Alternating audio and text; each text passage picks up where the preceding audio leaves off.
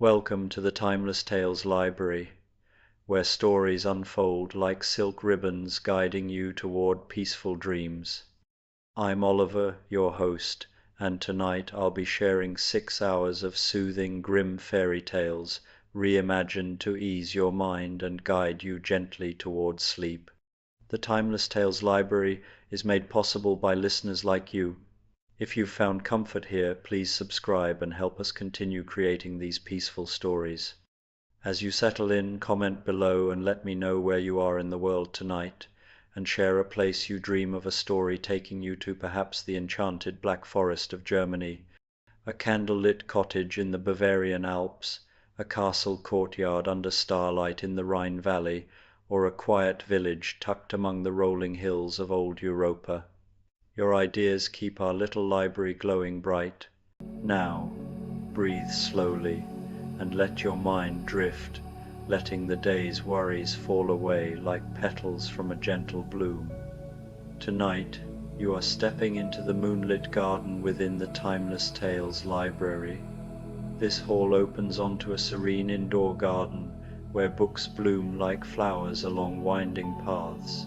Silver light filters from glass ceilings above, casting soft, calming shadows.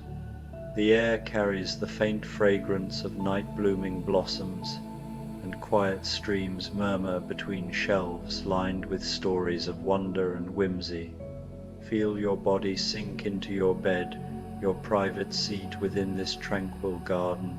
Relax your jaw, your shoulders, your fingers and toes. Let the gentle rhythm of the garden's night wrap around you, steady and soothing. Take a slow step along the winding paths of shelves. Let the stories of the moonlit garden drift into your imagination, carrying you gently into peace, curiosity, and dreamlike calm. Sleeping Beauty and the Christmas star's gentle light. In the heart of an enchanted kingdom, where winter painted the world in soft whites and silvery blues, there stood a castle that seemed to have been carved from starlight itself. Its towers reached toward the heavens like gentle fingers, and tonight, Christmas Eve, every window glowed with the warm amber light of countless candles. This was the home of Princess Aurora, though most knew her by the name that had followed her through legend and lullaby, Sleeping Beauty. Aurora had awakened from her famous slumber many seasons ago, but she carried with her still the gift of deep, restorative rest. Her sleep had been so profound, so healing, that even now she possessed an almost magical ability to bring peace and tranquility to all around her.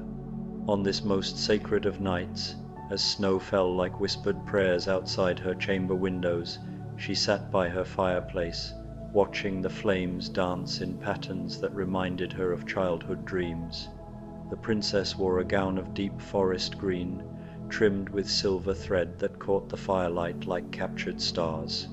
Her golden hair, still touched with the enchantment of her long sleep, seemed to hold its own gentle radiance.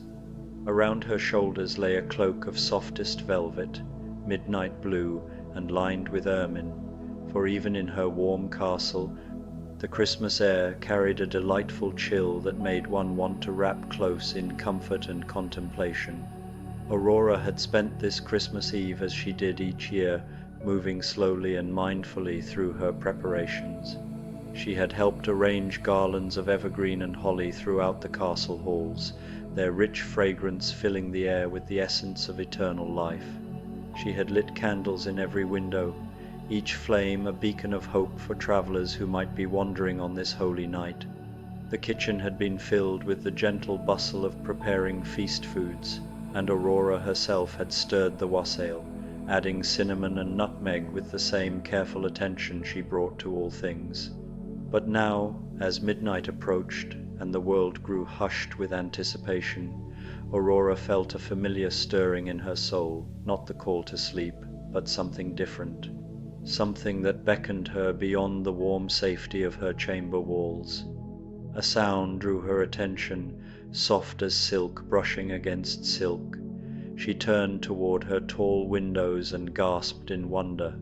There, Beyond the frost-etched glass, a light was moving through her gardens. It was not the harsh glare of torch or lantern, but something far more ethereal, a gentle, pearl-like luminescence that seemed to float through the falling snow like a living star that had descended to earth.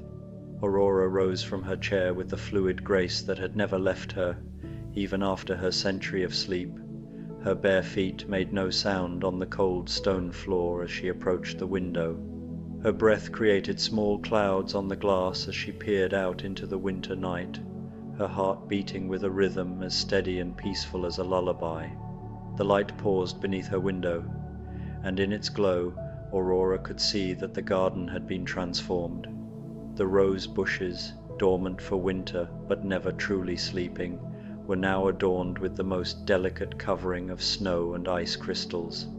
Each branch looked as though it had been dipped in liquid diamonds, and the fountain at the garden's center had become a sculpture of frozen beauty, its water caught mid-dance and turned to gleaming ice. But it was the light itself that captured her attention most completely. As she watched, it seemed to pulse gently, like a slow cosmic heartbeat. Within its radiance, she could almost see shapes not clearly, but suggestion enough to know that this was no ordinary phenomenon. There were hints of wings, perhaps, and the outline of something tall and graceful, and emanating from it came a feeling of such peace, such profound serenity, that Aurora felt her soul responding like a flower turning toward the Sunday. Without hesitation, she reached for her cloak and wrapped it around her shoulders. Her feet found her softest slippers, lined with lamb's wool and silent as snowfall. She did not question her impulse to follow this mysterious light in her years of deep sleep. She had learned to trust the gentle callings of the spirit, to follow where peace beckoned. The castle corridors were quiet as Aurora made her way toward the garden door. The servants had long since retired to their chambers, and even the guards dozed peacefully at their posts, for this was a night of such holy stillness that even duty seemed to whisper that all was well, all was safe. Aurora's footsteps were soft whispers on the stone floors, and her cloak flowed behind her like liquid shadow touched with starlight. She paused at the heavy wooden door that led to her private garden. Her hand rested on the iron handle, cool beneath her palm, and for a moment she felt the full weight of the winter night beyond. But there was no fear in her heart, only anticipation, gentle and warm as candlelight. The light was still there. She could see its glow seeping through the crack beneath the door like spilled moonbeams. Aurora turned the handle and stepped into the garden. The cold air embraced her like an old friend, sharp and clean and filled with the secret scents of winter, pine and snow, and something indefinable that spoke of mystery and magic. The falling snow touched her face like cool kisses, and her breath formed small silver clouds that danced away into the darkness. Above her, the sky was deep velvet scattered with stars that seemed unusually bright tonight, as though they too were celebrating this most sacred evening. The mysterious light waited for her beneath the great oak tree at the garden's heart. Now that she was closer, Aurora could see that it was indeed a figure tall and graceful, wrapped in robes that seemed to be woven from starlight itself. The being's face was gentle beyond description, with eyes that held the depth of eternity and the kindness of perfect understanding. Wings rose from its shoulders, not the feathered wings of earthly birds, but something that seemed made of light and air and the essence of peace itself. "Princess Aurora," the figure spoke, and its voice was like distant music, like wind chimes singing in a gentle breeze, like the whisper of waves on a far shore. "Sleeping Beauty, who has known the deepest rest and carries within her soul the gift of true peace." Aurora curtsied deeply, her cloak pooling around her feet like a midnight lake. "You honor me with your presence," she said softly. "Are you an angel?" "I am a messenger," the being replied with a smile that seemed to warm the very air around them. "On this night of nights, when the Prince of Peace was born to bring rest to all who are weary and heavy laden, I have come to invite you on a journey. Will you walk with me through this enchanted Christmas Eve and see the wonder that awaits those who trust in gentle mysteries? Aurora felt her heart expand with joy and anticipation. I will follow wherever you lead, she said, and meant it with every fiber of her being. The angel for angel, it surely was extended a hand that glowed with soft radiance. When Aurora placed her own hand in its grasp, she felt a warmth that seemed to spread through her entire body, warming her more thoroughly than any fire could have done. Together, they began to walk through the garden, their feet making no sound on the snow-covered path. As they moved, Aurora noticed that wherever the angel stepped, small flowers began to bloom in the snow, not struggling against the winter, but embracing it, their petals made of ice crystals that caught and reflected the angel's light. Christmas roses, she realized, blooming in impossible beauty despite the cold. The sight filled her with such wonder that tears of joy gathered in her eyes, though they did not fall. They walked through her garden and beyond, through a gate that Aurora had never seen before, but which opened at their approach as though it had been waiting all along. Beyond lay a path that wound through woods she had glimpsed from her tower windows, but never explored ancient woods, where the trees grew so tall they seemed to brush the stars, and so old that they held within their rings the memories of centuries. The snow fell more gently here, filtered through the evergreen canopy above. The path was soft beneath their feet, carpeted with pine needles and moss that cushioned every step. Aurora could hear the gentle sounds of the winter forest, the soft hoot of an owl, the whisper of wind through branches, the distant tinkle of a stream running over stones somewhere in the darkness.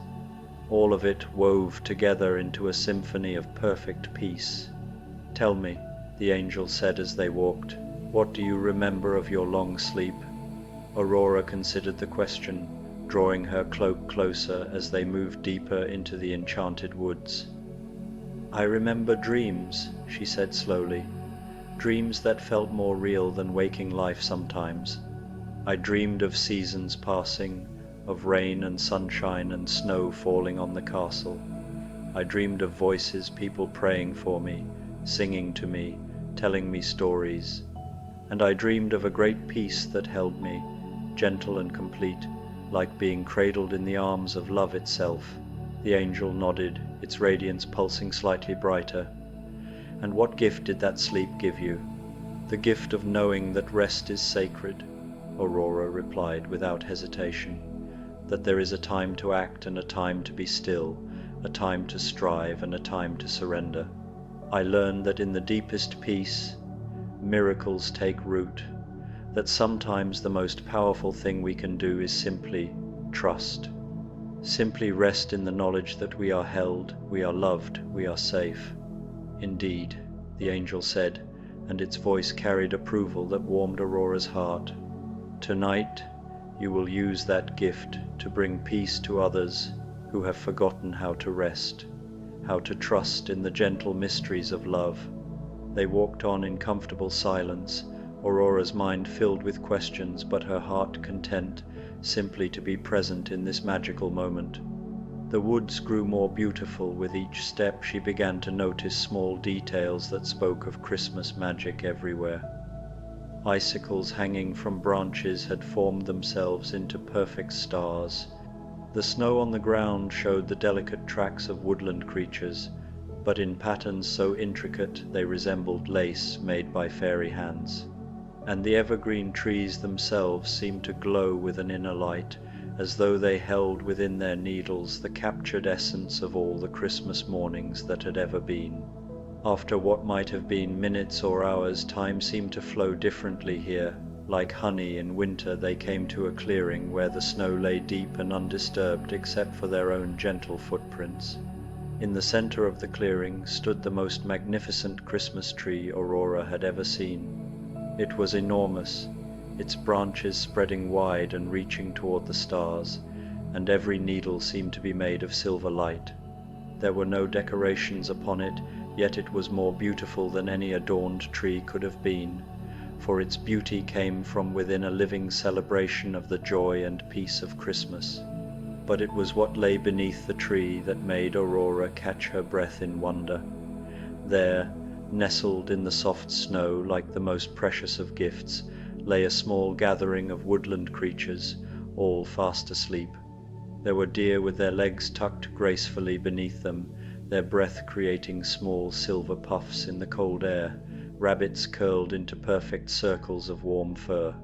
Squirrels nestled together in a furry pile that rose and fell with their peaceful breathing. Even a family of foxes slept soundly, their red coats brilliant against the white snow. They have been wandering, the angel explained softly, restless and afraid, unable to find peace in the winter darkness. The cold has made them weary, and worry has stolen their natural ability to rest.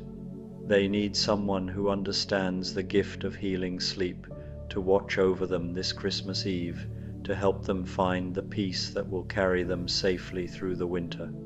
Aurora's heart swelled with understanding and purpose. This was why she had been called from her warm chamber, why the mysterious light had beckoned her into the winter night. Her gift, born from her own century of enchanted sleep, was needed here, in this sacred clearing, on this most holy of nights. She approached the sleeping creatures slowly, her footsteps making no sound on the snow. As she drew near, she could see that even in sleep, some of them twitched with worry, their ears flickering as though listening for danger that might come creeping through the darkness. Their rest was not the deep healing sleep they needed, but the fitful doze of those who dare not let their guard down completely. Aurora knelt beside them, her cloak spreading around her like a midnight pool. She removed her gloves and placed her hands gently on the snow, feeling the earth beneath, cold but alive with the promise of spring to come. Then, closing her eyes, she began to hum a melody that had come to her during her long sleep, a lullaby that seemed to carry within it all the peace and safety of perfect rest. The effect was immediate and miraculous. The woodland creatures' breathing deepened, their small bodies relaxing completely for the first time in weeks.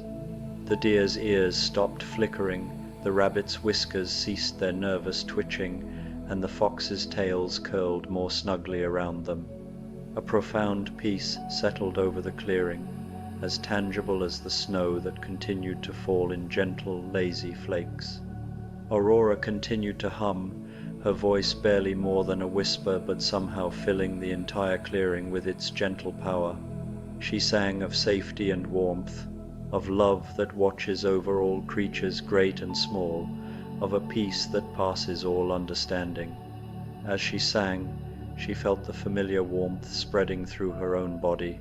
The same healing energy that had once been her salvation was now flowing out from her to bless these small, weary souls. The angel moved to stand beside her, and Aurora felt its presence like a warm cloak around her shoulders. "You have learned well," it said quietly.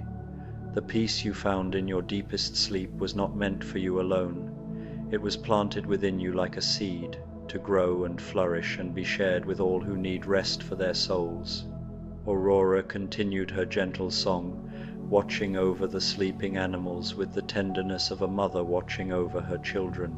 The great Christmas tree above them seemed to pulse with light in rhythm with her melody, and the snow fell more softly, as though the very sky wished to contribute to this moment of perfect peace. Time passed in that enchanted way it does during the most sacred moments, both eternal and fleeting, both measured and measureless. Aurora sang until her voice was barely a breath, but still the melody continued, seeming to take on a life of its own and flow through the clearing like visible peace.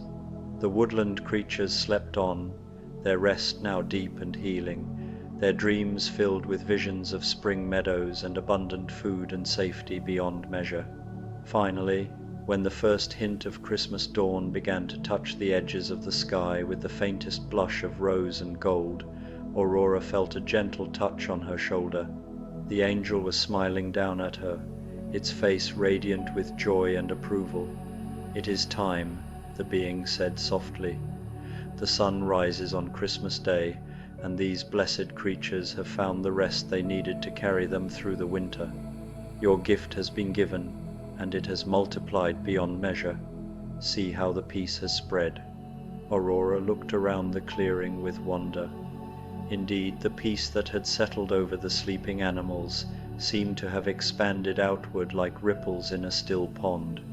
The trees themselves seemed more deeply rooted, more serenely upright.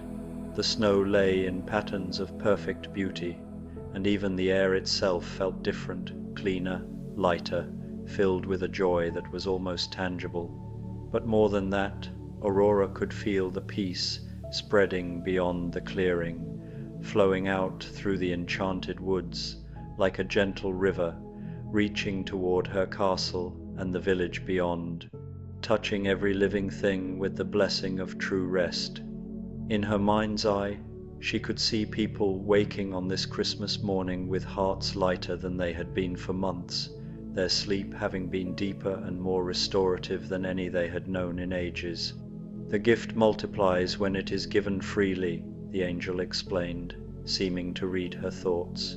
"Your peace has become peace for hundreds, and their peace will touch hundreds more. This is how the love of Christmas spreads, not through grand gestures, but through quiet acts of compassion, through those who understand that sometimes the greatest gift we can give is simply to help others rest." Aurora rose from her place beside the sleeping creatures, her cloak falling gracefully around her. She felt a deep satisfaction in her soul, the kind that comes from knowing one has been exactly where one was meant to be, doing exactly what one was meant to do. The woodland animals continued to sleep peacefully, and she knew that when they woke, they would be refreshed and renewed, ready to face the winter with courage and joy. The angel began to move toward the path that would lead them back through the woods, and Aurora followed, casting one last loving glance at the Christmas tree and its sleeping congregation. As they walked, the sky continued to brighten, painting the snow-covered forest in shades of pink and gold that spoke of new beginnings and endless hope. "Will I see you again?" Aurora asked as they made their way through the ancient trees, the familiar path somehow seeming shorter on the return journey. "Whenever there are souls who need the gift of peace, you will find me near," the angel replied, "for peace is my message, and rest is my gift to those who are weary. You have become a keeper of this gift, Princess Aurora, sleeping beauty, who learned in her deepest slumber the secret that the world most needs to know." They walked in comfortable silence through the woods, Aurora's heart full of gratitude and wonder. The snow had stopped falling, and the first birds were beginning to stir in the trees above, their soft chirping adding to the morning's gentle symphony. Everything felt new and fresh, and full of possibility, the way the world always feels on Christmas morning, when hope has been reborn and love has been made manifest. When they reached the garden gate that led back to Aurora's castle, the angel paused. "Remember," it said, placing a gentle hand on Aurora's shoulder, "the peace you carry is not your own to keep. It is yours to give, freely and without reservation, to all who cross your path. In giving it away, you will find it multiplied within your own soul beyond measure." "I understand," Aurora said, and she truly did. The lesson of her long sleep had been completed in this sacred Christmas Eve journey. She had learned that her rest had not been mere restoration for herself, but preparation for service to others. Her peace was meant to be shared, her gift of true rest was meant to bless the weary and heavy-laden wherever she might find them. The angel began to fade as the Christmas dawn grew brighter, its form becoming more and more translucent until only its smile remained visible, hanging in the air like the memory of perfect joy. "Merry Christmas, sleeping beauty," came its voice, now barely more than a whisper on the morning breeze. "Go in peace, and give peace to all you meet." And then it was gone, leaving only the scent of flowers in winter air and a warmth in Aurora's heart that she knew would never fade. Aurora stood for a moment in her garden, watching the sun rise over her castle walls, painting everything in shades of gold and rose that spoke of divine love made visible. The snow sparkled like scattered diamonds, and every surface seemed to glow with inner light. Christmas morning had arrived, and with it, a world made new. She turned and walked slowly toward her castle, her footsteps leaving a path in the snow that somehow seemed to sparkle more brightly than the unmarked drifts around it. As she approached the great wooden door that led back to her warm chambers, she could hear the gentle stirring of the castle coming awake servants beginning their Christmas preparations, guards changing with unusually cheerful voices, even the horses in the stables seeming to whinny with more joy than usual. The peace was spreading, just as the angel had said it would. Aurora smiled as she climbed the stone steps to her chambers, her cloak trailing behind her like liquid starlight. She would dress in her finest gown for Christmas Mass, would feast with her people, would exchange gifts, and share in all the joyful traditions of the season. But underneath it all, she would carry the memory of this sacred night, and the knowledge that her greatest gift was not her beauty or her grace or her royal blood, but her ability to help others find rest for their souls. Aurora reached her chamber and paused at the doorway, looking back once more toward the window that faced the garden. Already servants were moving about the castle with springs in their steps and songs on their lips. The peace that had begun in a forest clearing was rippling outward like light itself, touching every heart it encountered. She entered her chamber and closed the door softly behind her. The fire had burned down to glowing embers, and the candles had burned low, but the room was filled with a warmth that had nothing to do with flame. Aurora moved to her window and looked out over her garden, now bright with Christmas morning sunshine. Everything looked exactly as it had the night before, and yet everything was transformed not by magic, but by the deeper alchemy of love shared and peace given freely. Sleeping Beauty smiled and began to prepare for her Christmas day, her heart full of gratitude for the angel's visit and the reminder of her true purpose. She had learned that the deepest rest comes not from sleeping, but from knowing that one has been used as an instrument of peace. And as she dressed for the celebrations ahead, Aurora hummed the same gentle lullaby she had sung in the forest clearing, carrying its peace with her like an invisible crown. The song seemed to take on a life of its own, flowing out from her chamber and through the castle halls, touching everyone who heard it with a measure of the peace that passeth all understanding.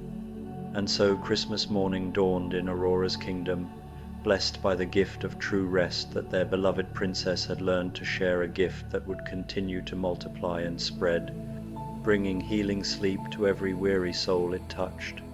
Outside her window, the garden showed no trace of the magical path that had led her to the forest clearing, but Aurora knew that the way would always be there for those who needed it, invisible to the eye but clear to the heart, leading to wherever peace was needed most. And she knew that whenever she heard the call, she would follow that path again, carrying with her the gift of rest that was hers to give. For this was the true meaning of Christmas. She understood now not the receiving of gifts, but the giving of oneself in service to others, not the accumulation of blessings, but the sharing of peace, not the keeping of miracles, but the multiplication of love through quiet acts of compassion. Sleeping Beauty had awakened not just from her enchanted slumber, but into the fullness of her purpose. And as Christmas Day unfolded around her, filled with joy and celebration and the warmth of shared love, Aurora carried with her the deepest peace of all the peace that comes from knowing that one's life has become a gift to the world. The Christmas bells began to ring across the kingdom, their joyful pealing carrying on the crisp winter air like audible starlight. Aurora listened to their music and smiled, for she could hear in their bronze voices the echo of her forest lullaby, the same melody that had brought peace to the weary woodland creatures, now spreading its gentle blessing far and wide. And so Sleeping Beauty welcomed Christmas morning, her heart at rest and her soul at peace, ready to share the gift of true peace with all who would receive it. For she had learned the secret that every Christmas heart must learn, that the deepest joy comes not from what we receive, but from what we give, and that the most precious gift of all is the peace that passes all understanding, freely given and endlessly multiplied through the alchemy of love. Cinderella and the Christmas Starlight, a Christmas sleep story. In a cottage where ivy climbed the stone walls like gentle green fingers, and where frost painted delicate patterns on diamond-paned windows, Cinderella sat by her hearth on the most peaceful of Christmas Eves. The fire crackled softly, sending warm amber light dancing across the wooden beams overhead, and outside snow fell in whispered silence, each flake a tiny blessing drifting down from the velvet sky. Cinderella had learned to cherish these quiet moments. Gone were the days of endless chores and bitter words echoing through cold manor halls. Now, in her own small sanctuary, she lived surrounded by the gentle magic that had always dwelt within her heart. Magic that seemed to bloom most beautifully during the Christmas season, when the very air shimmered with hope and wonder. She pulled her favorite woolen shawl closer around her shoulders, the one dyed the soft blue of winter twilight, and gazed out through her window at the snow-laden garden. The bare branches of the old apple tree wore caps of white, and the wooden fence posts had become small snow sculptures, each one unique and perfect in its simplicity. Everything was hushed, as if the world itself was holding its breath in anticipation of Christmas morning. A soft mewing drew her attention to the windowsill, where a small grey cat with white paws sat looking hopefully through the glass. Cinderella had never seen this little creature before, but something about its gentle green eyes and the way it tilted its head reminded her of the kindness she'd always tried to carry in her heart, even during her darkest days. "Oh, you sweet thing," she whispered, rising from her chair and moving to the window. "You must be so cold out there." She unlatched the window, and the cat stepped delicately inside, shaking tiny snowflakes from its fur. It purred immediately, a sound like distant thunder on a summer evening, and began to rub against Cinderella's ankles with grateful affection. "There now," Cinderella murmured, closing the window against the winter air. "You can stay as long as you need to. Everyone deserves warmth on Christmas Eve." She settled back into her chair by the fire, and the cat leaped gracefully onto her lap, curling into a perfect circle of contentment. As Cinderella stroked its soft fur, she found herself thinking about all the Christmases she'd observed from the shadows of her step-family's grand house, watching through keyholes as they decorated their enormous tree, listening from the kitchen as guests laughed and celebrated, always on the outside looking in. But now, in her own small space, she was creating her own Christmas traditions. Earlier that day, she had woven garlands from holly and ivy gathered from her garden, hanging them along the mantelpiece where they released their clean, earthy fragrance into the warm air. She had lit candles in the windows, their golden flames serving as beacons of welcome for any traveler who might pass by on this holy night. The cat purred louder, and Cinderella smiled down at it. "I suppose you're my first Christmas guest. she said softly, though I have a feeling you might be more than you appear to be.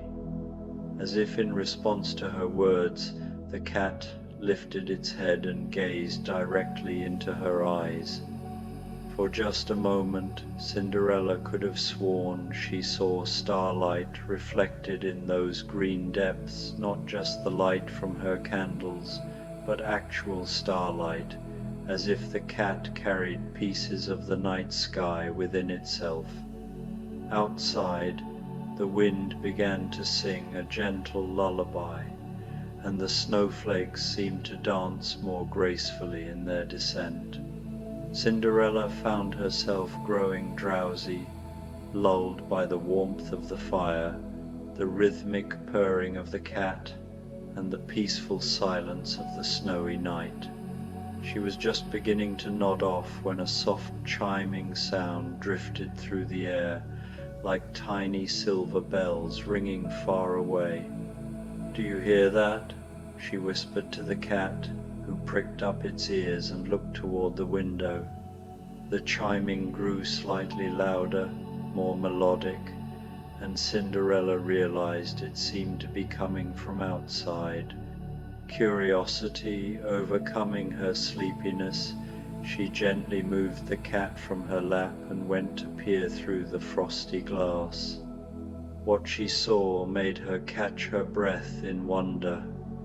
Falling among the snowflakes were tiny points of light, each one glowing with a soft, opalescent radiance.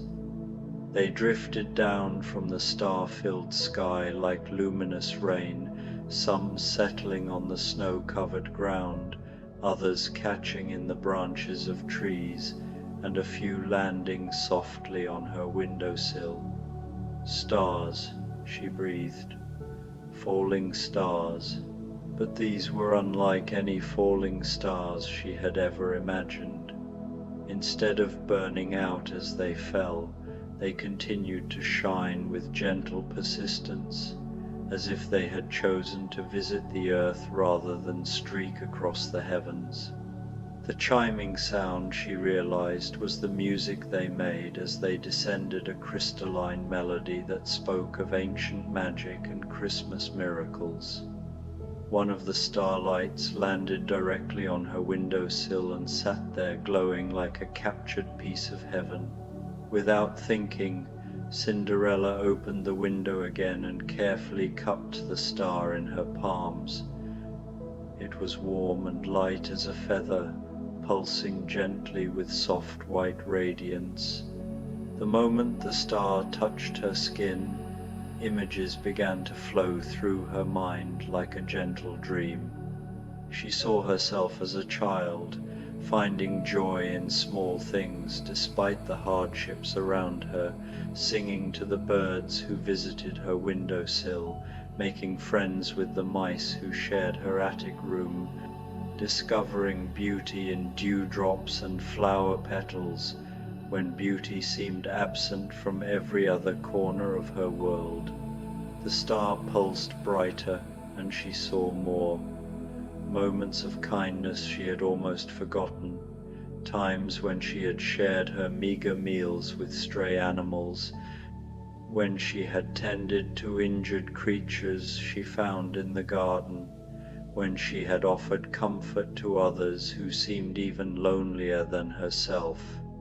Each act of compassion shone in the star's light like a tiny flame, and Cinderella realized that all of these small kindnesses had been gathering themselves together, waiting for the perfect moment to return to her transformed.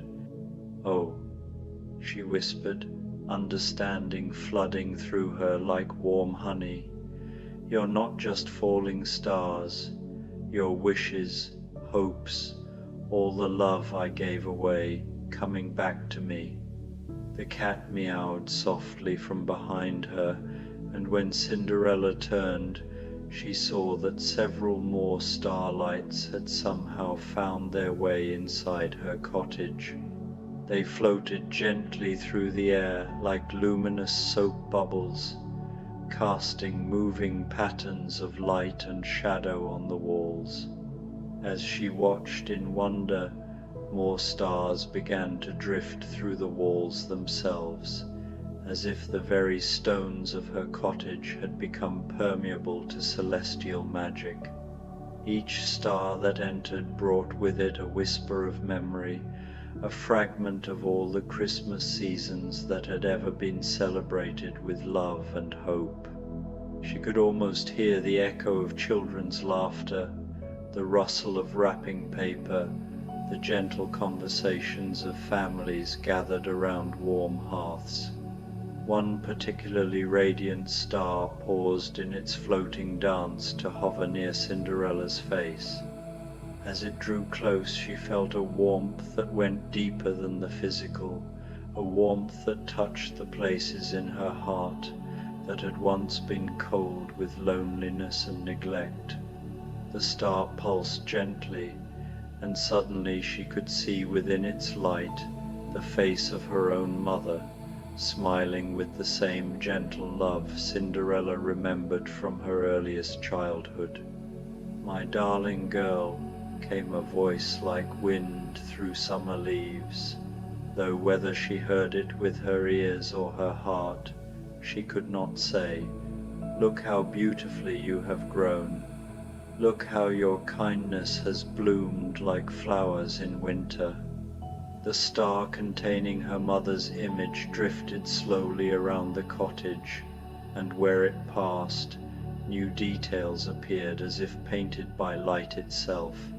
The rough wooden table began to gleam with a patina of age and care, as if generations of loving hands had polished it smooth. The simple earthenware dishes on her shelves took on a subtle iridescence, becoming precious not for their material value but for the memories they would hold of meals shared with grateful hearts. Even her humble collection of books seemed transformed. The worn spines straightened slightly, and golden letters appeared on their covers, titles in languages she had never learned but somehow understood. Songs of the winter heart, tales of kindness returned, the astronomy of hope. When she reached for one of these transformed volumes, it fell open to pages filled not with printed words but with moving illustrations that told stories of their own tales of other lonely souls who had found magic in their solitude, who had discovered that the smallest acts of love could illuminate the darkest corners of the world. The star that held her mother's presence finally settled on the mantelpiece, taking its place among the holly garlands where it continued to shine with maternal warmth. But now other stars were beginning to reveal their own secrets. A cluster of 3 stars that had nestled near her sewing basket began to glow more brightly, and within their combined radiance, Cinderella saw the figures of the mice who had once been her only companions in the attic of her step-family's house. "Cinderella," they squeaked in tiny, harmonious voices. "Dear friend who shared her bread when she had so little, who sang to us when the nights were long and cold, who made us feel seen and valued when the world would have called us mere pests." The mice stars danced around her ankles as they had done in life, but now their dance left trails of golden light that spiraled upward like luminous ribbons. Where these ribbons touched her simple blue dress, the fabric began to shimmer with threads of silver and pearl, transforming her humble clothing into something that rivaled the finest court gowns, not through ostentation, but through the quiet beauty of love made manifest. A larger star, one that glowed with warm amber light, drifted down from where it had been circling near the ceiling beams. As it approached, Cinderella gasped softly, for within its radiance she saw the kindly face of her godmother, not the fairy godmother of legend, but the elderly baker's wife who had lived at the edge of town and had always saved the day-old bread for hungry children. "I watched you grow," the star whispered in the voice Cinderella remembered from long ago visits to the bakery. "I saw how you never lost your sweetness, even when bitterness surrounded you. I saw how you helped others even when you received no help yourself, and I promised your dear mother when she passed into starlight herself that love would find its way back to you when the time was right." This star settled gently on the window-sill where the grey cat had first appeared, and Cinderella realized with a start that the cat's green eyes held the same wise, loving expression she remembered from the baker's wife. The cat purred and winked one eye, as if confirming her sudden understanding, and she felt a rush of gratitude so profound it brought tears to her eyes. "You've been watching over me all along," she whispered, and the cat, who was perhaps more than a cat, or had perhaps always been exactly what she needed, padded over to rub against her legs with warm affection. One by one, the stars began to settle in various spots throughout her small home. Some nestled among the holly garlands on the mantelpiece, making them sparkle as if dusted with diamond powder. Others came to rest on the branches of a small pine tree she had brought inside. Earlier nothing grand or elaborate, just a simple tree she had rescued from the forest, one that had been growing crooked and forgotten in the shadow of larger pines. As the stars settled on its branches, the humble little tree began to transform. Each star became a perfect ornament of light, and the tree itself seemed to straighten and fill out, its needles growing lusher and more fragrant. The transformation was gradual and gentle, like watching a flower bloom in slow motion. New branches unfurled with impossible grace, and where there had been bare spots, rich green needles appeared as if painted by an invisible hand. But the magic went deeper than mere decoration. As each star found its place on the tree, it brought with it a gift, not a physical present wrapped in paper and ribbon, but something far more precious. One star carried the gift of peaceful sleep, its light gentle and soporific, promising nights free from troubled dreams. Another held the gift of laughter, ready to bubble up at unexpected moments and fill the cottage with joy. A third star glowed with the gift of inspiration, waiting to whisper creative ideas into Cinderella's ear as she sat by her fireside in the evenings to come. There was a star that held the gift of friendship, not just with magical cats and remembered loved ones, but with the living souls she would encounter in the days ahead.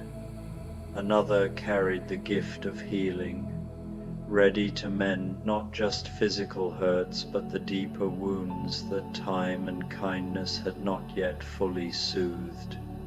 One small, particularly bright star held the gift of music, and even now Cinderella could hear the faint melody it sang, a wordless tune that spoke of contentment and hope. As she watched, more specialized gifts revealed themselves. A star near the top of the tree glowed with the gift of understanding, ready to help her comprehend the deeper meanings behind life's small moments. Another held the gift of patience, its light steady and unwavering, a reminder that the most beautiful things often grew slowly and quietly. A cluster of smaller stars carried between them the gift of wonder, ensuring that she would never lose her ability to see magic in the ordinary world. The tree continued to fill out and grow more beautiful as the stars settled into their chosen places. Soon, Cinderella's cottage was illuminated by the most wondrous Christmas tree that had ever grown, not because it was large or expensive, but because it had been decorated by magic born from love and kindness, and because each ornament of light carried within it a blessing for the days to come. More stars continued to drift inside through the walls and windows, and Cinderella watched in gentle amazement as they transformed her simple cottage into a sanctuary of soft light. They settled along the window frames like garlands of captured moonbeams, their radiance making the frost patterns on the glass look like intricate lacework. They gathered in small clusters on her dining table, creating centerpieces that glowed like earthbound constellations, each one unique in its arrangement and beauty. Some stars chose unexpected resting places. One settled on the handle of her wooden spoon, blessing all the meals she would prepare with love and nourishment. Another perched on the rim of her favorite teacup, promising that every cup of tea she drank would carry with it a moment of perfect peace.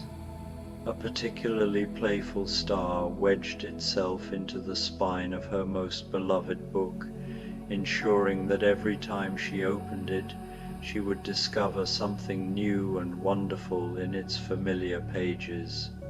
They even perched on the edges of her bookshelves, making the worn spines of her beloved volumes shimmer with mysterious beauty. Each book seemed to respond to its starlight companion. Her collection of fairy tales began to glow with a warm golden light that spoke of happy endings, while her books of poetry shimmered with silver radiance that promised new verses would come to her in dreams. Even her practical volumes, the cookbook with its food-stained pages, the almanac she consulted for planting times, took on a subtle luminescence that suggested magic could be found in the most everyday activities. The walls themselves seemed to absorb some of the starlight, and Cinderella noticed that the simple whitewash now held hints of pearl and rose and palest gold, as if the cottage had been painted with pigments made from dawn and sunset and moonbeams. The wooden beams overhead gained a warm, honey-colored glow, and the stone hearth seemed to radiate not just the heat of the fire, but a deeper warmth that spoke of eternal comfort and safety. In one corner of the cottage, near her spinning wheel, a group of stars had arranged themselves in a complex pattern that resembled a constellation she had never seen before. As she approached to examine it more closely, she realized the stars were not randomly placed, but were forming letters in a script of pure light. Slowly, she made out the words they spelled. Every thread you spin will be woven with love. Every garment you make will carry blessings to its wearer. Another constellation of stars had formed near her kitchen window, and their arrangement spelled out, "Every meal prepared in this kitchen will nourish not just the body, but the soul. Every cup of kindness offered here will multiply and return to you sevenfold."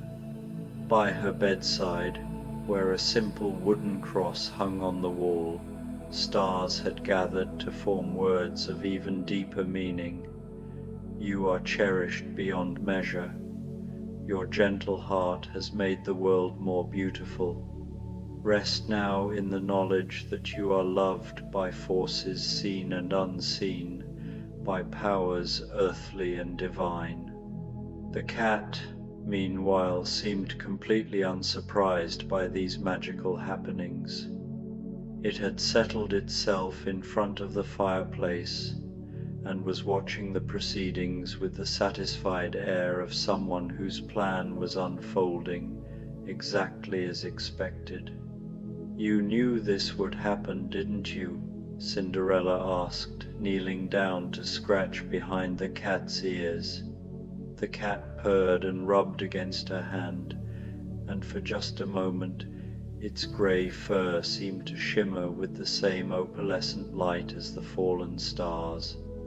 Then it was simply a cat again, though its green eyes held depths of wisdom that spoke of older magic than Cinderella could fathom. As the last of the stars settled into their chosen places, a profound peace descended over the cottage. The chiming melody faded to a barely audible whisper, and the only sounds were the gentle crackling of the fire and the soft susurrus of snow against the windows. The light from the stars was not bright or overwhelming, but warm and comforting, like being embraced by moonlight made tangible. Cinderella moved slowly through her transformed home, touching nothing but marveling at everything. Every surface seemed to glow with gentle radiance, and the air itself felt different, thicker, somehow, as if it were filled with invisible blessings. She had always believed in magic, had felt it moving in the world around her even during her most difficult days, but never had she experienced anything quite like this. She paused beside her Christmas tree, reaching out to touch one of the star ornaments. It was solid beneath her fingertips, real and warm, but light as a whisper. As she held it, she felt a deep contentment settling in her chest, not the wild joy of sudden excitement, but the quiet, abiding happiness of finally being exactly where she belonged. "Thank you," she whispered to the cottage, to the stars, to whatever benevolent force had orchestrated this gentle miracle. The fire in the hearth burned lower, but the starlight was sufficient to keep the cottage bright and welcoming. Cinderella found herself yawning, the magical events of the evening having filled her with a dreamlike lassitude. She settled back into her chair, and the grey cat immediately returned to her lap, purring contentedly. Outside, the snow continued to fall, but the wind had died down to the merest breath. Everything was still and perfect, as if the world had paused to appreciate the quiet magic that had transformed one small cottage on Christmas Eve.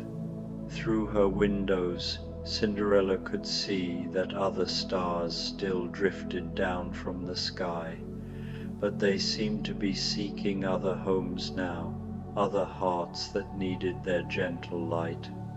As she sat surrounded by the soft glow of her starlit cottage, Cinderella reflected on the strange and wonderful journey that had brought her to this moment. All the years of hardship, all the nights she had fallen asleep to the sound of harsh words and harder hearts, all the mornings she had awakened to endless chores and little kindness, all of it had led her here, to this place where she could finally rest in the knowledge that love and goodness did return to those who gave them freely. The cat stretched and resettled itself, tiny paws kneading gently against her lap.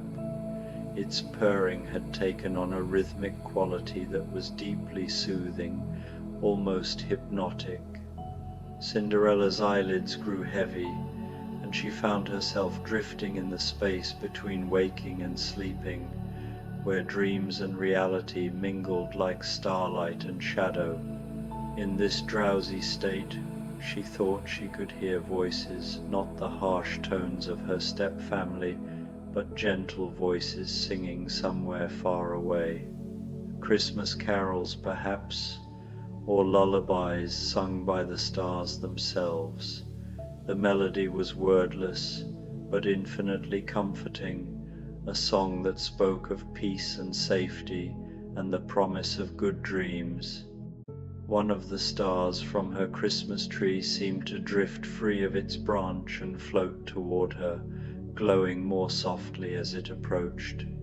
It settled gently on the arm of her chair, and from this closer vantage point, Cinderella could see that it wasn't simply a point of light, but contained within it tiny, swirling galaxies of color, pale gold and silver, soft blue and gentle green, all moving in slow, mesmerizing patterns.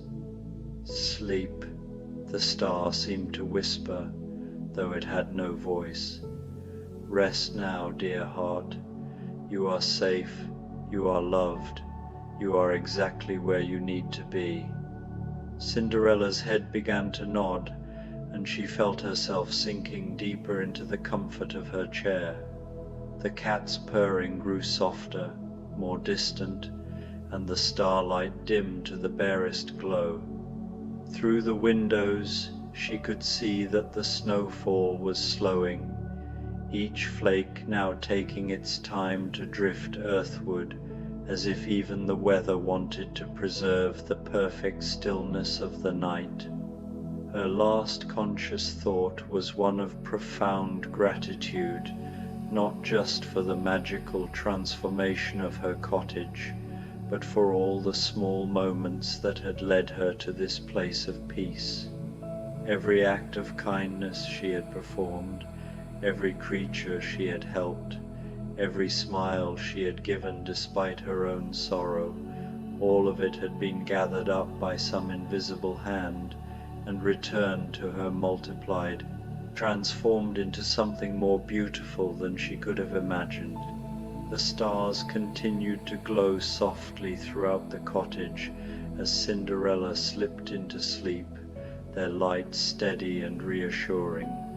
The grey cat settled more deeply into her lap, and its purring became a barely audible rumble, like distant thunder promising gentle rain.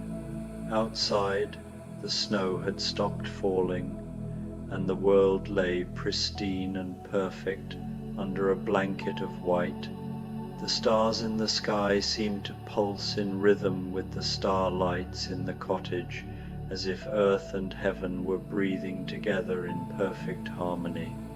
And in her dreams, Cinderella danced not in a grand ballroom with a prince, but in her own small cottage, surrounded by gentle light and filled with the deep, abiding joy of a heart that had found its home.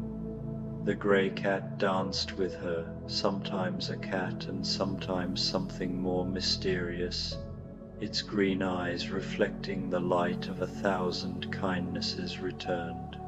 They danced to the music of falling snow and crackling fires, of purring cats and whispering winds, and of Christmas Eve magic and the quiet contentment that comes to those who have learned that the greatest riches are found not in gold or jewels, but in moments of perfect peace and the knowledge that one is exactly where one belongs. Hours passed in this peaceful tableau, the cottage wrapped in its cocoon of gentle light and perfect silence. Occasionally, a log in the fireplace would shift and settle, sending up a brief shower of golden sparks that danced briefly in the air before fading.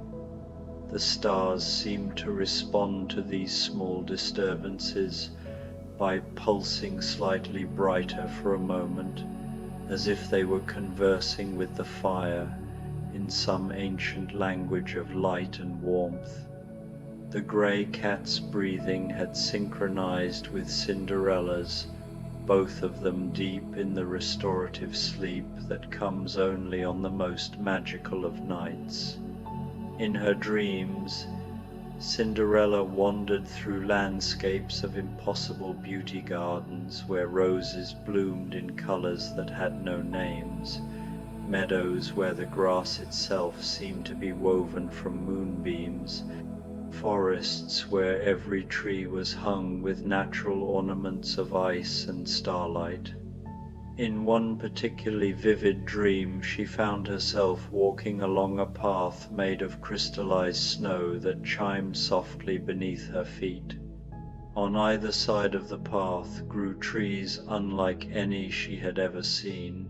Their branches were silver, their leaves were made of thin sheets of pearl, and their fruit glowed like tiny lanterns in shades of gold and rose and deep purple. As she walked, she became aware that she was not alone. Other figures moved through this dreamscape, shadowy at first, then becoming clearer as they approached. She recognized them gradually, all the animals she had ever helped, all the creatures who had found comfort in her presence during her years of servitude. Here was the robin she had nursed back to health after it flew into a window. There was the hedgehog she had rescued from the rain, carrying it gently to shelter in her apron. A family of mice who had shared her meager meals scurried along the dream path beside her, their tiny forms now glowing with the same opalescent light as the fallen stars. "Thank you," they seemed to whisper as they passed, their voices like wind chimes in a gentle breeze. "Thank you for seeing us, for caring, for sharing your heart when you had so little else to give." Cinderella felt tears of joy on her cheeks in the dream, and when she touched them, they transformed into tiny diamonds that fell to the crystal path and immediately sprouted into flowers of impossible delicacy. Each flower sang a single, pure note, and together they created a harmony that seemed to encompass all the love and gratitude in the world. Cinderella's dream shifted, and she found herself in her childhood attic, now glowing with light. Books bound in leather, moving paintings, and tapestries telling stories of kindness covered every surface. In the center, a small Christmas tree stood, its ornaments not stars but memories. Each one captured a moment of happiness she had created, teaching a bird to fly, singing lullabies to ease her loneliness, and finding a four-leaf clover. Gazing at the tree, she understood that happiness was not given or taken away, but grew from within, nurtured by small acts of love and kindness. The dream began to fade, but not before a final vision. She saw herself not as a victim, but as a keeper of light. Every person she had comforted and every moment of beauty she had chosen to see were threads in a tapestry of grace surrounding her like starlight. As dawn broke, pale rays of Christmas morning touched the star-decorated tree in her cottage. Cinderella stirred, hovering between dream and waking, still feeling the magic.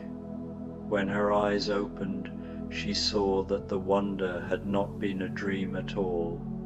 The cottage still glowed, the tree still sparkled, and the grey cat still rested in her lap. "Good morning, little star bringer," she whispered to the cat, stroking its fur. "Thank you for bringing wonder into my world." The cat purred, and Cinderella's heart swelled with joy. Outside, the snow-covered world sparkled, and distant church bells rang. But inside, surrounded by the gentle light of stars that had made her cottage their home, she felt a peace deeper than any celebration could provide.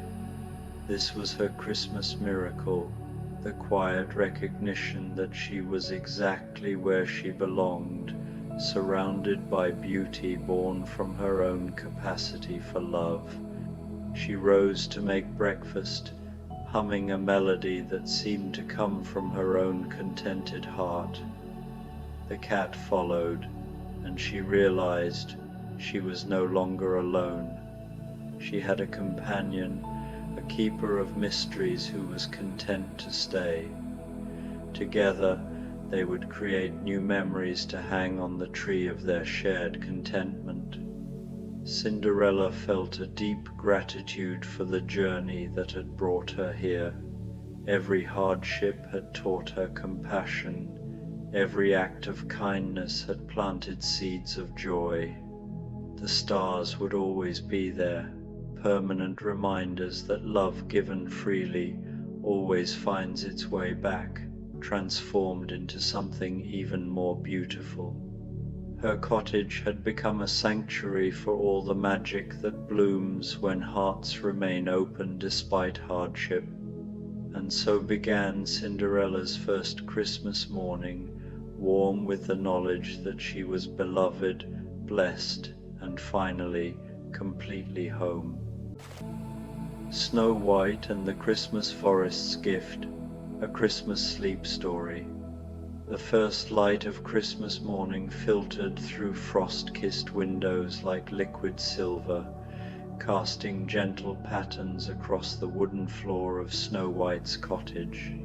She stirred slowly in her bed, wrapped in quilts that her 7 dear friends had sewn for her over many quiet evenings by the fire. The air held that special stillness that comes only on Christmas Day, a hush so complete it seemed the whole world was holding its breath in reverent wonder. Snow White opened her eyes to find delicate ice crystals had formed on the inside of her bedroom window overnight, creating intricate lacework that sparkled like diamonds in the early dawn.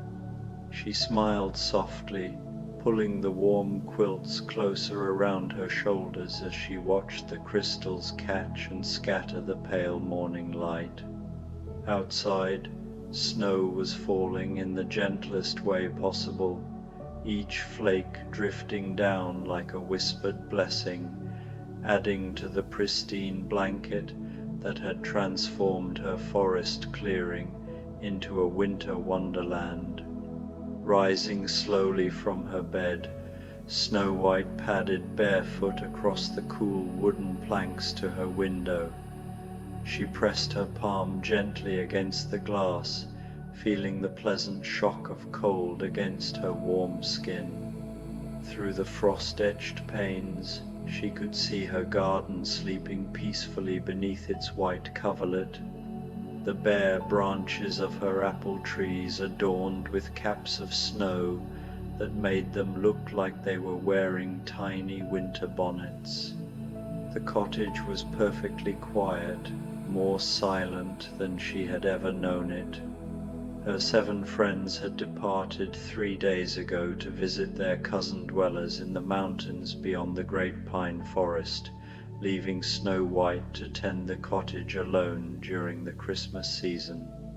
Though she missed their cheerful voices and the comfortable bustle of their shared meals, there was something deeply peaceful about having this sacred morning all to herself. She wrapped her warmest shawl around her shoulders, a deep forest green one that Blick had knitted for her, with intricate cable patterns that reminded her of intertwining vines, and made her way to the main room of the cottage.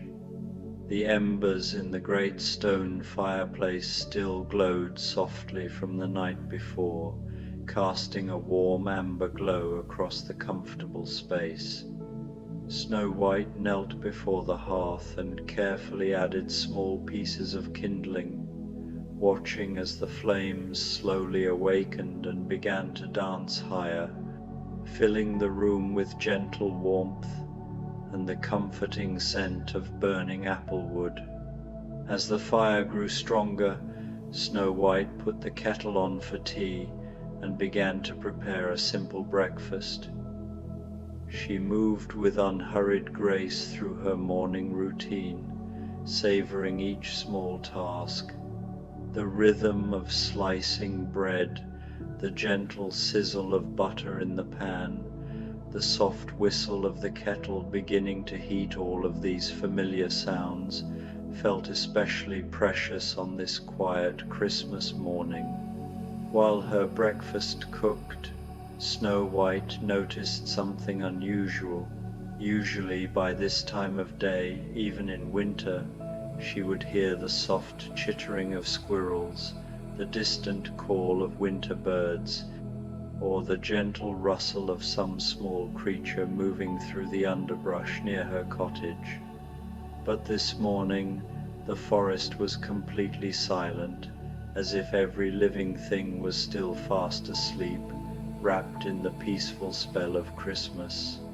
She poured herself a cup of chamomile tea, breathing in the sweet, apple-like fragrance that always reminded her of summer meadows.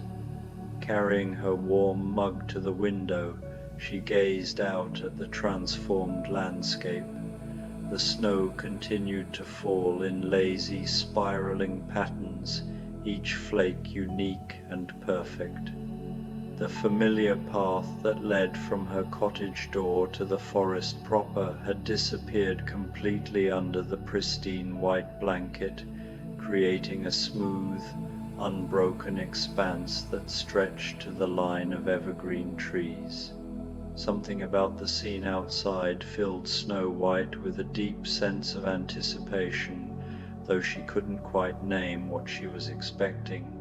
It was as if the forest itself was preparing for something wonderful, some gift or surprise that Christmas morning would bring. She sipped her tea slowly, letting the warm liquid soothe her throat while she watched and waited, feeling perfectly content to be still and observant.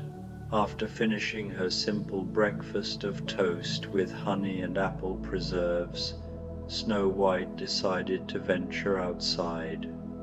She dressed warmly in her thickest woolen dress, the deep burgundy one with tiny pearl buttons that Flick had found for her in the village market. Over this she pulled her heaviest cloak, lined with soft rabbit fur that Glick had cured and prepared with such care that it felt like wearing a cloud. Her sturdy leather boots, waterproofed with beeswax by Snick's skilled hands, completed her preparations for a walk in the winter wonderland. The moment she opened her cottage door, Snow White was greeted by air so crisp and clean it seemed to sparkle in her lungs. The cold was sharp but not harsh, carrying with it the fresh scent of snow and pine needles.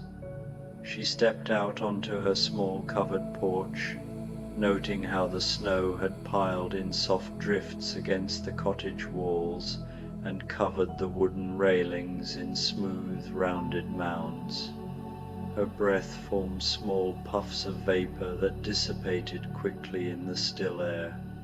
The silence was even more profound outside than it had been within the cottage, a complete and perfect quiet that made her feel as if she were the only person awake in the entire world.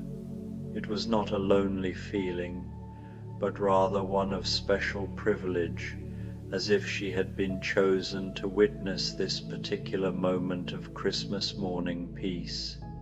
Snow White made her way carefully down the snow-covered steps, her boots crunching softly with each step. The sound seemed unnaturally loud in the pristine silence, but it was a pleasant, musical crunch that reminded her of walking on fresh autumn leaves. She paused at the bottom of the steps, looking back at her cottage with its warm golden windows and the thin curl of smoke rising straight up from the chimney into the perfectly still air. The building looked like something from a fairy tale, she thought, with a smile which, she supposed, it rather was. The snow had transformed its familiar lines into something magical, rounding the sharp corners of the roof and softening the edges of the walls, until the whole structure seemed to have grown naturally from the winter landscape itself. Turning toward the forest, Snow White began to walk slowly along what she remembered as the main path, though it was now completely hidden beneath the snow. She navigated by memory and instinct, following the natural contours of the land and the spacing between the trees. Each step took her deeper into a world transformed, where familiar landmarks had become mysterious snow-covered shapes, and the ordinary had been made extraordinary by winter's gentle touch. The evergreen trees stood like silent sentinels, their branches heavy with snow that had accumulated in perfect horizontal layers. Occasionally, a small amount would slide off a branch with a soft whisper, creating the only sound in the enchanted stillness. The bare deciduous trees were equally beautiful, their dark branches creating delicate tracework against the pale grey sky, each twig outlined in white as if an artist had carefully painted them with the finest brush. As she walked deeper into the forest, Snow White began to notice something remarkable. Though she had seen no signs of the woodland creatures that usually inhabited this area, she was becoming aware of a subtle sense of presence all around her. It was as if the forest itself was alive and aware, watching her passage with benevolent attention. She felt completely safe and welcomed, as if she were being gently guided along her path by an invisible host of forest spirits. The falling snow began to thin, and gradually the grey clouds overhead started to brighten and separate, revealing patches of the palest blue winter sky. Where the sun managed to break through, it illuminated the snow-covered landscape with a soft, ethereal light that made everything sparkle and gleam. Snow White paused frequently to admire particularly beautiful arrangements of snow-laden branches, or the way the light caught in the ice crystals that had formed on spider webs stretched between the trees. After walking for what felt like a peaceful eternity, Snow White found herself approaching a part of the forest she didn't immediately recognize. This surprised her, as she thought she knew every path and clearing within walking distance of her cottage. But here was a grove of ancient oak trees, their massive trunks rising like cathedral pillars, their bare branches interlacing overhead to form a natural vaulted ceiling high above. The grove was perfectly circular, and in its center grew the most magnificent Christmas tree Snow White had ever seen. It was an enormous pine, easily 3 times taller than herself, with branches that swept gracefully down to touch the snow-covered ground. But what made this tree truly extraordinary was that it appeared to be naturally decorated for Christmas. Clusters of bright red winter berries hung from its branches like ornaments, and wreaths of mistletoe were draped naturally among the pine boughs. Icicles of various lengths hung from the branches like nature's own glass decorations, catching and refracting the filtered sunlight into tiny rainbows. The tree seemed to glow with an inner light, as if it were lit from within by some gentle magic. Snow White approached the tree slowly, filled with wonder and a deep sense of reverence. As she drew closer, she realized that the grove was not as empty as she had first thought. Nestled among the roots of the great oaks, she could see small mounds of snow that moved slightly with the rhythm of breathing. The woodland creatures, squirrels, rabbits, field mice, even a family of deer were all here, sleeping peacefully in the snow as if it were the most comfortable bedding imaginable. She understood then why the forest had been so silent. All of its inhabitants had gathered in this magical grove to rest together on Christmas morning, drawn by the same mysterious pull that had guided her steps here. It was as if the great tree was a beacon of peace and safety, calling all the forest dwellers to come and rest in its protective embrace. Moving as quietly as possible so as not to disturb the sleeping animals, Snow White found a comfortable spot at the base of one of the large oaks.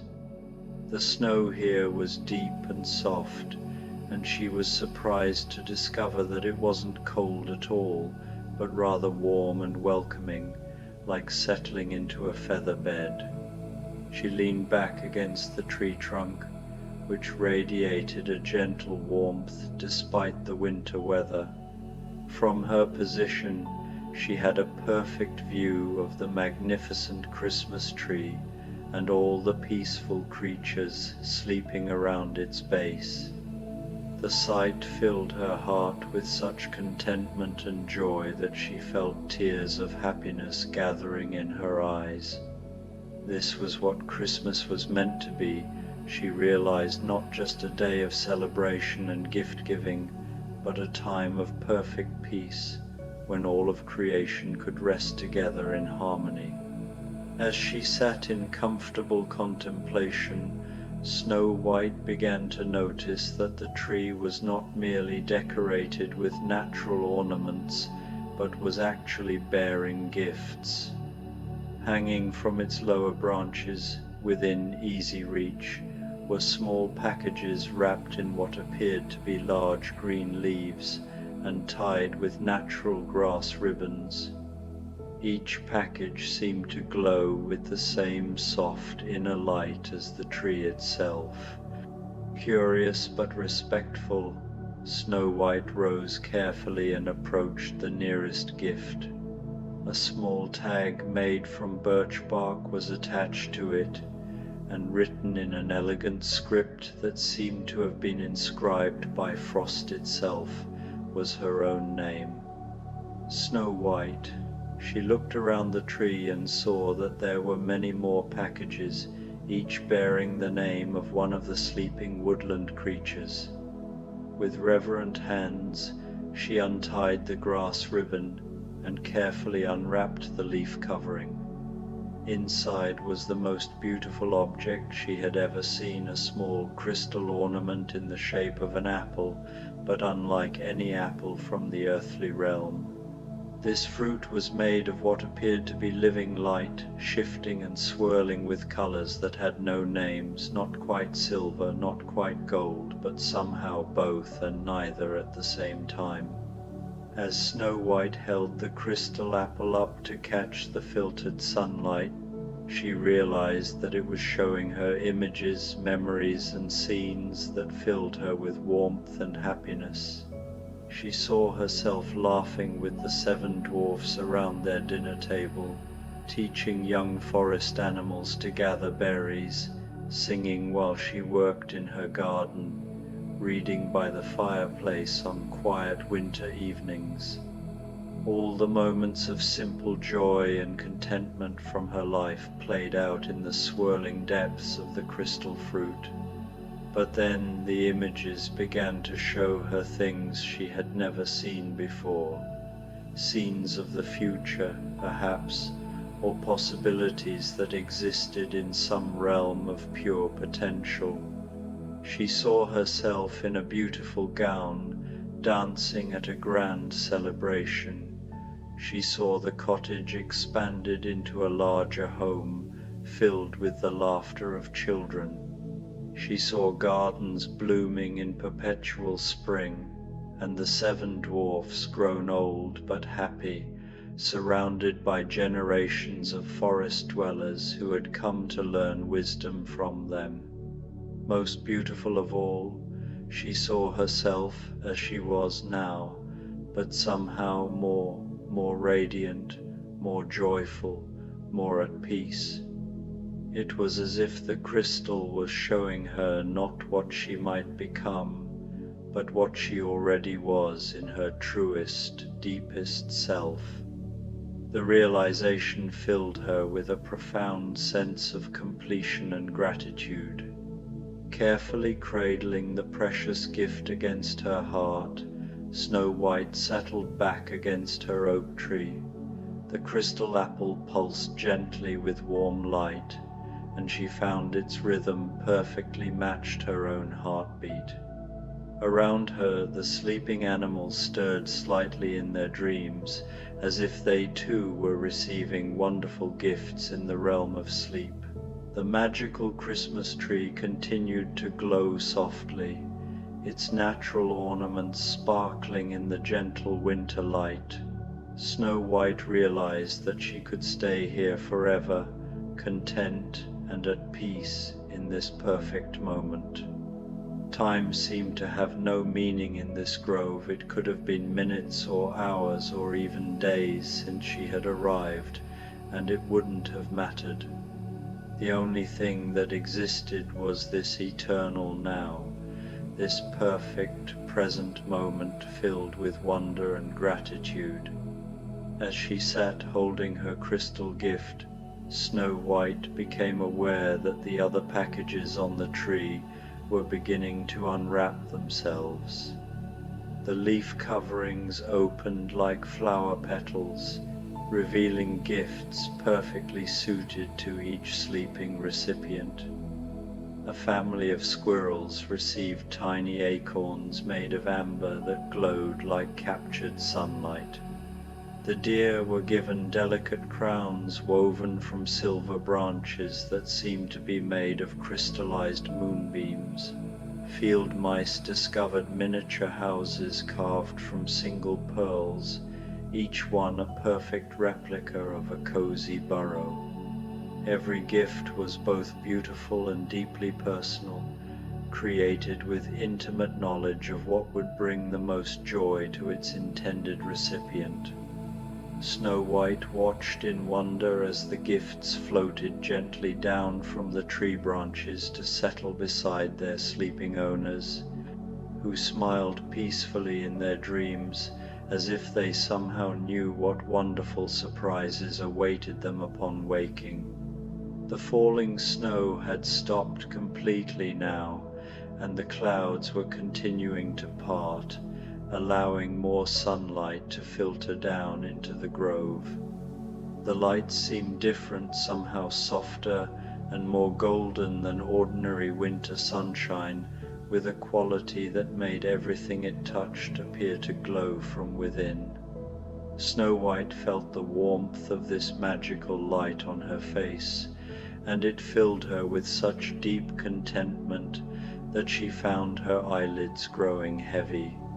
She didn't fight the drowsiness, but instead allowed herself to settle more comfortably against the oak tree, still cradling her crystal apple. The bark of the tree was warm against her back, and she could feel a gentle pulse within it, as if the ancient oak had a great, slow heartbeat that was synchronizing with her own. The rhythm was deeply soothing, like a lullaby without words. As Snow White's eyes drifted closed, she was dimly aware that other figures were entering the grove, not woodland animals, but people. She glimpsed them through her drowsing eyelids. Her 7 dear friends returned early from their mountain journey, their faces glowing with joy and wonder as they discovered the magical Christmas gathering. They moved quietly among the sleeping creatures, their own gifts appearing on the great tree's branches as they approached. She saw Blick receiving a book that seemed to contain all the wisdom of the forest, its pages turning by themselves to reveal knowledge written in living light. Flick was given a small harp that played melodies of pure joy, each note visible as a dancing spark of golden fire. Blick received a pillow made of clouds that would ensure his dreams were always peaceful and restorative. Wick was gifted with a flower that would cure all his seasonal discomforts, its petals releasing a gentle, healing fragrance. Glick received a mirror that showed not his reflection, but his true courage and kindness, radiating confidence and warmth. Snick's gift was a small pot that would never empty, always containing exactly the perfect soup for any occasion. And Qui received a pair of shoes that would never let him stumble, but would always lead him exactly where he needed to go. Even as she sank deeper into peaceful slumber, Snow White was filled with happiness knowing that her friends had found their way to this magical place, that they too would experience the wonder and joy of this perfect Christmas morning. The crystal apple in her arms pulsed gently with warm light, its glow synchronizing with the rhythm of her breathing as she settled into the most restful sleep she had ever known. In her dreams, Snow White found herself dancing in a ballroom made of snowflakes, each one a tiny mirror reflecting infinite possibilities. She waltzed with the winter wind, laughed with the aurora borealis, and sang duets with the stars themselves. All around her, the woodland creatures joined in the celestial celebration, no longer small and earthbound but transformed into beings of light and music who danced on moonbeams and slid down rainbow bridges. The 7 dwarfs were there too, young and old, simultaneously, their beards flowing like rivers of starlight as they played instruments made of crystallized laughter. The music they created was not heard but felt, resonating through every fiber of Snow White's being until she became the music itself, a living song of joy and peace and perfect contentment. Through it all, the great Christmas tree stood at the center of everything, its branches now extending infinitely upward and outward, connecting earth to sky, dream to reality, past to future. Its roots reached down through layers of time and memory, while its crown touched the very heart of creation, and nestled safe within its protective embrace, all of creation rested in perfect harmony.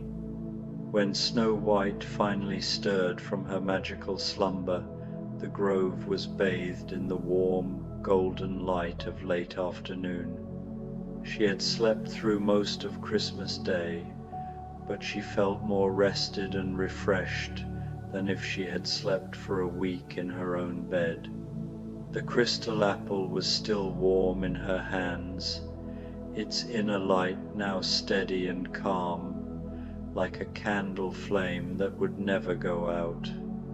Around her, the woodland creatures were beginning to wake as well, each one discovering their Christmas gift with soft sounds of wonder and delight.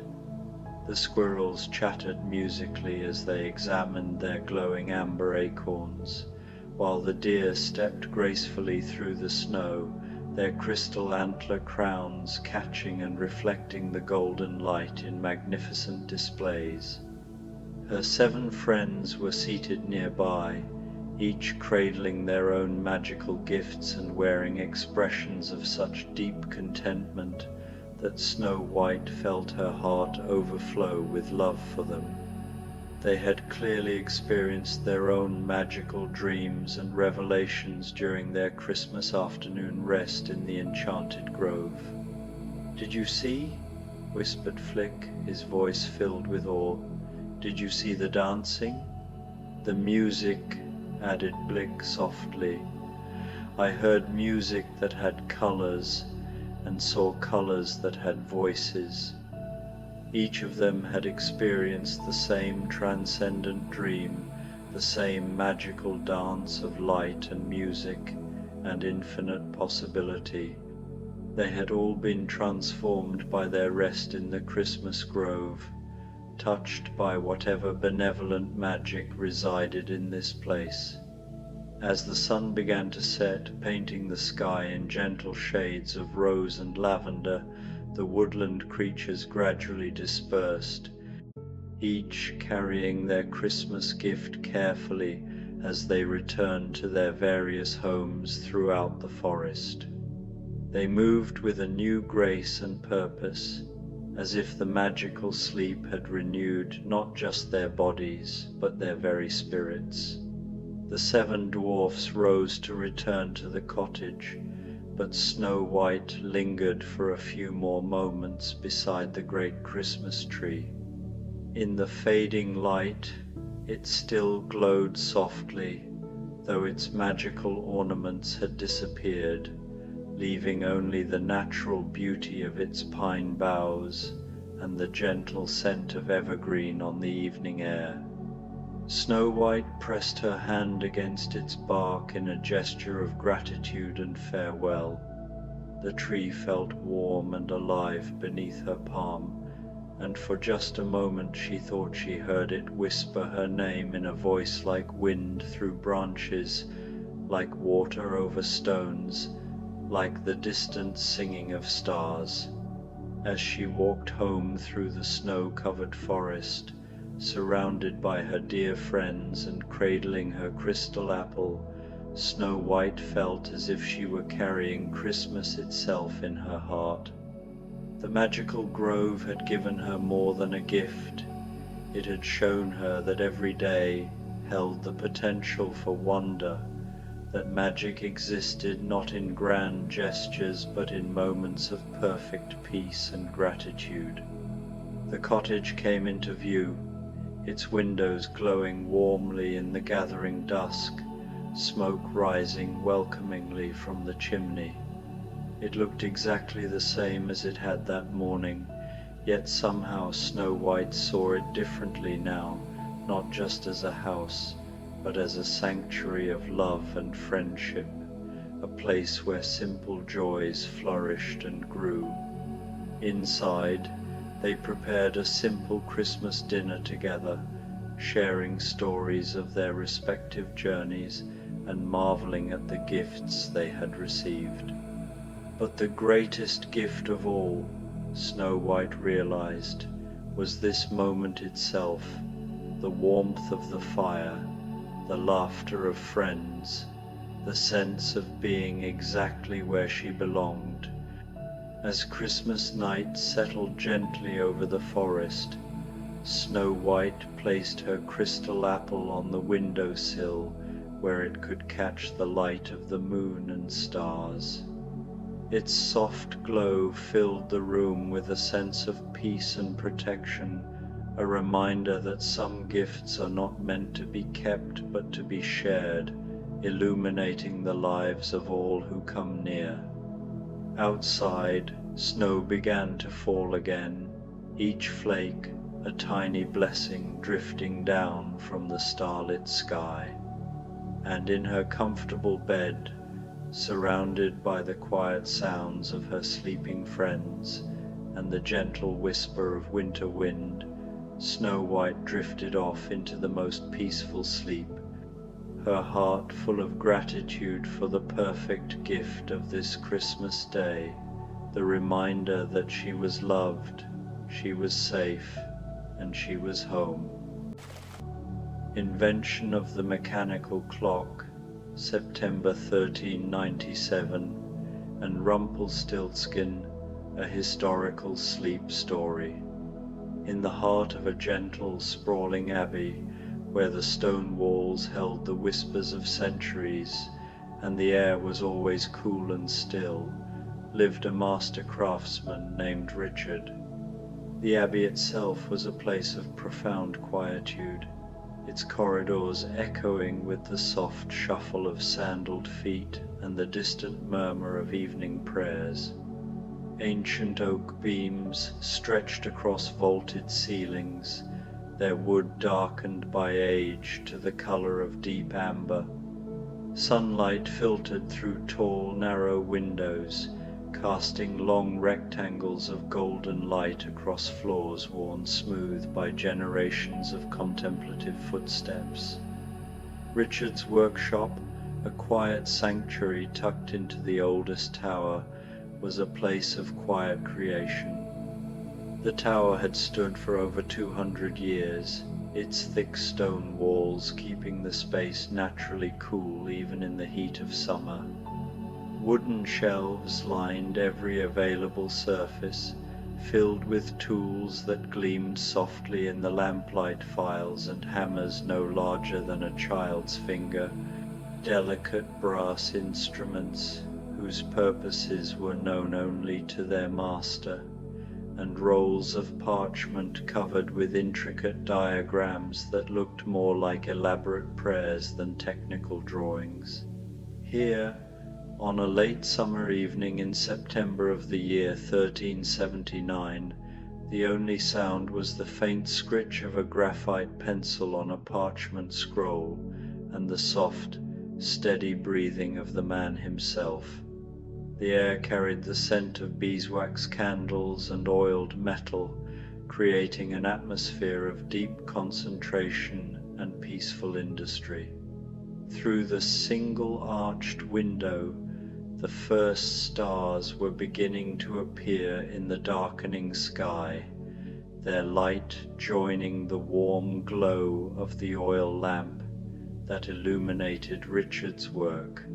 Richard was not a man of loud pronouncements or hurried motions.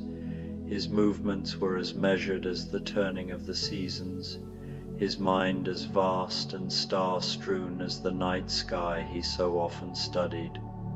He had been trained not only in the arts of metalworking and precision craftsmanship, but also in mathematics, astronomy, and the ancient sciences that revealed the hidden patterns underlying all creation. His hands, though calloused from years of delicate work, moved with the grace of a scribe illuminating a manuscript, each gesture deliberate and purposeful. He was building his masterpiece, a great astronomical clock that would not only mark the hours, but also chart the motion of the planets, the rise of the sun, and the phase of the moon. It was a device of impossible complexity, a miniature universe of brass and steel, conceived to bring a sense of order and quiet wonder to a world that often felt chaotic and rushed. The clock stood nearly as tall as a man, its frame carved from seasoned oak and inlaid with intricate patterns of silver and gold. Dozens of wheels and gears, each one hand-forged and polished to a mirror shine, waited in perfect alignment for the breath of life that would set them in motion. The face of the clock was a marvel in itself, a work of art that depicted not just the 12 hours of day and night, but the entire cosmos, as medieval scholars understood it. The earth sat at the center, surrounded by concentric circles representing the orbits of the moon, sun, and planets. Delicate pointers, thin as spider's silk but strong as steel, would trace these celestial paths with mathematical precision. Around the outer rim, the signs of the zodiac had been painted in brilliant blues and golds, their symbolic forms seeming to dance in the flickering candlelight. But for all his genius, Richard was faced with a single, maddening problem. The final, essential piece, the escapement, remained an enigma. This tiny mechanism was the heart of the clock, the part that would regulate its rhythm, allowing the massive gears to turn with a slow, deliberate grace. Without it, the whole grand design was nothing more than a sculpture of silent metal, beautiful to behold, but empty of the life that would make it truly meaningful. The escapement was a marvel of engineering that few craftsmen of his era truly understood. It had to be strong enough to control the power of the weight-driven mechanism, yet delicate enough to allow the precise, measured release of that power beat by beat. The timing had to be perfect, each tick exactly the same duration as the last, each movement of the great wheel precisely calculated to move the hands of the clock forward by the correct amount. It was a puzzle that combined the mathematical precision of astronomy with the delicate artistry of the finest jewelry. He had spent weeks drawing, calculating, and forging, yet the delicate balance, the perfect tick-tock, eluded him. He felt as though he was trying to capture the sound of a falling dewdrop in a cage of brass. Each attempt had brought him closer to understanding, but the final breakthrough remained tantalizingly out of reach. His latest design lay before him on the parchment, covered with calculations and geometric diagrams that seemed to spiral inward towards some hidden truth he could not quite grasp. The workshop around him told the story of his struggles. Half-finished prototypes of the escapement sat on every available surface, each one a lesson learned, a pathway explored but ultimately abandoned. Some were too crude, their movements jerky and uneven. Others were too delicate, their mechanisms seizing after only a few cycles. The floor was littered with brass shavings and discarded sketches, the debris of a master craftsman pushing against the very limits of his art. The moon, a soft silver disk in the dark sky, cast a pale light through the arched window of his workshop. It was a full moon, hanging low on the horizon like a great pearl suspended in dark velvet. Its light mixed with the warm glow of the oil lamp, creating an atmosphere of otherworldly beauty. Dust motes danced in the lunar beams like miniature stars, caught between the earthly and the celestial, between the workshop of a mortal craftsman and the infinite cosmos he sought to map and measure. Richard laid his head upon his work table, a weary sigh escaping his lips. The smooth wood felt cool against his forehead, offering relief from hours of intense concentration. His mind, so full of gears and pinions, of calculations and precise measurements, was finally giving way to the deep quiet of the night. The constant pressure of trying to solve the impossible puzzle was melting away, replaced by the peaceful exhaustion that comes after a day of honest labor. His eyes grew heavy as he listened to the sounds of the abbey settling into evening. Somewhere in the distance he could hear the soft chanting of Compline, the final prayers of the day drifting through the stone corridors like an ancient lullaby. The scent of oiled metal and old wood became a soothing balm, familiar and comforting after so many years in this sacred workspace. He surrendered to the gentle pull of slumber, a half-finished drawing of the elusive escapement clutched loosely in his hand, his fingers still stained with ink from hours of careful drafting. As sleep claimed him, the boundary between waking and dreaming began to blur. The workshop didn't feel like a workshop at all, but something older, deeper, more fundamental. It felt like a deep, mossy cave, cool and damp, with the low hum of distant earth running beneath his feet like the pulse of the world itself. The familiar walls seemed to expand and breathe, the stone taking on a living quality that spoke of ancient wisdom and hidden knowledge passed down through countless generations.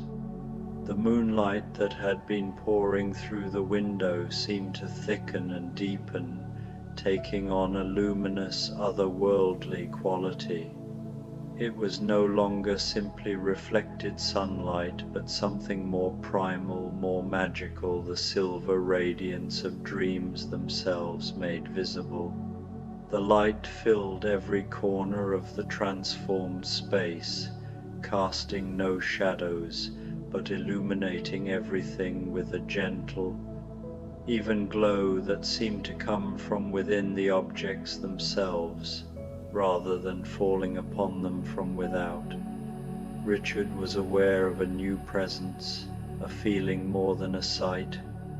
It was a sense of quiet curiosity, of ancient knowledge carried in small hands, of secrets whispered from generation to generation in the dark hours before dawn. The presence moved with the soft confidence of one who belonged to the night, who dwelt in the spaces between what mortals knew and what they only dreamed of knowing. He did not stir, he simply listened, half dreaming, as a soft, whispery voice drifted through the air like the rustle of autumn leaves. The secret to time is not in its speed, but in its stillness. The voice was not sharp or demanding, not the harsh tone of a taskmaster or the urgent whisper of someone racing against a deadline. It was as soft as the rustle of dry leaves, as gentle as rain on a summer evening, carrying with it the patience of stones and the wisdom of rivers that have carved their paths through solid rock grain by grain, year by year. The voice seemed to come from everywhere and nowhere, filling the dream space without overwhelming it.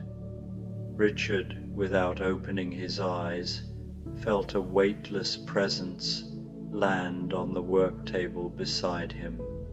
The sensation was barely perceptible, lighter than a butterfly's touch, gentler than the brush of a feather, yet he could almost feel the tiny vibration through the wood, as if the table itself were welcoming this diminutive visitor. A tiny, shadow-like figure with a twinkle of light in its eyes moved across the parchment, with movements so fluid they seemed more like flowing water than walking. It was no larger than a spool of thread, its form a delicate outline of what could have been a man, but was clearly something else entirely, something that belonged to the realm of dreams and ancient stories, of folklore whispered by firesides and legends carved in stone. The creature's appearance was both humble and magnificent. Its clothes seemed to be woven from moss and moonbeams, shifting between green and silver as it moved. Tiny hands, no bigger than acorns but infinitely more dexterous, were tipped with what looked like starlight, not the harsh glare of earthly fires, but the ancient, patient glow of celestial bodies that had watched over countless generations of dreamers and craftsmen. This was the creature they called Rumpelstiltskin, though not the angry, demanding figure of the old tales, told to frighten children and teach harsh lessons about the dangers of making impossible bargains. In this quiet place, with the moonlight pouring in and transforming everything it touched, he was simply a keeper of hidden secrets, a master of a different, more patient kind of magic. His eyes held the depth of ancient forests and the sparkle of streams running clear over polished pebbles. He did not spin straw into gold, for what need was there for such crude transformations in a place where the true gold was knowledge and understanding, not here in this sanctified space where craft and devotion met. Instead, he spun the threads of thought and patience, weaving together inspiration and insight with the delicate skill of a master craftsman working in materials finer than silk, more precious than any earthly metal. The creature approached the drawing of the escapement with the reverence of a scholar approaching an illuminated manuscript. He studied Richard's work not with criticism, but with the deep understanding of one craftsman recognizing the struggles of another. The lines on the parchment seemed to glow slightly in his presence, as if responding to some inner light that radiated from his tiny form. He knelt by the drawing with a fluid grace that spoke of countless years spent in such patient work, and with a finger as fine as a spider's leg, he touched a line. The graphite seemed to soften and flow under his touch, not erasing what was there but transforming it, the way a master painter might work wet pigment to achieve exactly the right shade and texture. The drawing began to change in a subtle but profound way, each alteration so small as to be almost invisible, yet collectively creating something entirely new. He traced a new curve where Richard had drawn a straight line, suggesting flow where there had been rigidity. A sharp angle softened into a gentle arc that seemed to breathe with life. Here, a connection that had been forced was allowed to find its natural path. There, a component that had been fighting against the design was given space to move in harmony with the whole. It was a whisper of a change, a mere suggestion, yet it transformed the entire mechanism from a collection of parts into a living, breathing system. Richard felt the shift in his mind, even in his deep sleep. The old drawing that had felt so rigid and unyielding, so bound by the limitations of conventional thinking, suddenly felt fluid, alive with possibilities he had never considered. The escapement was not about holding back the gears with brute force, but about giving them room to breathe, space to find their natural rhythm, a moment of perfect pause between each beat that would allow the entire mechanism to function in harmony rather than constant conflict. The breakthrough was not just technical but philosophical. For weeks, Richard had been thinking of the escapement as something that would control and constrain the power of the falling weights. But now, in the gentle wisdom of the dream, he understood that true control came not from resistance but from guidance, not from forcing compliance, but from creating conditions where natural forces could express themselves in orderly and beautiful ways. Rumpelstiltskin's tiny fingers continued their work with infinite patience, not with the frantic pace of a craftsman facing a deadline, but with the slow, deliberate rhythm of a tide coming in, of seasons changing, of all the great natural processes that accomplish their transformations through persistence rather than haste. Each line he added or erased was like a soft breath, and the whole design began to exhale, releasing tensions that had been built into it through overthinking and forcing.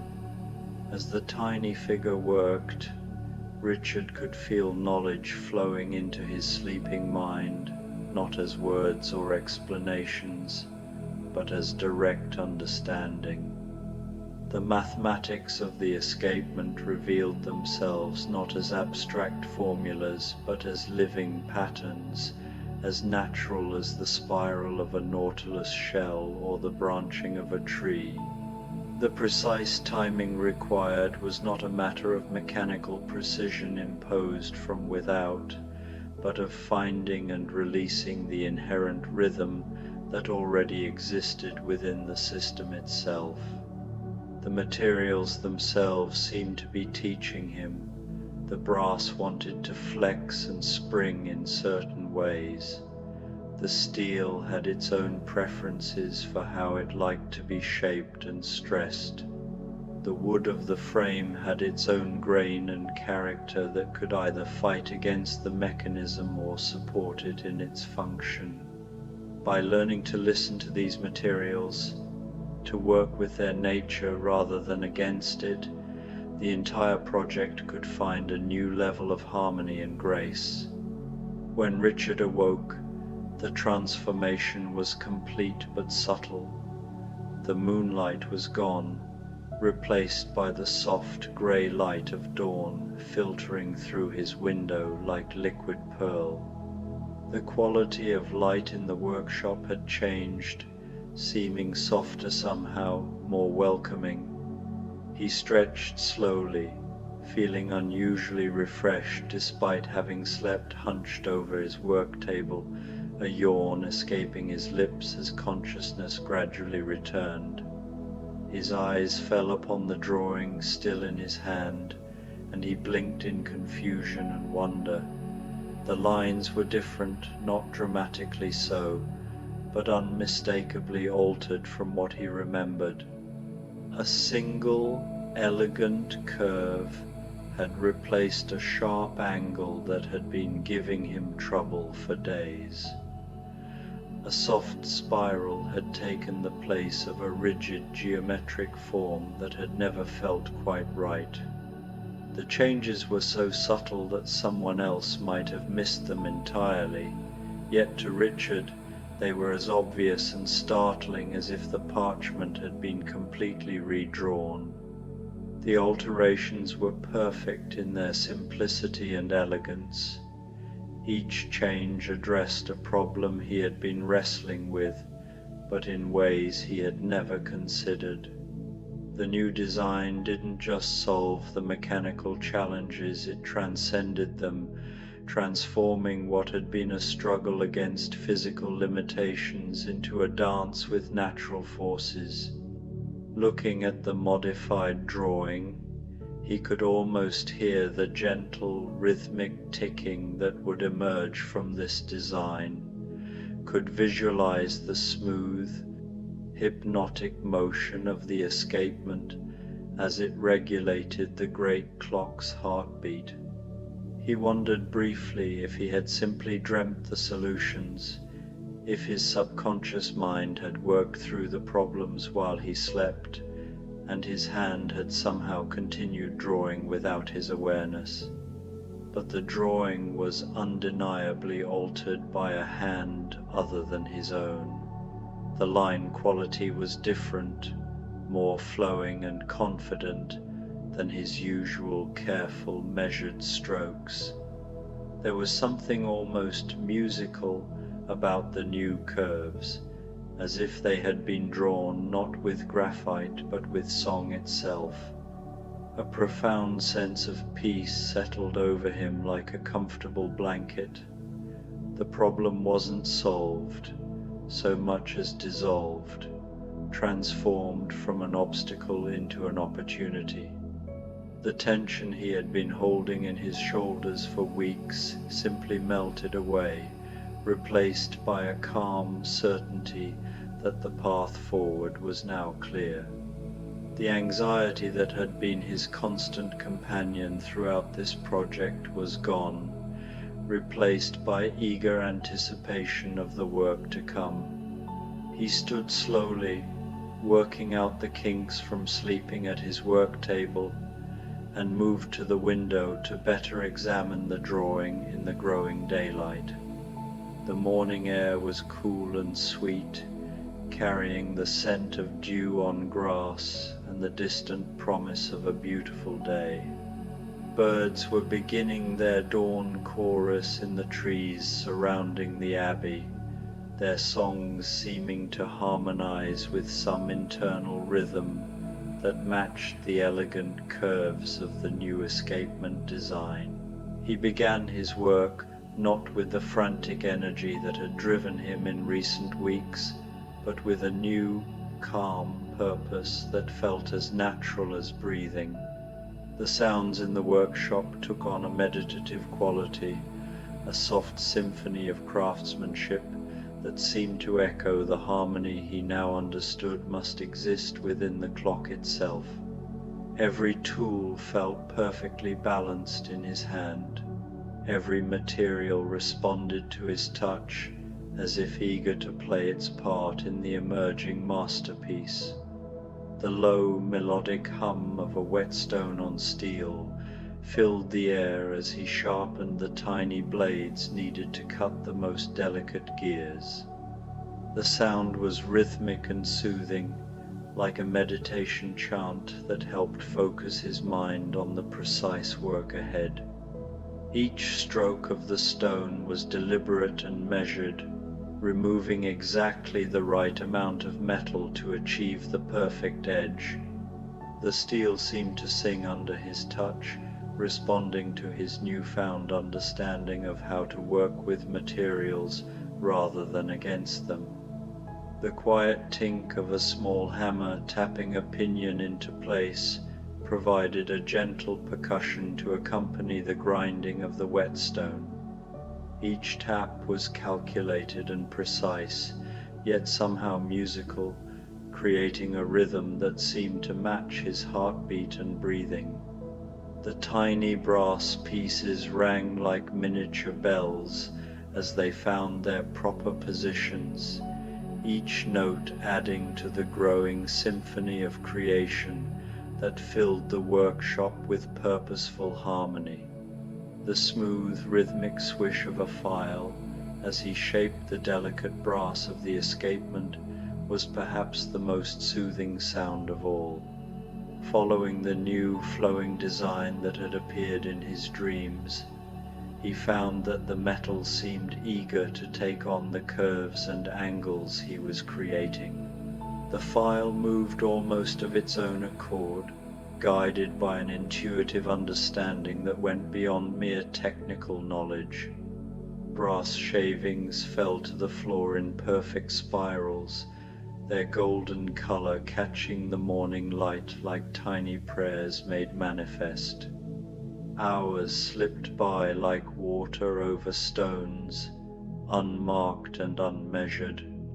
The world outside the tower was awakening. He could hear the distant sounds of the abbey coming to life, the soft bells calling the brothers to their morning prayers, the shuffle of feet in the corridors below, but Richard was lost in his own quiet universe of precision and purpose.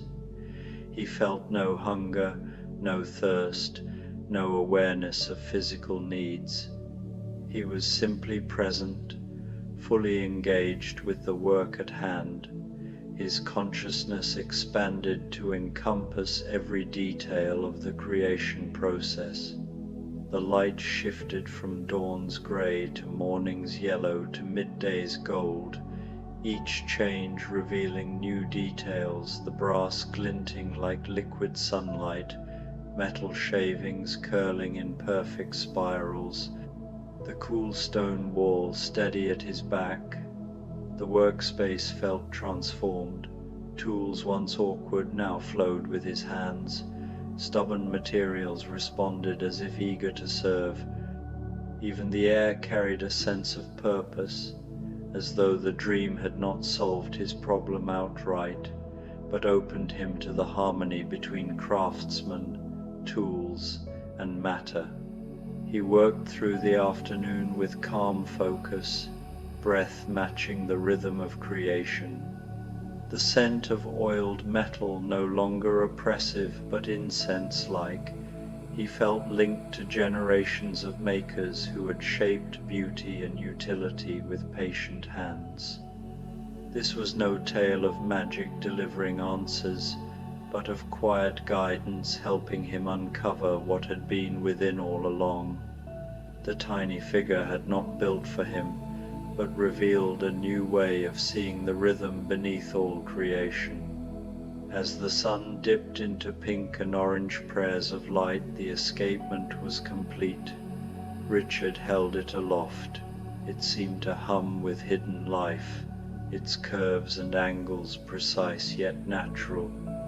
More than a mechanism, it was art embodying the harmony of the spheres. The escapement was smaller than his palm, yet infinitely complex, the heartbeat of the astronomical clock. In its design he saw balance, restraint, and freedom, control through understanding, harmony between human intent and natural law. He carried it to the waiting clock like a priest with communion, silent and expectant. The great mechanism gleamed in the fading light, zodiac signs seeming to stir with anticipation. With reverence he placed the escapement, the piece settling with a soft, musical click, perfectly aligned. The suspended weights held their energy, ready to be channeled into the smooth rhythm of celestial time. Richard stepped back, breath held, heart racing. For a timeless moment the clock stood still, then whispered to life. The escapement engaged, gears turned with graceful precision, and the mechanism awakened like the spheres themselves. Great wheels moved in majestic calm, every gear synchronized, the pendulum beginning its hypnotic dance, its measured rhythm more alive than any human gesture. The clock's hands began their silent march across the ornate face, tracing sun, moon, and planets with perfect precision. A single pure chime rang out, filling the tower with sound so sweet it seemed the air itself sang, announcing that a new kind of time had been born. As the full moon rose over the abbey, word of the wonder spread.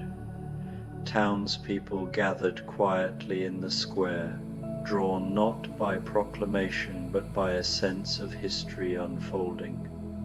They came not for celebration, but for a moment of shared awe at human craft touched by the divine.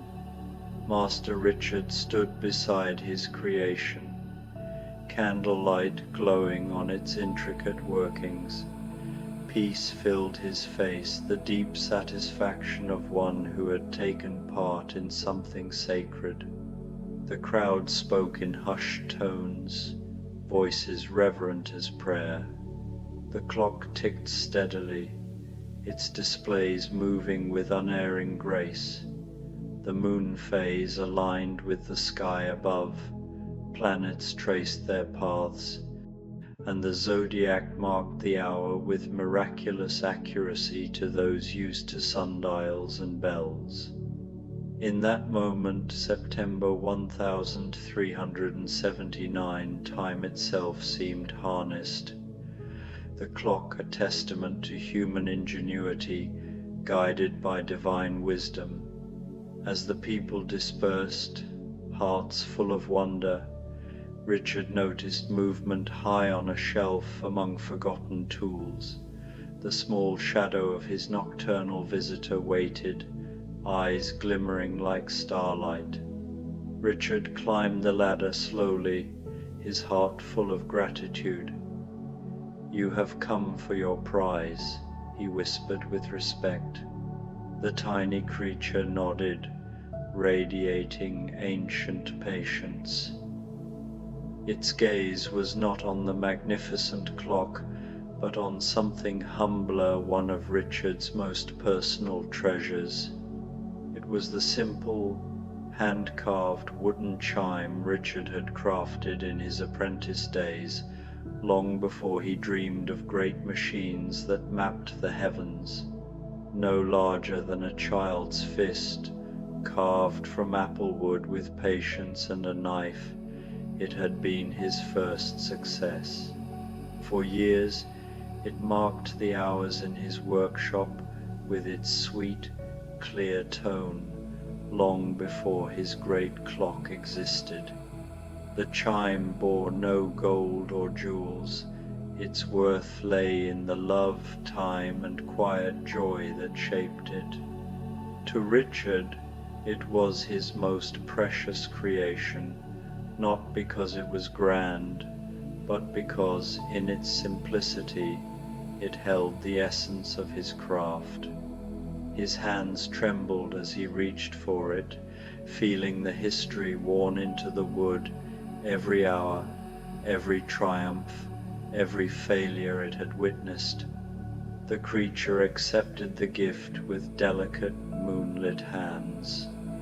"The world believes greatness lies in what is grand," Rumpelstiltskin whispered, "but mastery is found in the smallest, purest work, unmarked by ambition, speaking only to the heart.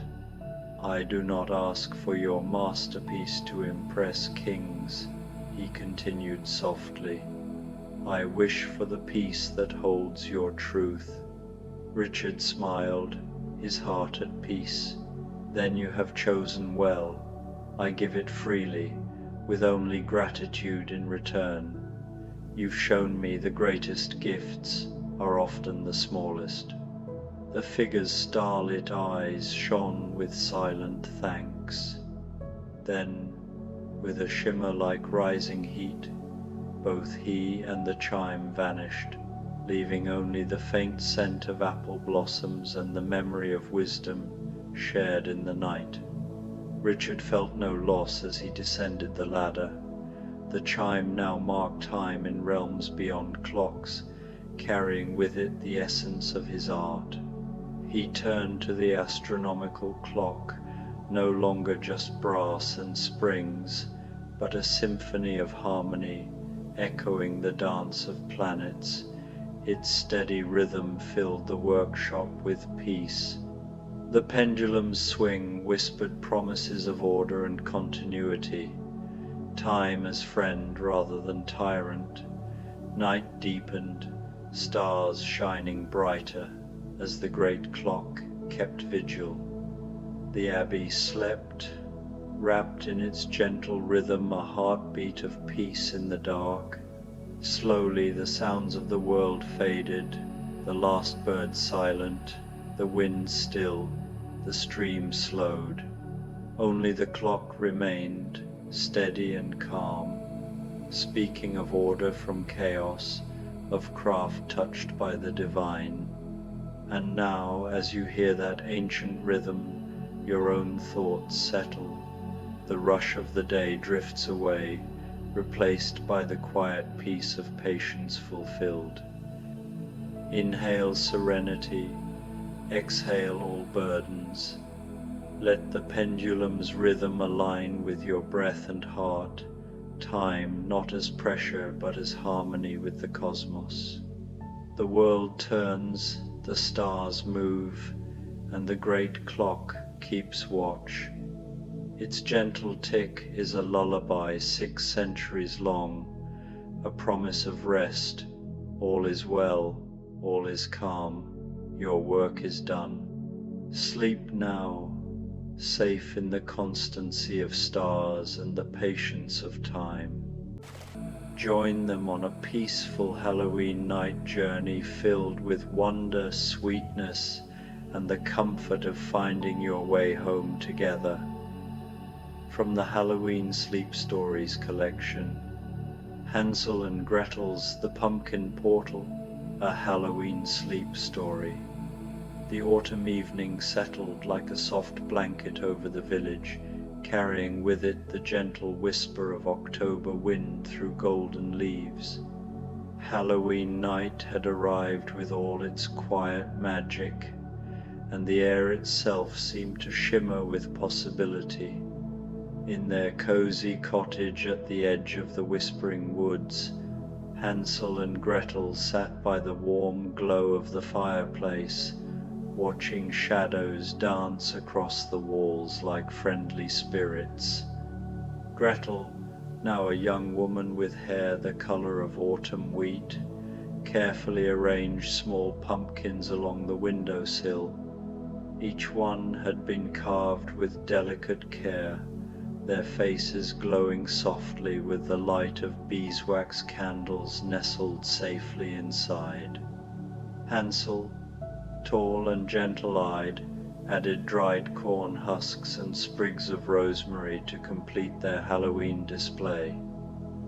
The cottage smelled of cinnamon and wood smoke, creating an atmosphere of perfect contentment.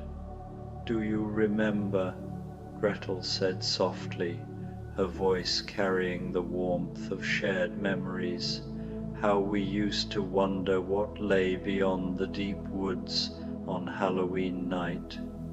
We would sit right here just like this and imagine all sorts of magical things happening in the darkness." Hansel smiled, settling into the chair beside her. "I remember you always said that Halloween was when the ordinary world grew thin, and wonderful things could slip through from somewhere else entirely." He gazed out the window toward the forest, where moonlight filtered through branches heavy with autumn's last offerings. "Perhaps tonight is perfect for discovering if you were right." As if summoned by their conversation, a peculiar light began to flicker between the trees, not the harsh glare of a lantern, but something altogether more mysterious.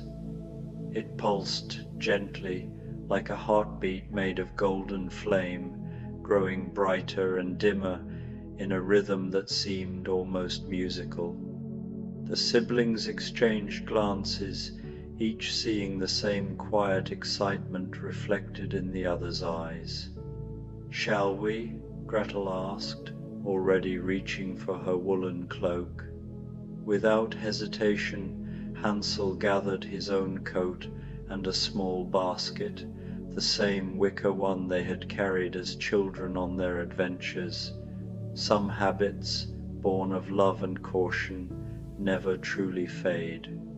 Together, they stepped out into the Halloween night, their breath visible in small puffs of silver vapor.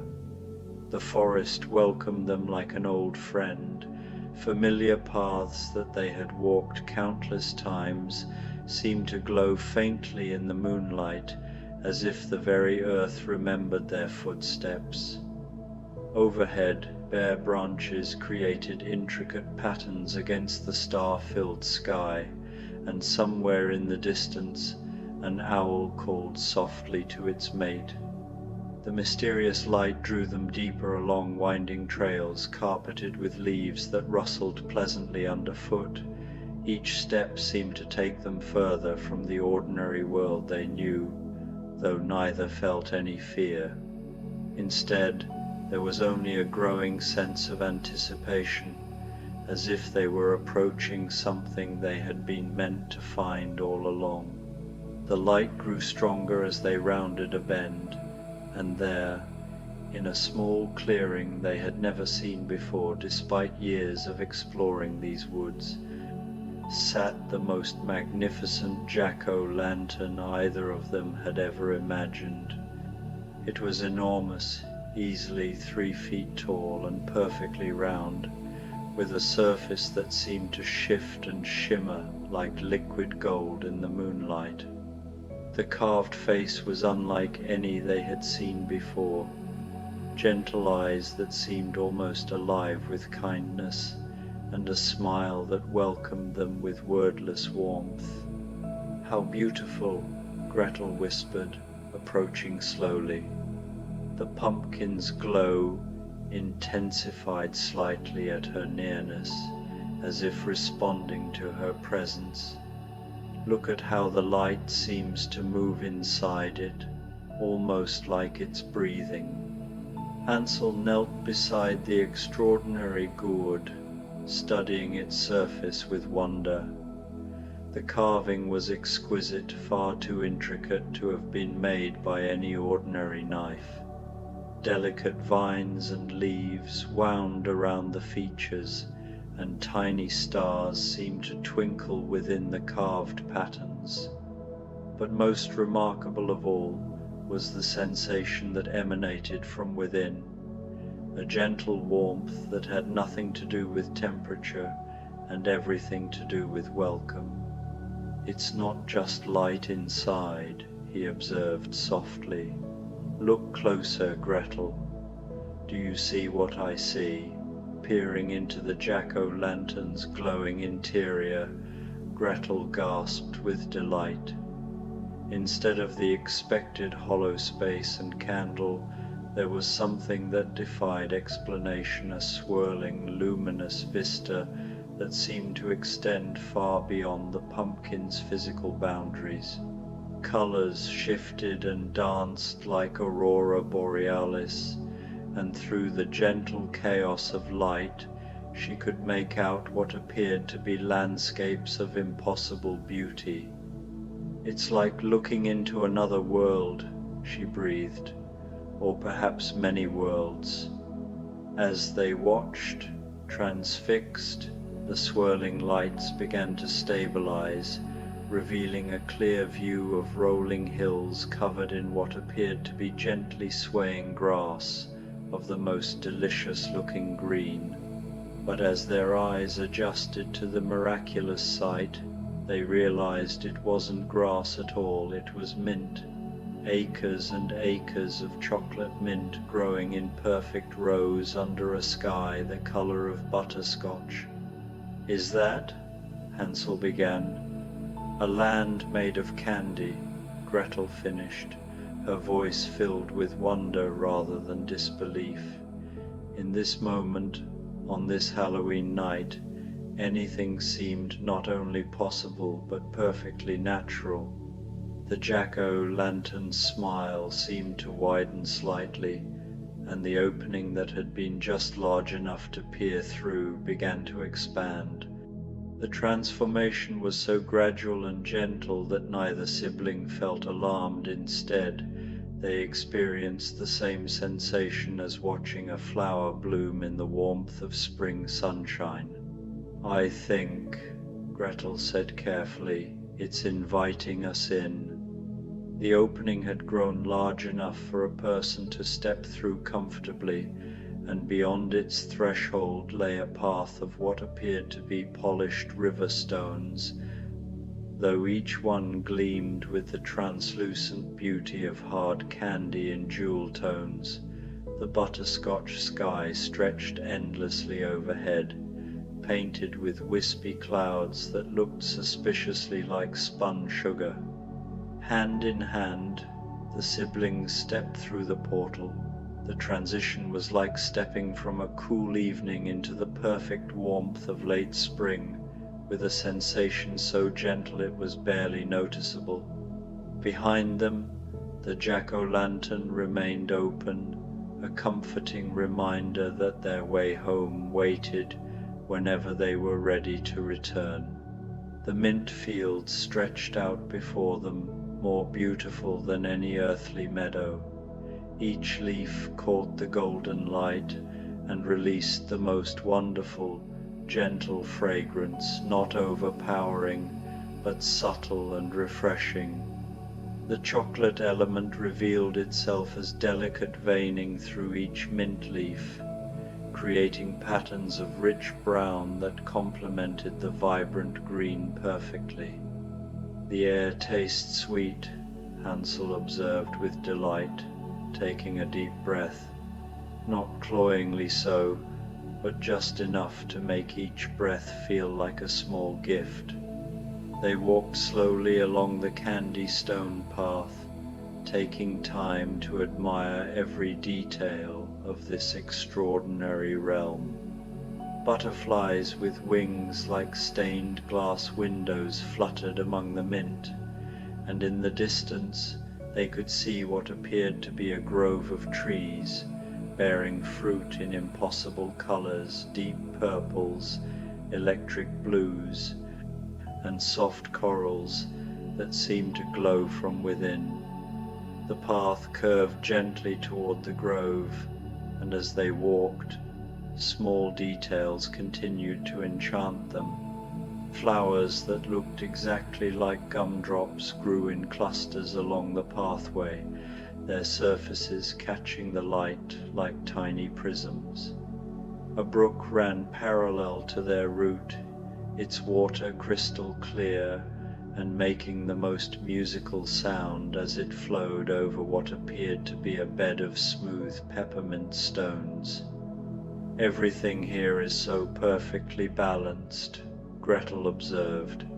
"Sweet, but not too sweet, magical, but somehow peaceful." The gumdrop grove welcomed them with arched branches that formed natural doorways between the trees. Each tree was unique. Some bore fruit that looked like enormous gummy bears in rainbow colors. Others were heavy with what appeared to be candy apples that gleamed like rubies in the gentle light. But most remarkable were the trees whose fruit changed slowly as they watched, cycling through different candy forms with dreamy, hypnotic rhythm. Beneath the trees, the ground was carpeted with what looked like moss but felt like the softest marshmallow beneath their feet. Here and there, small clearings opened up, each containing its own wonder, a fountain that bubbled with what appeared to be liquid chocolate, a ring of mushrooms that looked exactly like perfectly crafted lollipops, a small pond whose surface reflected not their faces, but their happiest memories.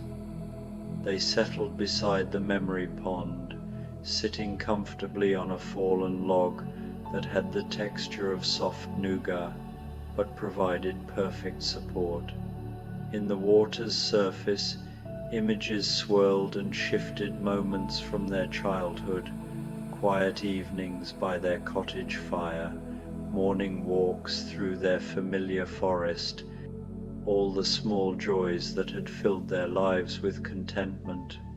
How lovely that even in a magical place like this, it's our ordinary happiness that the magic chooses to show us, Gretel said softly. Hansel nodded, watching as the pond showed them last Christmas morning, when they had sat together watching snow fall through their window. Perhaps the most profound magic lies in recognizing the wonder that already exists in our daily lives. As they sat in comfortable contemplation, a gentle path of light appeared in the water, leading away from the grove toward what looked like rolling hills in the distance. Without any sense of urgency, they rose and followed this new route, walking unhurriedly through landscapes that shifted and evolved around them with dreamlike fluidity. They passed through the caramel canyons, where warm, golden cliffs rose on either side of their path, smooth as silk and glowing with inner light. The air here was warm and carried the scent of vanilla and brown sugar, while small caves in the canyon walls revealed interiors lined with what looked like crystallized honey. From the canyons, their path led to the Jelly Bean Junction, where thousands of paths made of different colored jelly beans branched in every direction. But rather than feeling lost or overwhelmed, They found that their feet seemed to know exactly which path to follow, one that spiraled gently upward through rainbow-colored hills toward a destination they could sense but not yet see. The chocolate chip meadows spread out before them next, vast fields where every blade of grass was a delicate tendril of white chocolate, dotted with morsels of the finest dark chocolate that caught the butterscotch sunlight like tiny jewels. Here they encountered the first inhabitants of this candy realm, small friendly creatures that looked like rabbits made of marzipan, their eyes kind and intelligent. The marzipan rabbits hopped alongside them for a while, communicating not with words but with a sense of gentle companionship. One particularly small one, with ears the color of strawberry cream, seemed to be trying to show them something. It would hop ahead, look back to ensure they were following, then continue to a specific spot where it would sit and wait patiently. Following their guide, they discovered the entrance to what could only be described as the licorice labyrinth. Tall walls of black licorice, glossy and perfectly smooth, formed intricate pathways that curved and branched in patterns too complex to follow with the eye. The entrance was marked by an archway of twisted red and black licorice ropes, and beyond it the paths glowed softly with their own gentle light. The strawberry cream rabbit hopped to the entrance and looked back at them with what seemed remarkably like concern in its candy eyes. It chittered softly, a sound like distant wind chimes, and gestured with one small paw toward the labyrinth's depths. "I think our friend is trying to warn us about something," Gretel said thoughtfully, "though I can't imagine what could be dangerous in such a peaceful place." As they approached the labyrinth, they noticed that the air around it felt different, not threatening, but somehow more compelling. The sweet scent of licorice was stronger here, more concentrated, and there was something about it that made them want to continue forward, even as a small voice in the back of their minds suggested caution. "The scent is lovely," Hansel admitted, "but perhaps almost too lovely. Do you notice how it seems to make everything else fade into the background?" Gretel nodded slowly. Indeed, as they stood at the labyrinth's entrance, the beautiful landscapes they had just traversed seemed somehow less vivid, less important than exploring these twisting corridors of glossy black walls. Even the butterscotch sky seemed dimmer in comparison to the enticing glow that emanated from within the maze. The marzipan rabbit hopped nervously from foot to foot, clearly wanting them to understand something important. Finally, it ran to a nearby patch of what looked like licorice flowers and began to eat them with obvious enthusiasm. But after just a few bites, its movements became sluggish, its eyes glazed, and it seemed to forget entirely why it had been trying to communicate with them. Instead, it simply sat among the flowers, contentedly munching and paying no attention to anything else. "Oh," Gretel said with sudden understanding, "it's not dangerous, it's enchanting, but perhaps too enchanting. I think this labyrinth might be designed to make visitors want to stay forever, content to do nothing but enjoy the sweetness." Hansel studied the maze with new eyes, noticing details he had missed before. The walls weren't just beautiful, they were perfect in a way that made him want to reach out and touch them, to taste them, to lose himself in their gleaming surfaces. The very air seemed designed to make rational thought more difficult, to replace careful consideration with simple, overwhelming desire. A place of lovely imprisonment, he murmured. But we have a choice, don't we? We could turn back now and continue exploring the other realms we saw from the pumpkin portal.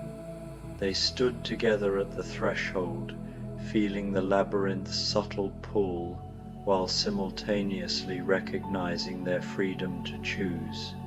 It was, they realized, rather like many situations in ordinary life, the presence of something compelling that offered immediate pleasure while potentially preventing them from experiencing the fuller richness of their complete journey. But perhaps, Gretel suggested gently, we could explore it together, keeping each other mindful of why we came and where we wish to return. If we remember that this is just one stop on our adventure, and if we help each other maintain that perspective, we might discover its wonders without losing ourselves to its enchantment. The marzipan rabbit, still dreamily munching licorice flowers, provided a useful reminder of what could happen to solitary travelers who ventured into the maze without a companion to help them remember their larger purpose. But Hansel and Gretel had always been stronger together than apart, each one's clarity supporting the other when confusion arose. Hand in hand they entered the licorice labyrinth. Immediately, the intensity of the sweet fragrance increased, and the glossy walls seemed to reflect not just their images, but their deepest desires for comfort and contentment. In the shining surfaces, they could see themselves sitting peacefully in a garden of licorice trees with no responsibilities, no concerns, nothing to do but enjoy endless sweetness. Beautiful, Hansel murmured, then caught himself and squeezed Gretel's hand. But remember, we came here to explore and discover, not to stop and settle. Yes, Gretel agreed, though she too had to pull her attention away from the hypnotic reflections. And remember how good it felt to help that little rabbit understand what was happening. There may be others here who could benefit from our company. They walked slowly through the labyrinth's winding passages, each turn revealing new wonders. Some walls were studded with licorice gems that caught the light like stars. Others were carved with intricate patterns that seemed to move and shift when viewed directly. Occasionally, they passed alcoves containing fountains of liquid licorice that bubbled pleasantly, or small gardens where licorice plants grew in impossible formations, spirals and knots and geometric patterns that would have been at home in the most sophisticated mathematical art. The deeper they went, the more dreamlike everything became. Time seemed to stretch and compress unpredictably. Sometimes they felt as though they had been walking for hours, and other times it seemed they had just entered. The paths multiplied and branched in ways that defied logic, yet somehow their joined hands and shared purpose kept them oriented. "Do you notice," Gretel said thoughtfully, "how the labyrinth keeps trying to separate our paths? Each branch seems designed to appeal to one of us more than the other." Indeed, Hansel had observed that some corridors seemed to glow more brightly for him, calling to his particular interests and desires, while others clearly held greater appeal for Gretel. The maze appeared to be designed to gradually lead companions apart, each following their individual attraction until they found themselves alone and fully susceptible to the enchantment. But we don't have to follow those individual calls, Hansel realized. We can choose the paths that appeal to both of us, or take turns choosing while the other provides perspective. This discovery transformed their journey through the labyrinth from a potentially concerning adventure into a delightful game. When they encountered a branching path, they would pause and discuss what they observed. Sometimes they would choose the route that called to both of them equally. Other times, one would select a path, while the other served as gentle guardian, ready to remind their companion of their broader purpose if the enchantment grew too strong. In this way, they explored corridors of red licorice that tasted of strawberries and summer, passages lined with rainbow licorice that shifted through every flavor imaginable, and chambers where licorice sculptures told stories in their twisted forms. They discovered hidden gardens where licorice vines grew in living tapestries, and small theaters where shadow play performers acted out tales using light and licorice screens. At the heart of the labyrinth, they found something unexpected, not a treasure or a trap, but a simple, comfortable room furnished with chairs made of woven licorice rope and a table holding a tea service of the most delicate spun sugar.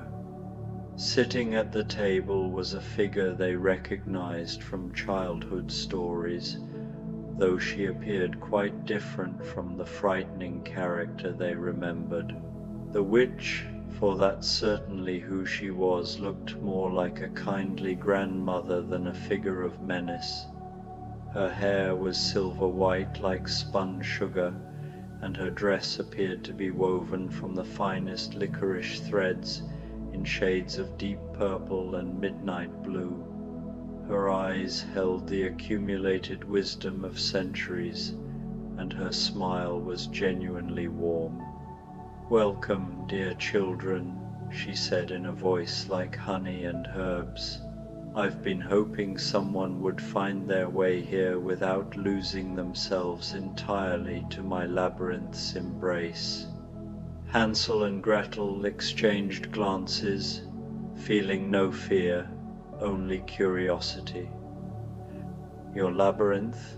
Gretel asked politely. "Did you create all this?" The witch nodded, gesturing for them to sit. The licorice chairs proved remarkably comfortable, supporting them perfectly while remaining pleasantly flexible. "Long ago, when I was much younger and perhaps not quite so wise, I created this realm as a place where people could experience pure sweetness, unlimited pleasure, freedom from all the difficulties of ordinary life." She poured tea for them from a pot that appeared to be made of crystallized ginger, the liquid steaming and fragrant with spices that reminded them of autumn evenings and festive celebrations. But I discovered that I had created a trap as much as a gift. People would come here seeking temporary escape and find themselves unable to leave, not because they were imprisoned, but because they lost the desire to return to their real lives. The tea was extraordinarily warm and complex, tasting of cinnamon and cardamom, nutmeg and star anise, but underneath all the spices was something deeper, something that tasted remarkably like the comfort of home and the satisfaction of meaningful work accomplished. Like the rabbit we saw at the entrance, Hansel observed, perfectly content, but no longer truly alive in the fullest sense. Exactly, the witch agreed sadly. My creation had become a place where people could exist but not truly live. They would have every physical comfort but lose the experiences that give life its deepest meaning, growth, challenge, the joy of overcoming difficulties, the sweetness that comes from contrast with life's occasional bitterness. She stood and walked to a window made of clear sugar glass, gazing out over her realm. For decades, I've been trying to solve this problem. I realize that the enchantment works by isolating people, by making them forget their connections to others and their purposes beyond immediate pleasure. But you two, you've shown me something I hadn't considered. What's that? Gretel asked gently. That the antidote to isolating enchantment might be genuine companionship. You've walked through my entire labyrinth without losing yourselves because you kept each other grounded. You've experienced all its pleasures without being consumed by them because you remembered you had somewhere to return to and someone to share your experiences with. The witch turned back to them, her expression bright with hope. Would you be willing to help me transform this place, not to destroy it, but to make it truly beneficial? A place people could visit for renewal and joy, but from which they would naturally want to return to their real lives, carrying some of the sweetness back with them. Without hesitation, both siblings nodded. The request felt like a natural extension of their journey, an opportunity to use what they had learned for the benefit of others. Working together, they spent what felt like hours, or perhaps days, for time moved strangely in the candy realm, redesigning the labyrinth. The witch's magic was considerable, but it had been shaped by centuries of solitude. Hansel and Gretel brought to the task their understanding of companionship, their knowledge of what it meant to explore and return, to venture and come home. They created resting spots throughout the maze where the enchantment was gentler, places where visitors could sit and remember their reasons for eventually leaving. They established a rule that no one could enter the labyrinth alone. Companionship became a requirement, ensuring that every visitor would have someone to help them maintain perspective. Most importantly, they redesigned the center of the labyrinth. Instead of a place where people might choose to remain forever, it became a space for understanding and integration.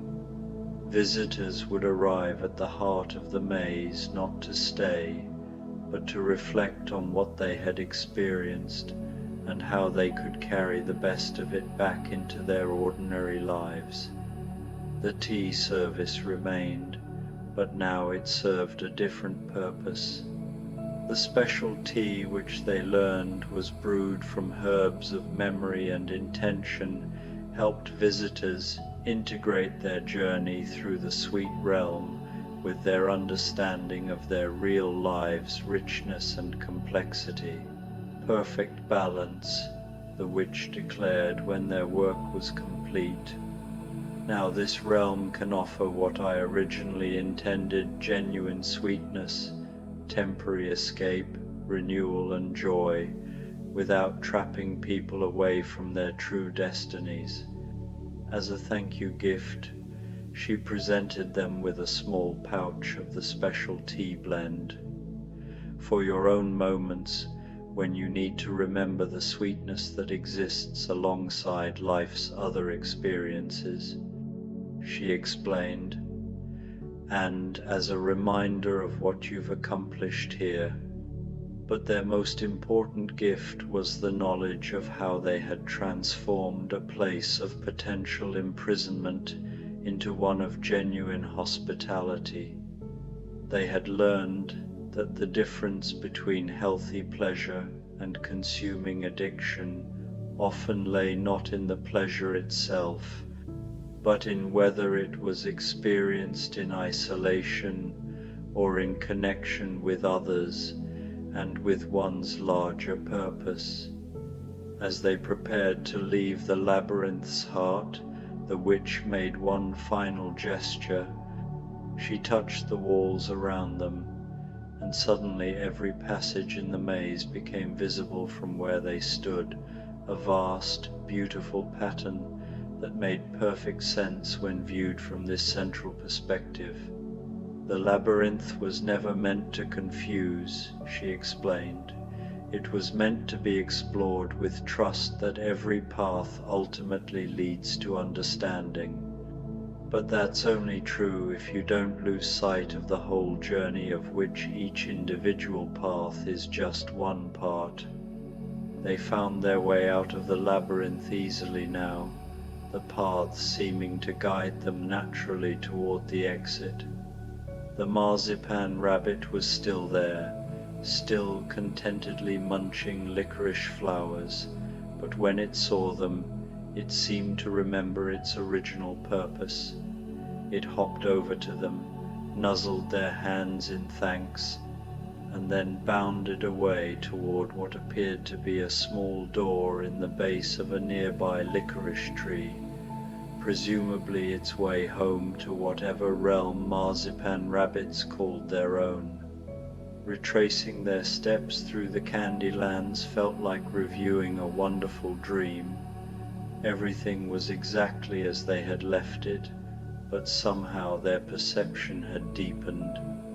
The chocolate chip meadows seemed not just beautiful but symbolically rich, representing how the sweetest moments in life were often those that arrived unexpectedly, scattered like gifts throughout the ordinary landscape of daily experience.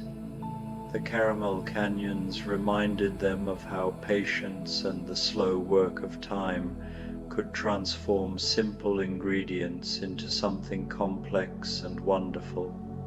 The Jelly Bean Junction represented the infinite possibilities available at every moment, while the Gumdrop Grove spoke to the way different approaches to life could coexist in perfect harmony. Even the mint fields at the realm's entrance had new meaning now, the refreshing clarity that came from stepping outside routine, from viewing familiar things from a new perspective, from allowing themselves to be surprised by beauty in unexpected places. The jack-o'-lantern waited for them exactly as they had left it, its welcoming smile unchanged. But before stepping through the portal back to their own world, they paused to look once more at the candy realm they were leaving. "We could stay," Gretel observed quietly. The witch's invitation to help her improve the realm was genuine. "We could spend our lives here, doing meaningful work in a place of constant beauty." "We could," Hansel agreed, "and perhaps someday we'll return for longer visits, but right now our home is calling us back. There are small adventures waiting in our own forest, quiet joys in our own cottage, and probably neighbors who could benefit from what we've learned about the value of companionship in navigating life's sweeter temptations."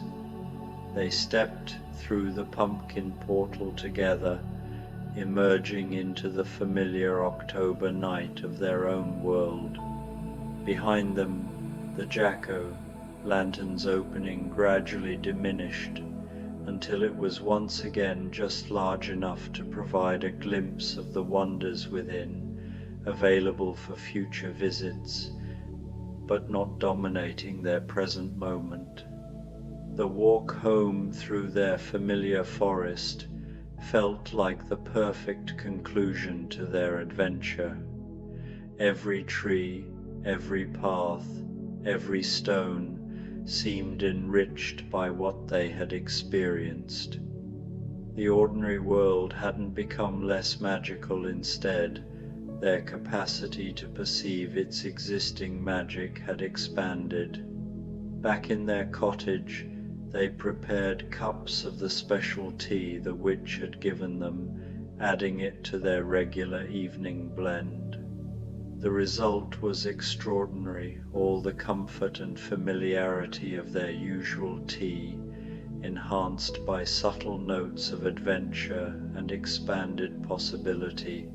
"Tomorrow," Gretel said as they sat by their fire, watching shadows dance on the walls, "we should visit the Hendersons down the lane, Mrs. Henderson has been so sad since her husband died, spending all her time alone with her memories. Perhaps she would enjoy hearing about our adventure, and maybe she'd like to share some tea with us.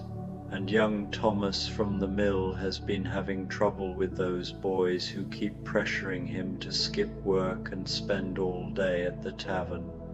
Hansel added, "He might benefit from hearing about the value of good companionship when facing attractive temptations."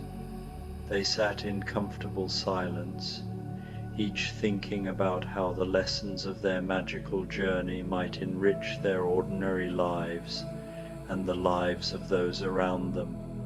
The adventure had been wonderful not because it offered escape from reality, but because it had given them new eyes with which to see the richness that already surrounded them.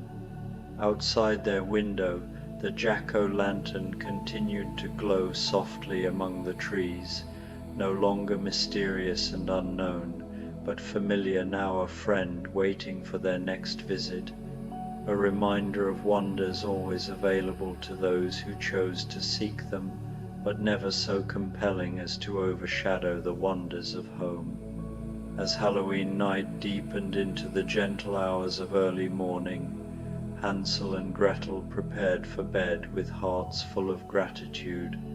They had been reminded that the most profound magic often lay not in escaping from ordinary life, but in learning to perceive and enhance the extraordinary elements already woven throughout their daily experience. The adventure had taught them that sweetness was most delicious when balanced with the full range of life's flavors, that pleasure was most satisfying when shared with others, and that the greatest magic of all was the simple, profound gift of companionship, someone to explore with, someone to remember with, someone to come home with when the adventure was complete. In the morning, they would wake to find their cottage filled with the lingering fragrance of their magical tea, and outside their window, the jack-o'-lantern would rest peacefully among the autumn leaves, ready to offer new adventures when the time was right, but content to wait while they lived fully in the beautiful, ordinary magic of each new day. And so they drifted into sleep, two people who had ventured into a realm of unlimited sweetness and chosen to return home, carrying with them not just memories of magic, but a deeper appreciation for the sweetness that had always been available in their own world, the sweetness of home, of meaningful work, of caring for others, and of the profound comfort that came from facing life's adventures together. A Rainy Day Fairy Tale, The Lantern Keeper's Halloween, a Halloween sleep story. The rain began just as the sun disappeared behind the October clouds, each drop carrying with it the scent of dying leaves and wood smoke from distant chimneys. Ruby pulled her crimson hood closer around her face as she stepped out into the gathering dusk, the wicker basket on her arm protected by a cloth of deep burgundy velvet.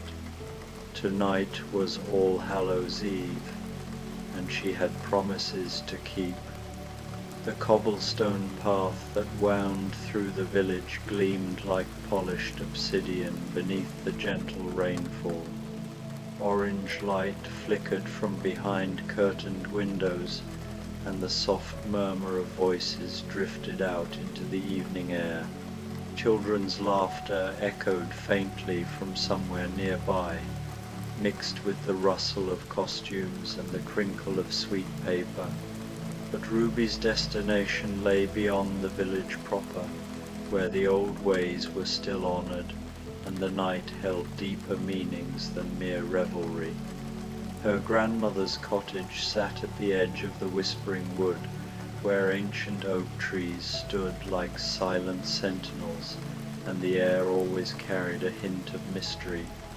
But tonight, Ruby carried something more precious than her usual gifts of bread and honey.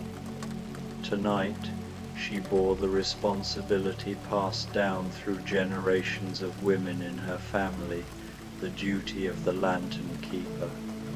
The rain drummed a gentle rhythm against her hood as she walked, creating rivulets that ran alongside the path like liquid silver in the dim light.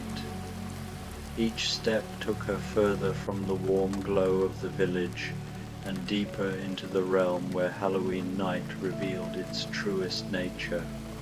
The weight of the basket reminded her of the sacred trust she carried, 7 beeswax candles, each one blessed by her grandmother's weathered hands, each one destined for a specific place along the old boundary paths. As she walked, Ruby let her mind drift to the stories her grandmother had shared over countless evenings by the hearth, tales of All Hallows Eve as a night of thin veils, when the world of the living brushed gently against other realms, not frightening stories, but ones filled with wonder and respect for the mysteries that danced just beyond ordinary sight. Her grandmother spoke of Halloween as a night of protection and guidance, when certain souls walked the earth with benevolent purpose, seeking not to frighten but to bless those who welcomed them with open hearts. The first stopping place appeared ahead, marked by an ancient stone that had stood at this crossroads since time immemorial. Moss covered its surface like green velvet, and carved symbols, worn smooth by centuries of weather, still hinted at their original meanings. Ruby knelt beside the stone, carefully lifting the first candle from her basket. The beeswax felt warm and substantial in her hands, despite the cool air. She placed the candle in the small alcove carved into the stone's base, a hollow that had held countless candles before this one. With a long match struck against the rough stone, she lit the wick. The flame caught immediately, as if eager to begin its vigil, and cast dancing shadows across the moss-covered surface. The light seemed to pulse with its own gentle heartbeat, steady and reassuring in the October darkness. For safe passage, Ruby whispered, the traditional words her grandmother had taught her, for kind encounters and peaceful journeys through this sacred night. The rain continued its soft percussion around her, but somehow the candle flame remained steady, protected by some unseen grace. Ruby pulled her hood back up and continued along the path, leaving the first beacon glowing behind her like a small star fallen to earth. The second marker lay deeper in the wood, where the path curved around a grove of silver birch trees. Their pale bark gleamed ghostly white in the darkness, and their remaining leaves rustled with whispered secrets. Here stood another stone, this one carved in the shape of a crescent moon, its hollow filled with fallen leaves that Ruby gently cleared away before placing the second candle. As the flame sprang to life, she thought she heard something moving in the grove behind her. Not the sharp crack of a branch underfoot, but something softer like fabric brushing against bark, or wings settling among the leaves. She turned slowly, her heart calm rather than fearful, remembering her grandmother's words. Halloween night brings many visitors, child, but those who respect the old ways need never fear. Through the silver birch trunks, she glimpsed a figure in flowing robes, moving with ethereal grace between the trees. The figure seemed to be tending to the grove, touching each tree with gentle fingers, blessing the space with a presence both ancient and kind. Ruby watched in quiet wonder, feeling no alarm, only a deep sense of rightness. This was how Halloween night should be, filled with mystery that comforted rather than frightened, populated by beings who walked in harmony with the natural world. The figure paused and seemed to notice Ruby's gaze. Instead of disappearing, it raised one hand in a gesture that spoke of blessing and gratitude. Ruby lifted her own hand in return, and for a moment the two watchers acknowledged each other across the moonlit grove. Then the figure continued its gentle work, and Ruby resumed her own sacred task, carrying with her a sense of communion with something larger than herself. The third candle found its place beside a small stream that meandered through the wood, its water dark as polished jet, and singing softly over smooth stones. The marker here was different, not stone, but a living oak whose hollow trunk had been shaped by nature into a perfect alcove. As Ruby lit this candle, the flame reflected in the stream's surface, creating twin lights that danced together in quiet harmony. She knelt by the water's edge and dipped her fingers into the cool stream, then touched them to her forehead in an old blessing her grandmother had shown her. The water felt alive against her skin, charged with the energy of this most mystical night. In the reflection, her red hood looked like a flower blooming in the darkness, and she smiled at the image. The path grew narrower as she ventured deeper into the wood, but Ruby felt no concern. Each lit candle behind her created a chain of light, a golden thread connecting her to safety and purpose. The rain had gentled to barely more than mist, and the air carried new scents, cinnamon and cloves, wood smoke, and something indefinably magical, like starlight given fragrance. The fourth stopping place surprised her.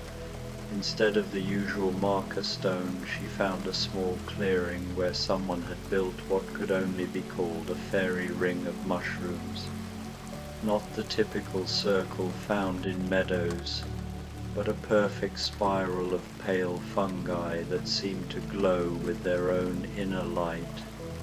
In the center of the spiral sat a carved wooden pedestal, no larger than a dinner plate, with a depression perfectly sized for a candle. As Ruby approached, she realized this was not a marker she recognized from her grandmother's teachings. Yet something about the place felt deeply right, as if it had been waiting specifically for this night, this moment, this particular candle. She placed the fourth taper in its destined spot and lit it, watching as the flame seemed to respond to the surrounding spiral with unusual vitality. The moment the light blazed up, the clearing filled with the gentlest music, not quite sound, not quite sensation, but something that resonated in the space between heartbeats. It reminded Ruby of wind chimes made from crystal, or distant bells carried on evening air. She stood very still, letting the music wash over her, feeling it harmonize with the rhythm of her own breathing and the soft patter of rain on leaves above. Gradually, the clearing began to reveal its other inhabitants. Tiny lights, no bigger than fireflies, began to dance around the mushroom spiral. But these were not insects. They moved with too much purpose, too much joy. They spiraled upward around the candle flame, creating helixes of gold and silver light that painted the air with their passage. Ruby watched in delight, understanding that she was witnessing something rare and wonderful, a celebration that belonged entirely to this mystical night. One of the lights danced closer to her, hovering near her face with what seemed like curious friendliness. Ruby held very still, hardly daring to breathe, and the light settled gently on the edge of her hood. For a moment she felt its tiny warmth against her cheek, like a butterfly's kiss or a blessing made tangible. Then it rejoined its companions in their spiral dance, and Ruby knew she had been honored by their acceptance. She left the clearing with reluctance, but the path ahead called to her, and she had 3 more candles to place before her task was complete. The 5th marker waited at the crest of a small hill, where an ancient cairn of stones marked what had once been a boundary between kingdoms. Now it served as a boundary between worlds, a place where Halloween night revealed its deepest mysteries. The candle here seemed to light itself, as if eager to join the growing constellation of beacons Ruby had been creating. The flame burned with unusual colors, gold at its heart, but edged with deep purple and silver that should not have been possible in ordinary fire. Yet on this night, the impossible felt perfectly natural. From this vantage point, Ruby could see back along the path she had traveled, marked by the warm glow of the 4 candles behind her. Each light pulsed gently in the darkness, creating a rhythm that seemed to echo the very heartbeat of Halloween night. She could also see forward, where the path descended into a valley cradled by protective hills, and where her grandmother's cottage waited with its windows already glowing amber. But first, there were 2 more stops to make, each one pulling Ruby deeper into the heart of the night's enchantment. The 6th candle belonged at the storytelling stone, a flat-topped boulder perched on the edge of a whispering meadow, where, according to the legends passed down through generations in her family, the spirits of ancient bards still gathered to share tales on special nights like this one. This stone had always held a special place in Ruby's heart. It wasn't just a landmark, but a sanctuary of sorts.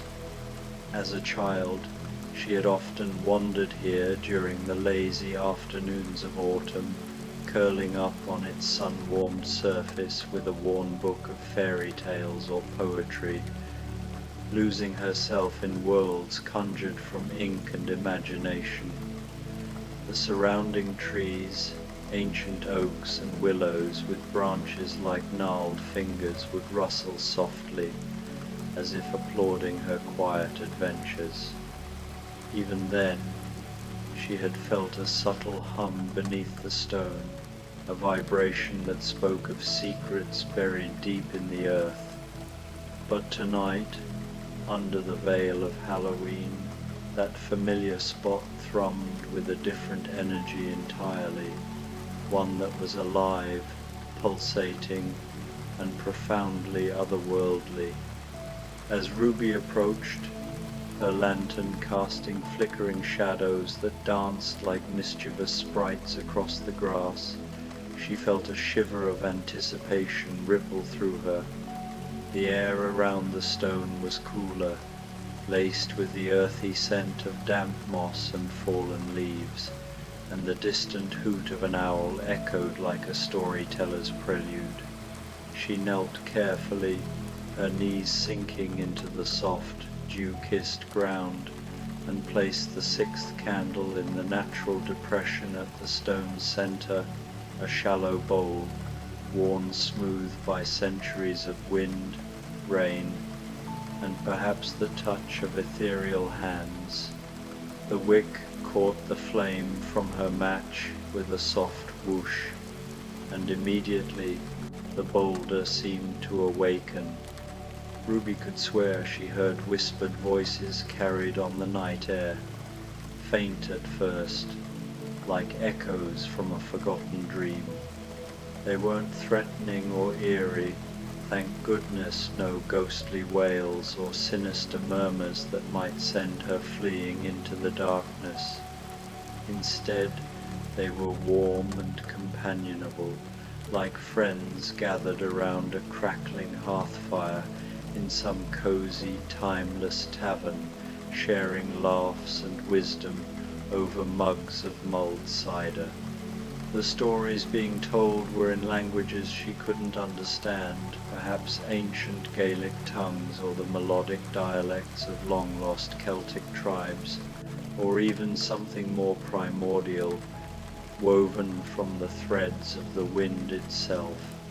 Yet somehow their meaning reached her heart directly, bypassing the barriers of words and translation. It was as if the emotions and essences of the tales seeped into her soul through osmosis, painting vivid pictures in her mind's eye. She heard of felt, really tales of love and loss, a bard mourning a lover taken by the sea, his song a lament that turned into a celebration of eternal reunion under starlit skies. There were stories of courage and kindness, like the warrior who spared an enemy not out of weakness, but because he saw the shared spark of humanity in their eyes, forging an unlikely alliance that saved a village from ruin. And woven through it all was the enduring magic that connected all living things across time and space, a reminder that the roots of the great oak beside her might entwine with those of trees from millennia past, and that her own bloodline carried echoes of ancestors who had once sat here under the same moon. Ruby settled onto the stone beside the candle, crossing her legs and leaning back against the rough, comforting texture of the boulder. The flame flickered gently, casting a golden halo that illuminated faint carvings on the stone's surface, swirls and runes that she had never noticed before, or perhaps had never been visible until this sacred moment. She listened, letting the ancient stories wash over her like a gentle tide, ebbing and flowing with the rhythm of her breath. The rain that had plagued the earlier part of her journey had stopped completely now, leaving the world washed clean and sparkling. Stars were beginning to peek through breaks in the clouds overhead, like shy eyes winking from the velvet sky, and the air felt charged with possibility, thick with the kind of magic that made Halloween night sacred to those who understood its true nature. It wasn't the commercialized spectacle of costumes and candy that the world outside her family's traditions celebrated. No, this was the raw, pulsating core of All Hallows' Eve, a thin veil between the mundane and the mystical, where the ordinary world bent and yielded to the extraordinary. Time seemed to move differently here, stretching and contracting like taffy in invisible hands. Ruby couldn't say if she sat for mere minutes or drifting hours. The boundary between moments blurred as seamlessly as the stories themselves. Each narrative added another layer to her understanding of this mystical evening, peeling back the superficial fears society often draped over Halloween and revealing its luminous truth. She learned or intuited that the night was not about fear, but about acceptance. Acceptance of mystery, of the unknown shadows that hid wonders rather than horrors. Acceptance of change, as the wheel of the year turned from harvest's abundance to winter's introspection. Acceptance of the beautiful uncertainty that made life an adventure worth embracing. The candle flame beside her pulsed in rhythm with the storytelling voices, its light waxing and waning like a heartbeat, and Ruby felt herself becoming part of the tale, another thread in the endless tapestry of Halloween night. She imagined her own story unfolding here, a young woman stepping into her heritage, her fears of inadequacy dissolving like mist in the morning Sunday. In that moment, a profound peace settled over her, a sense that she was exactly where she was meant to be, woven into the fabric of something far greater than herself. Finally, as the voices began to fade into a contented murmur like the dying embers of a fire, Ruby knew it was time to complete her circuit. The pull toward the final destination tugged at her gently, a silken thread guiding her onward. She rose from the storytelling stone with reluctance, her body heavy with the weight of absorbed wisdom, but also with anticipation that bubbled like champagne in her veins. The path down the hill felt like a gentle descent into warmth and welcome, the ground sloping softly underfoot, lined with ferns that brushed her ankles like affectionate pets. The night air grew milder as she descended, carrying hints of wood smoke and baking spices that promised hearth and home. Her grandmother's cottage sat nestled in its garden like a jewel in a setting of sleeping flowers and herbs, a picture of timeless serenity amid the encroaching wilderness. Every window glowed with the soft, inviting light of candles, their flames twinkling like captured stars, and smoke curled from the chimney in lazy spirals that seemed to carry blessings up to the heavens, twisting and dancing in the breeze. The garden itself was a living tapestry. Rows of lavender and rosemary bowed their heads in slumber, while late-blooming chrysanthemums held onto their petals like defiant sentinels.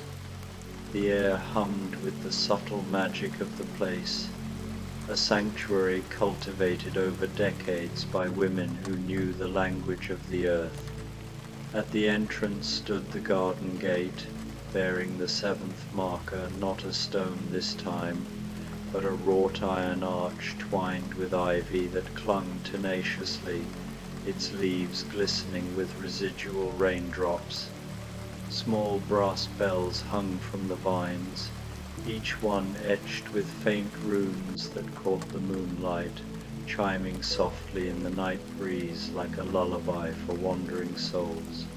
With steady hands, Ruby placed the final candle in the lantern that hung from the gate's center, a ornate fixture forged by her great-grandfather, its glass panels etched with protective symbols. She struck the match, and as the wick ignited, the bells began to sing in harmonious chorus, a cascade of tones that built upon one another, from deep, resonant gongs to high, tinkling peals. The sound was impossibly beautiful, like crystal laughter mingled with silver tears, a music that spoke directly to the soul, evoking joy and sorrow in equal measure, and stirring memories not yet lived. A candle's light joined with the glow streaming from the cottage windows, creating a pool of warmth that seemed to embrace the entire garden, banishing any lingering chill and infusing the air with a golden radiance.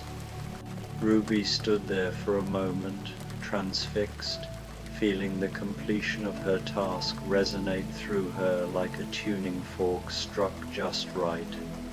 The front door opened before Ruby could even lift the latch, creaking on well-oiled hinges with a welcoming sigh.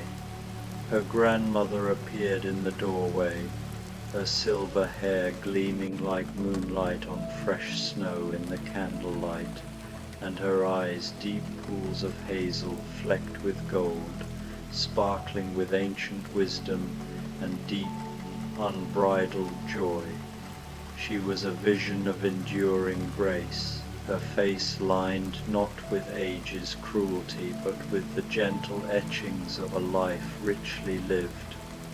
She wore a robe of midnight blue scattered with silver stars that seemed to twinkle faintly, as if woven from actual night sky, and in her hands she carried a steaming mug that wafted aromas of cinnamon, honey, and secret spices, cloves and nutmeg, perhaps a pinch of something wilder, like elderberry or moonflower essence. "Welcome home, my dear one," her grandmother said, her voice carrying the same warmth as the cottage lights, rich and resonant, like velvet wrapped around a hug. "You have done well tonight. The boundaries are blessed, the paths are lit, and all who walk this Halloween night will find safe passage and kind encounters. Come, let the night enfold you properly." Ruby stepped through the gate and felt its magic settle around her like a familiar embrace, a soft barrier against the world's uncertainties.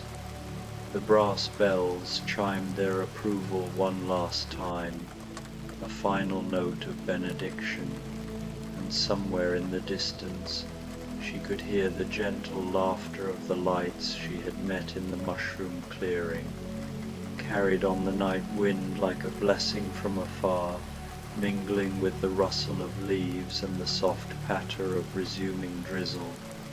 Inside the cottage the atmosphere was thick with comfort and mystery in equal measure, a perfect balance that spoke to the dual nature of Halloween. Candles burned on every surface, mantels, tabletops, even clustered on the windowsills, their flames steady and warm, casting a mosaic of light and shadow that played across the room like living art. The hearth fire crackled cheerfully in the stone fireplace, its logs popping with bursts of sap-scented smoke, casting dancing shadows on walls lined with books of old stories and ancient wisdom, tomes on herbal lore, grimoires of folk magic, and volumes of family chronicles bound in faded leather. Herbs hung in bundles from the exposed wooden beams, overhead bundles of sage for purification, thyme for courage, and rosemary for remembrance, their scents mingling to create a perfume that spoke of healing and magic combined, a heady brew that cleared the mind and soothed the spirit. Ruby's grandmother guided her to a chair beside the fire, its cushions plump and inviting, worn soft by years of use. She wrapped her in a quilt that had been in their family for generations, a patchwork masterpiece where each square told a story, a scrap of silk from a long-ago wedding dress, a sturdy denim from her ancestor's work apron, embroidered flowers sewn by hands now dust. The hot drink her grandmother pressed into her hands tasted like Halloween night itself, sweet and spicy, mysterious and comforting, with depths that revealed themselves slowly with each sip, layers of flavor unfolding like petals in the dawn. "Tell me about your journey," her grandmother said, settling into her own chair with a contented sigh, her robe pooling around her like a midnight lake. "What did you see along the way? Spare no detail, for every whisper of the night holds meaning." Ruby found herself describing the evening in vivid detail, her words flowing as freely as the stories at the stone. She recounted the ethereal figure in the birch grove, cloaked in mist and mystery, who had nodded in silent approval, the spiral of dancing lights in the mushroom clearing, their joyful pirouettes, a celebration of seasonal change, the ancient stories whispered at the storytelling stone, each one a bridge across time. Her grandmother listened with the rapt attention she always gave to important things, her eyes half closed in concentration, nodding at intervals and smiling with deep satisfaction, as if reliving her own memories through Ruby's voice. "The old ways are strong tonight," her grandmother said when Ruby finished her tale, her tone laced with pride. "Halloween has revealed its true face to you, not the mask of fear that some would paint on it with plastic pumpkins and manufactured scares, but its authentic nature as a night of wonder and connection. You have seen the guardians who watch over the boundaries, silent sentinels, ensuring no harm crosses uninvited, the lights that dance in joy at the turning of the season, spirits unbound by the veil's thinness, the stories that keep our history alive, threads that bind us to those who came before. These are gifts, child, given to those who approach the mystery with respect and open hearts. They remind us that we are not alone in this vast cosmos, that the unseen world walks beside us, offering guidance if we but listen." She rose gracefully and moved to a shelf filled with books bound in leather worn soft by countless readings, their spines cracked like old friends' smiles. From among them she selected a volume that seemed to glow with its own inner light, its pages edged in gold, that caught the candlelight and threw it back in gentle sparkles, as if the book itself breathed with latent magic.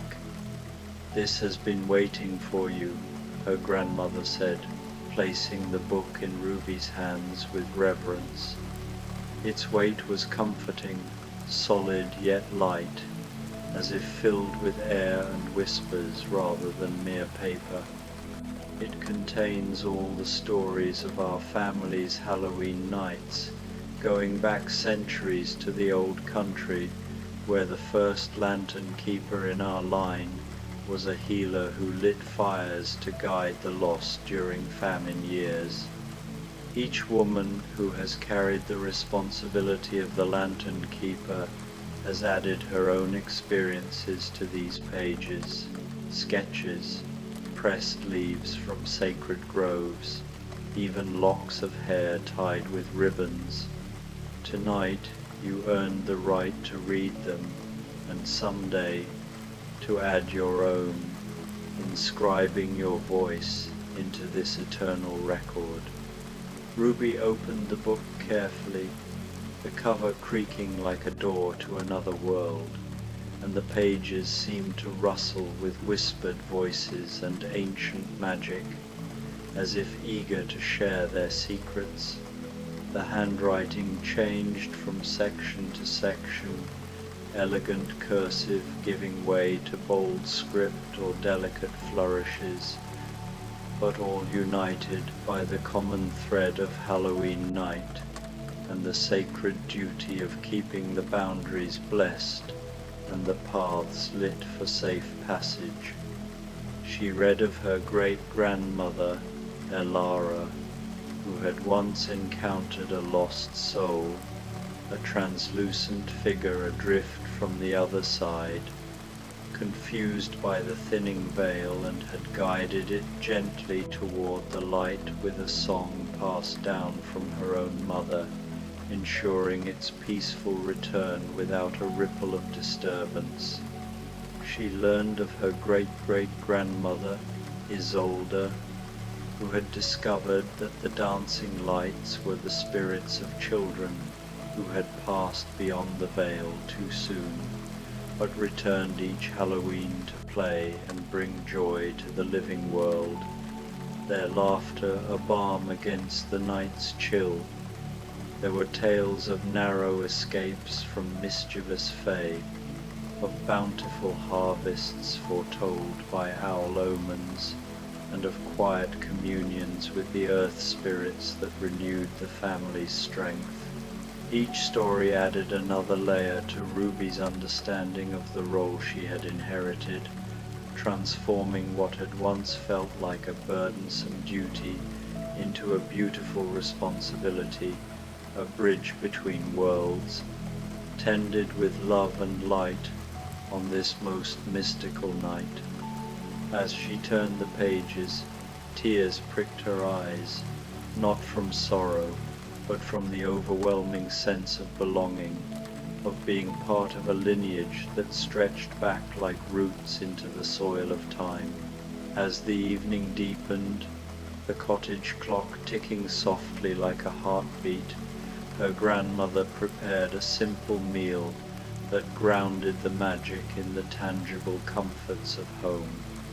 A pot of soup simmered on the hearth, made from vegetables grown in their own garden, carrots sweet as summer, potatoes earthy and filling, onions that released their savory essence with each stir laced with herbs that whispered of protection and plenty.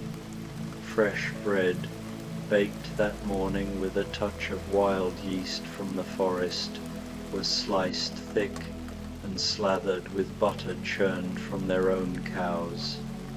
Honey, golden and viscous, gathered from hives buzzing in the orchard during sunnier days, dripped sweetly over it all.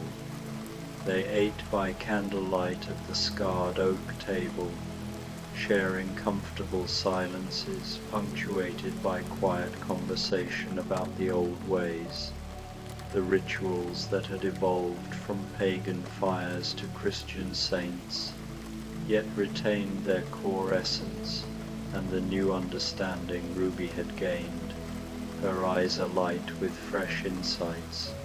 The candles will burn until dawn, her grandmother explained as they finished their meal, clearing the dishes with efficient grace. Each one will serve as a beacon for any who need guidance tonight, wayward travelers, restless spirits, or even the lost in heart who wander the woods seeking solace. The spirits you encountered will continue their own work, tending the groves with gentle hands, dancing their joy in eternal spirals, sharing their stories to illuminate the dark. Halloween night is long and full of wonders for those who know how to see them, but it demands vigilance from its keepers. Ruby felt a deep contentment settling over her, as warm and enveloping as the quilt around her shoulders, chasing away the last echoes of the night's exertions. The cottage seemed to pulse gently with protective magic, a sanctuary of light and love in the mystical darkness outside, its walls a bulwark against any encroaching shadows. Through the windows, framed by lace curtains yellowed with age, she could glimpse the steady glow of the 7 candles she had lit, each one a promise kept and a blessing given, their flames defiant against the encroaching night. Her grandmother prepared a bed for her in the small room that had once been her mother's, a cozy nook with sloped ceilings and beams etched with protective sigils. The sheets were crisp linen, smelling of lavender from the sachets tucked into the drawers, and moonlight from the open window that let in the night's cool breath. The pillow was soft with goose down fluffed just so, and the quilts piled high with generations of love stitched into every piece, appliqued hearts, embroidered stars, patches mended with care during lean times.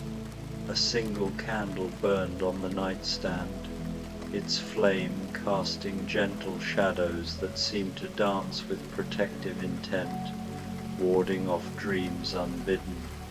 As Ruby settled into the comfortable bed, the mattress yielding like a cloud, her grandmother came to bid her good night, her footsteps soft on the creaking floorboards.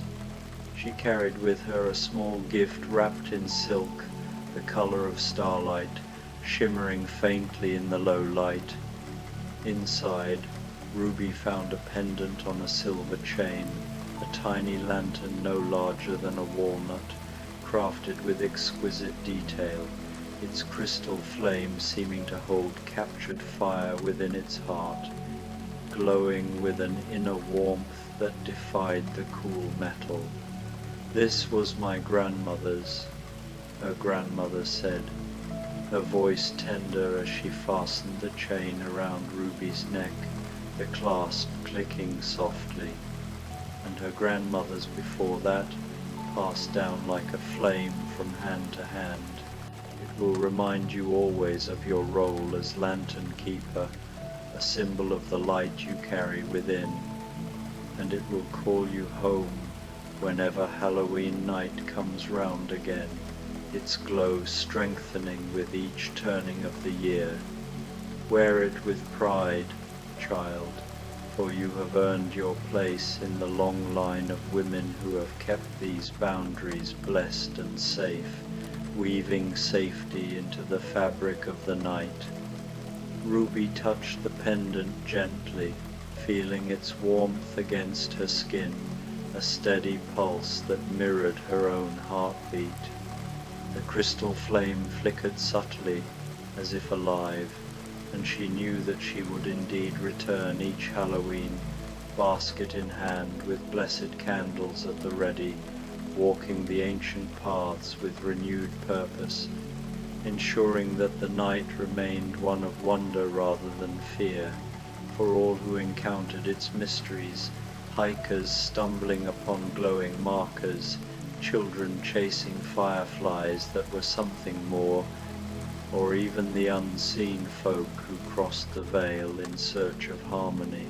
The cottage grew quiet around her, filled with the peaceful sounds of a home at rest, the soft settling of wood as it cooled, the whisper of wind around the eaves like a guardian's murmur, the distant chiming of the brass bells on the garden gate fading into a rhythmic lullaby. Outside, Halloween night continued its gentle revelries, a symphony of unseen joys.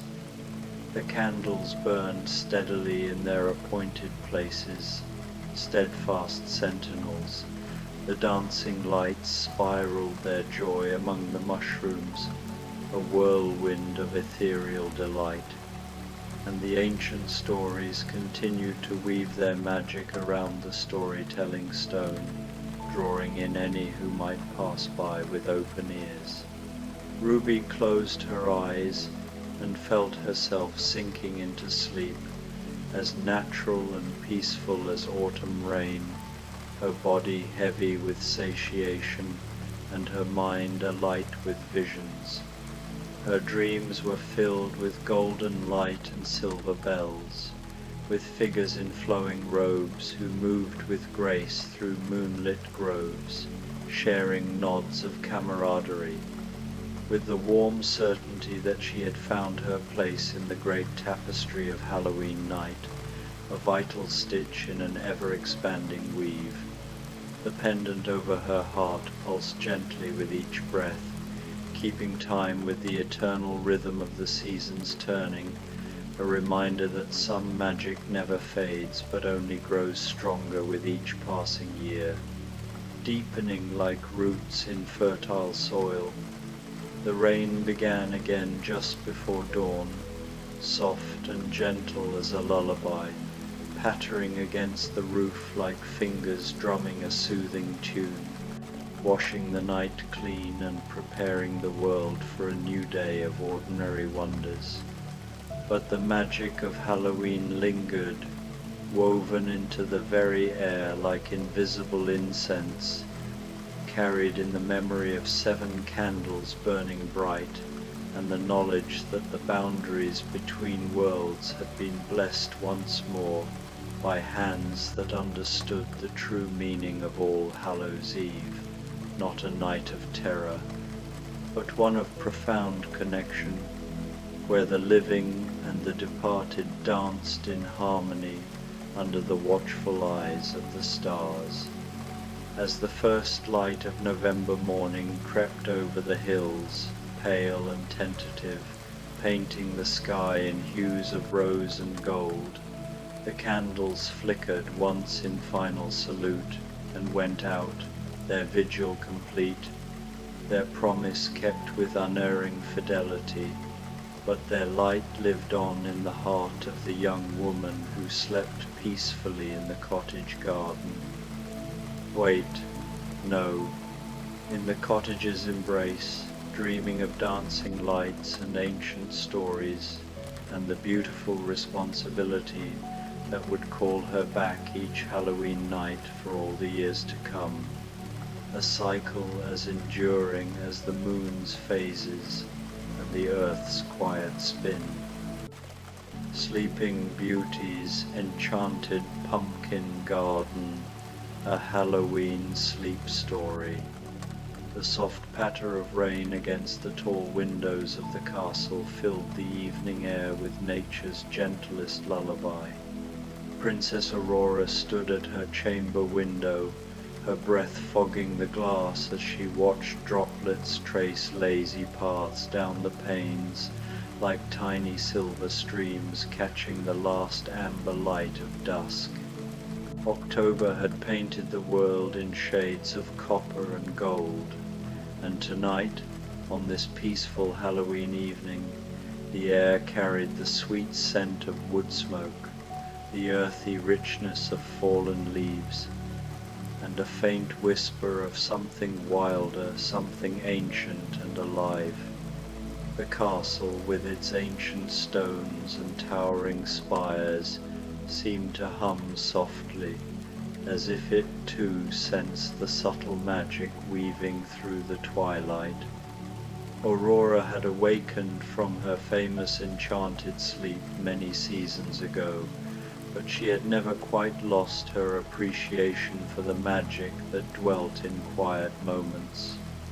Those years of slumber had gifted her a unique sensitivity to the world's hidden wonders, a way of seeing beauty in the smallest details, a dew-kissed spider web, the flicker of a candle, or the way the wind seemed to carry secrets on certain nights, tonight felt different, somehow charged with a gentle energy that made her fingertips tingle with curiosity and her heart quicken with anticipation.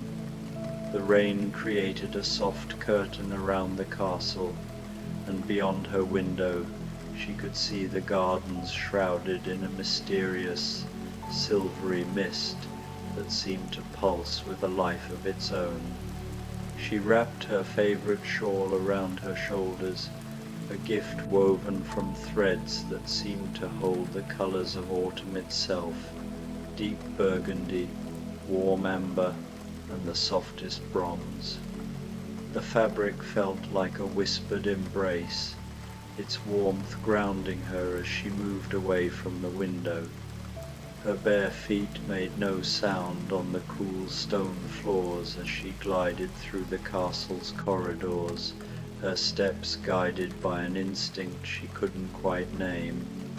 The torches along the walls flickered gently, casting dancing shadows that seemed to beckon her forward, their golden light painting fleeting murals of forgotten stories on the ancient stone.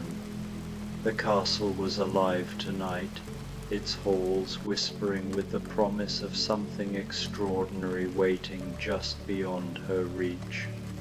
As Aurora descended the winding staircase that led to the castle's rear gardens, she noticed something unusual. Soft, warm light was filtering through the tall windows that faced the eastern grounds, a light that seemed too golden and too gentle to be coming from any ordinary source. It shimmered like liquid sunlight, weaving through the raindrops that clung to the glass, creating a kaleidoscope of soft colors that danced in her vision.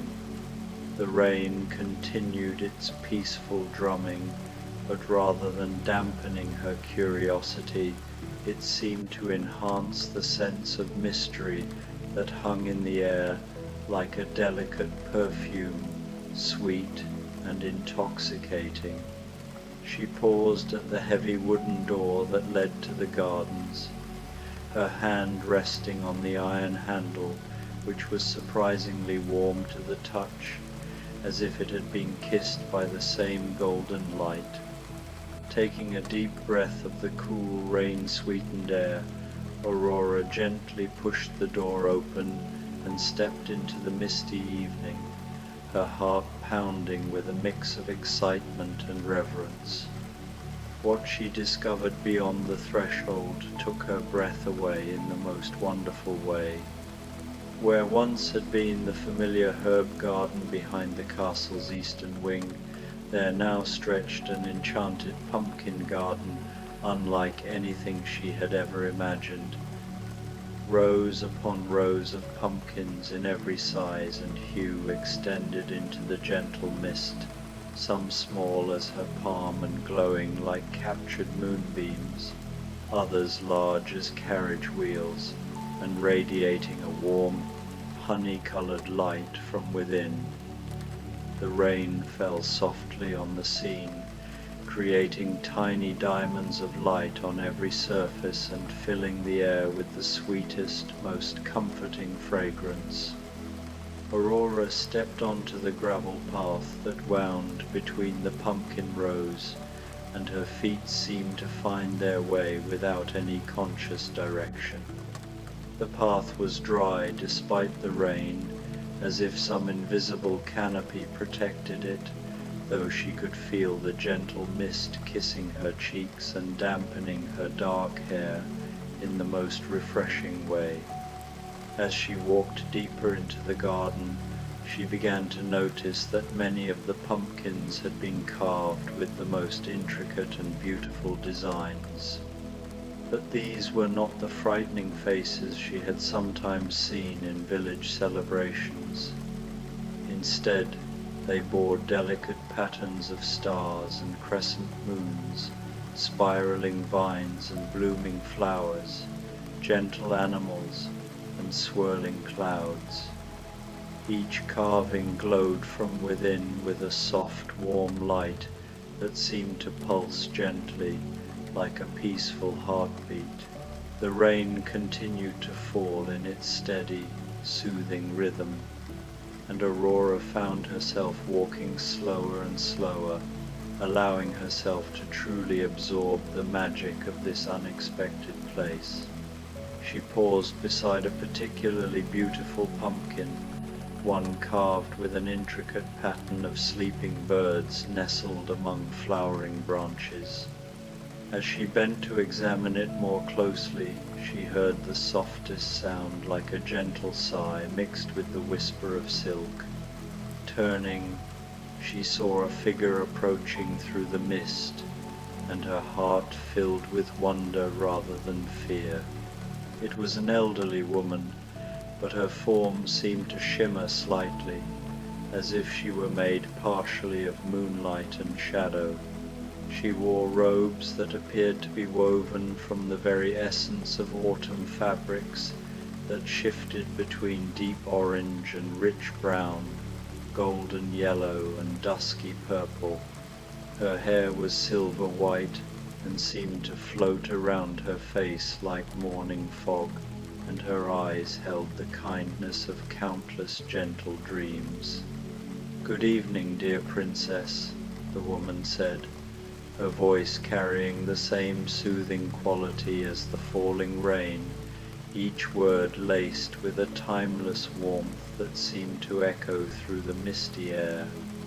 "I am the keeper of this garden, though I suspect you might know me by another name." Aurora felt recognition bloom in her heart like a flower opening to the sun, its petals unfurling with a quiet certainty. You're one of the good fairies, aren't you? But different somehow, as if touched by the essence of this enchanted night." The keeper smiled, and her expression was like watching dawn break over a peaceful meadow, radiant and serene, casting light into every shadowed corner of Aurora's soul. "I am what your fairy godmother becomes during the season when the veil between worlds grows thin. On nights like this, when Halloween magic fills the air and gentle souls seek wonder, I tend this special garden that appears only when it is needed most, a haven for those who seek solace in beauty."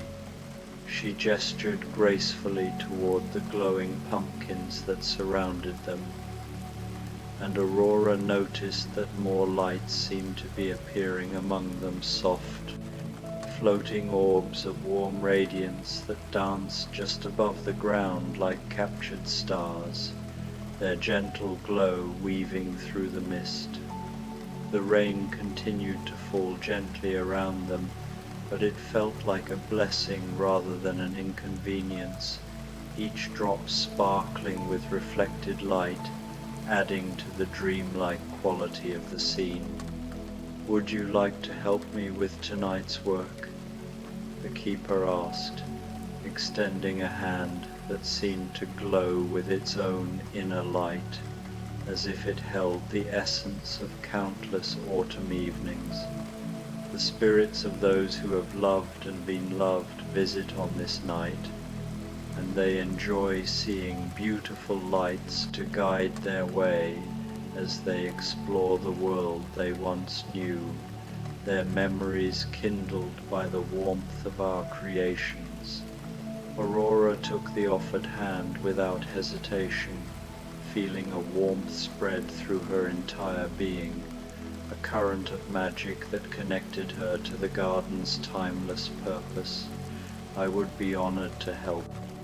The keeper led her deeper into the garden, where Aurora discovered a small clearing surrounded by the largest and most beautiful pumpkins she had yet seen, their surfaces shimmering like polished amber. In the center of the clearing sat a simple wooden table covered with carving tools that gleamed like silver in the magical light. But these tools seemed to work almost by themselves.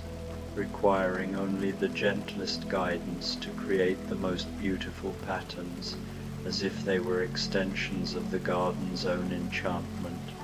"Choose a pumpkin that calls to your heart," the keeper instructed, her voice blending harmoniously with the sound of the rain, a melody that seemed to resonate with the very pulse of the earth. "Then simply allow your hands to work as your spirit guides them. The magic will do the rest." Aurora walked slowly around the clearing, letting her gaze rest gently on each pumpkin until she found the one that seemed to glow a little brighter when she looked at it. It was medium-sized and perfectly round, with skin the color of warm honey, its surface smooth and inviting. When she lifted it, it felt light as a cloud and warm as sunshine in her hands, as if it had been waiting for her touch all along. Settling at the table, Aurora picked up one of the carving tools and immediately felt a gentle tingling in her fingers. As she began to work, she found that the tool seemed to know exactly where to cut, creating patterns that flowed like water and bloomed like flowers beneath her touch. She carved delicate roses intertwined with sleeping doves, crescent moons cradling stars, and gentle spirals that seemed to draw the eye inward toward a place of perfect peace. As she worked, Aurora became aware of soft presences moving around the garden, not visible exactly, but felt like warm breezes or gentle touches on her shoulder. The keeper worked nearby, creating her own beautiful designs, and occasionally offered soft words of encouragement or shared gentle stories about the spirits who visited on nights like this. "They come not to frighten or haunt," the keeper explained as she carved an intricate pattern of sleeping cats curled among pumpkin vines, "but simply to remember the beauty of the world they once loved. Our lights help them find their way to the places and people they cherish most." The rain continued its peaceful symphony overhead, and Aurora found herself falling into a meditative rhythm with her carving. Time seemed to move like honey, slow and sweet, and she felt a deep sense of purpose and contentment settling into her bones. This was magic of the gentlest kind, not the dramatic spells of fairy tales, but the quiet enchantment that lived in moments of pure creativity and connection. As Aurora put the finishing touches on her pumpkin, she felt a presence beside her and looked up to see a figure that made her heart fill with joy. It was translucent and shimmering, but unmistakably the spirit of her beloved grandmother who had passed many years ago. The spirit smiled at Aurora with all the love and warmth she remembered, reached out to gently touch the carved pumpkin, and then faded away like morning mist, leaving behind only the faintest scent of lavender and the feeling of having been deeply blessed. "She is proud of the woman you have become," the keeper said softly, and Aurora felt tears of happiness rather than sadness fill her eyes. They worked together in comfortable silence for a while longer, creating pumpkin after beautiful pumpkin, each one unique and glowing with its own special light. The garden around them seemed to respond to their work, growing brighter and more magical with each new creation. More gentle spirits moved among the lights, some pausing to admire their work, others simply drifting peacefully through the space, like living memories made of starlight. As the night deepened and the rain settled into its most gentle whisper, The keeper led Aurora to a small gazebo she hadn't noticed before, nestled among the tallest pumpkins at the garden's heart. The structure was made of weathered wood that seemed to glow with its own inner warmth, and inside were comfortable cushions arranged around a small table, bearing a tea service that steamed invitingly despite the cool night air. "This is where I rest between my work," the keeper explained, settling gracefully onto one of the cushions and gesturing for Aurora to join her. "The tea is made from herbs that grow only in moonlight and sweetened with honey gathered by bees that visit only the gentlest flowers." Aurora sank into the impossibly soft cushions and accepted a cup of the magical tea. It tasted like comfort itself, warm and soothing, with hints of chamomile and lavender, mint, and something that might have been liquid starlight. As she sipped, she felt any remaining tension in her body melt away completely, leaving her feeling perfectly relaxed and beautifully drowsy. Around them, the garden had transformed into something even more magical than before. The carved pumpkins glowed with increasing brilliance, their lights creating a warm golden aurora that danced gently above the misty ground. The spirits had grown more numerous but remained just as peaceful, moving among the lights like graceful dancers in some celestial celebration. The rain had softened to barely more than a whisper, creating the perfect backdrop for this most unusual and wonderful Halloween night. "Every year," the keeper explained, her voice growing softer as the night deepened, "I create this garden for those who need to remember that magic can be gentle, that wonder can be peaceful, and that even on the night when spirits walk the earth, there is nothing to fear when love is the force that guides them." Aurora nodded, understanding completely. She had spent so much of her life surrounded by the dramatic magic of fairy tale adventures that this quiet enchantment felt even more profound. There was something deeply healing about working with her hands to create beauty, about sharing space with loving spirits, about discovering that Halloween could be about connection and remembrance rather than fright and shock. As they finished their tea, Aurora noticed that some of the floating lights had begun to form patterns in the air above them, gentle spirals and flowing streams of radiance that seemed to be drawing the eye toward the eastern horizon, where the faintest hint of dawn was beginning to touch the sky. "The night is nearly over," the keeper observed, rising gracefully from her cushions.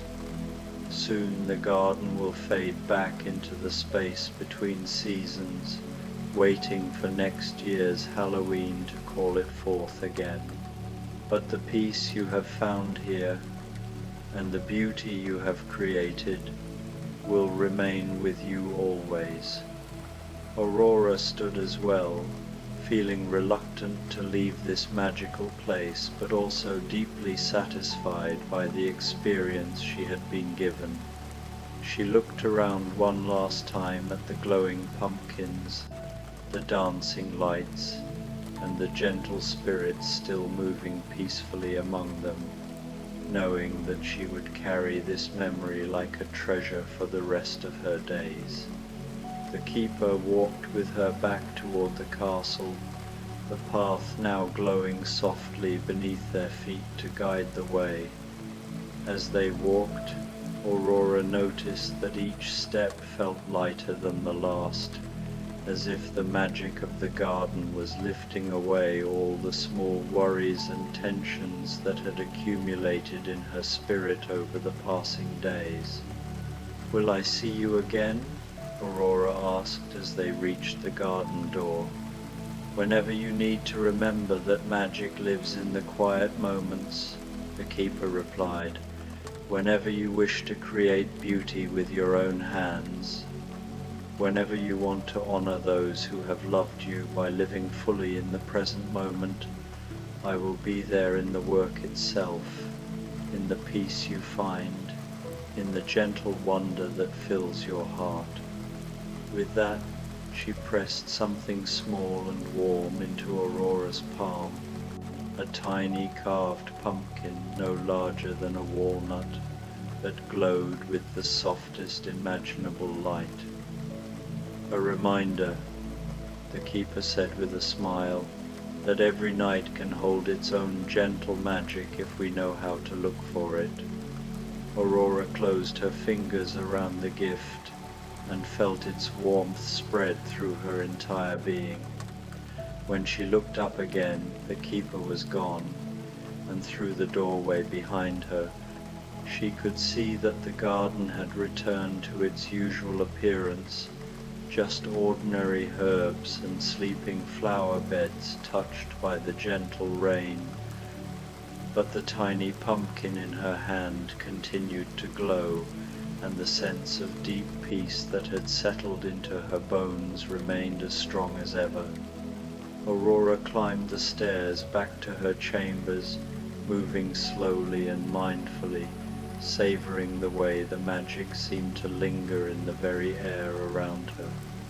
In her room, she placed the glowing pumpkin on her windowsill, where its gentle light joined the first rays of dawn that were beginning to filter through the glass.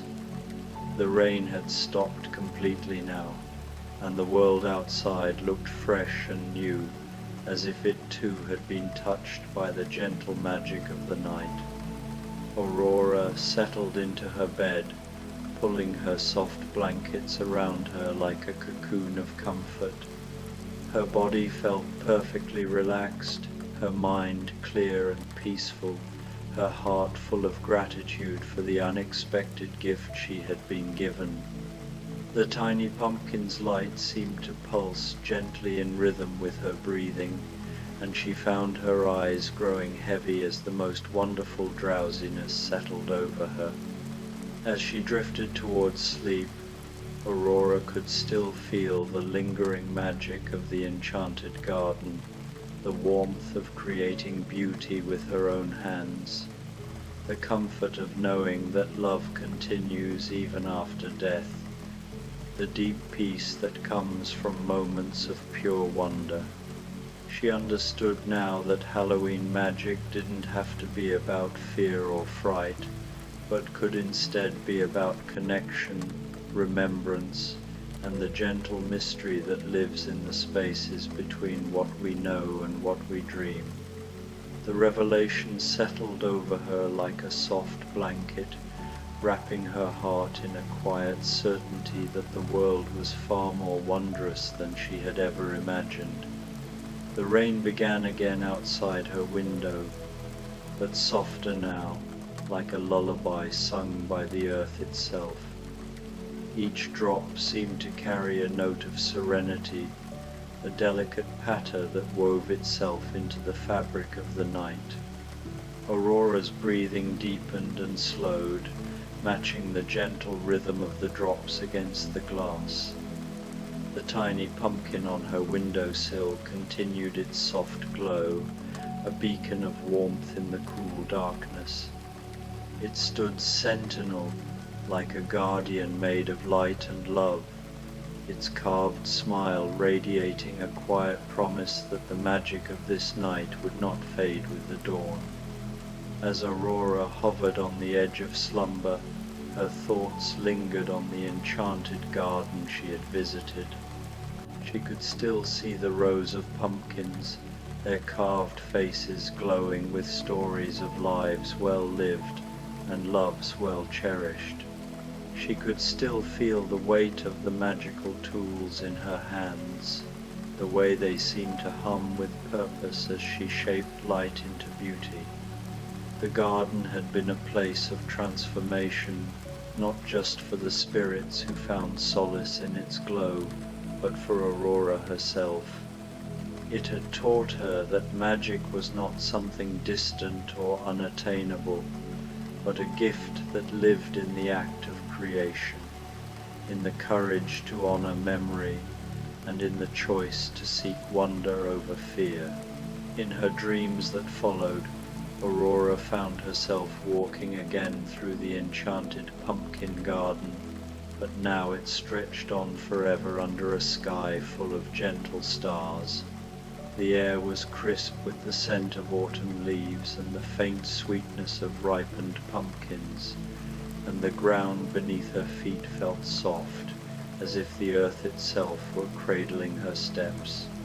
The carved pumpkins sang soft lullabies, their voices weaving together in a chorus that was both mournful and joyful, a melody of lives remembered and loves eternal. The spirits danced like wisps of loving memories, their forms shimmering in the golden glow of the pumpkins, each one a testament to the enduring power of connection. Aurora moved through the garden with a sense of purpose, her hands once again holding the magical tools that had guided her earlier. She knelt beside a pumpkin, its surface smooth and cool beneath her touch, and began to carve. The knife moved with an ease that felt like an extension of her own heart, each cut releasing a soft burst of light that floated upward like a firefly. She shaped stars and crescent moons, delicate swirls and intricate patterns, each design a tribute to someone or something she held dear. With every stroke, she felt the garden's magic flow through her, a current of warmth and peace that connected her to the spirits, to the earth, to the very stars above. As she worked, the garden seemed to grow around her, its boundaries dissolving into an endless expanse of light and possibility. New pumpkins sprouted from the earth, their vines curling gently around her ankles as if to anchor her in this sacred place. Fireflies danced in the air, their tiny lights mingling with the glow of the pumpkins to create a tapestry of radiance that stretched as far as the eye could see. Aurora laughed softly, her heart swelling with the joy of creation, and the sound seemed to ripple through the garden, answered by the rustle of leaves and the soft hum of the spirits. In the distance, she saw figures moving, other dreamers, perhaps, or spirits who had found their way to this eternal garden. They too were carving pumpkins, their hands guided by the same magic that had touched Aurora. She felt a kinship with them, a shared understanding that this place was not just a dream, but a truth that lived beyond the veil of sleep.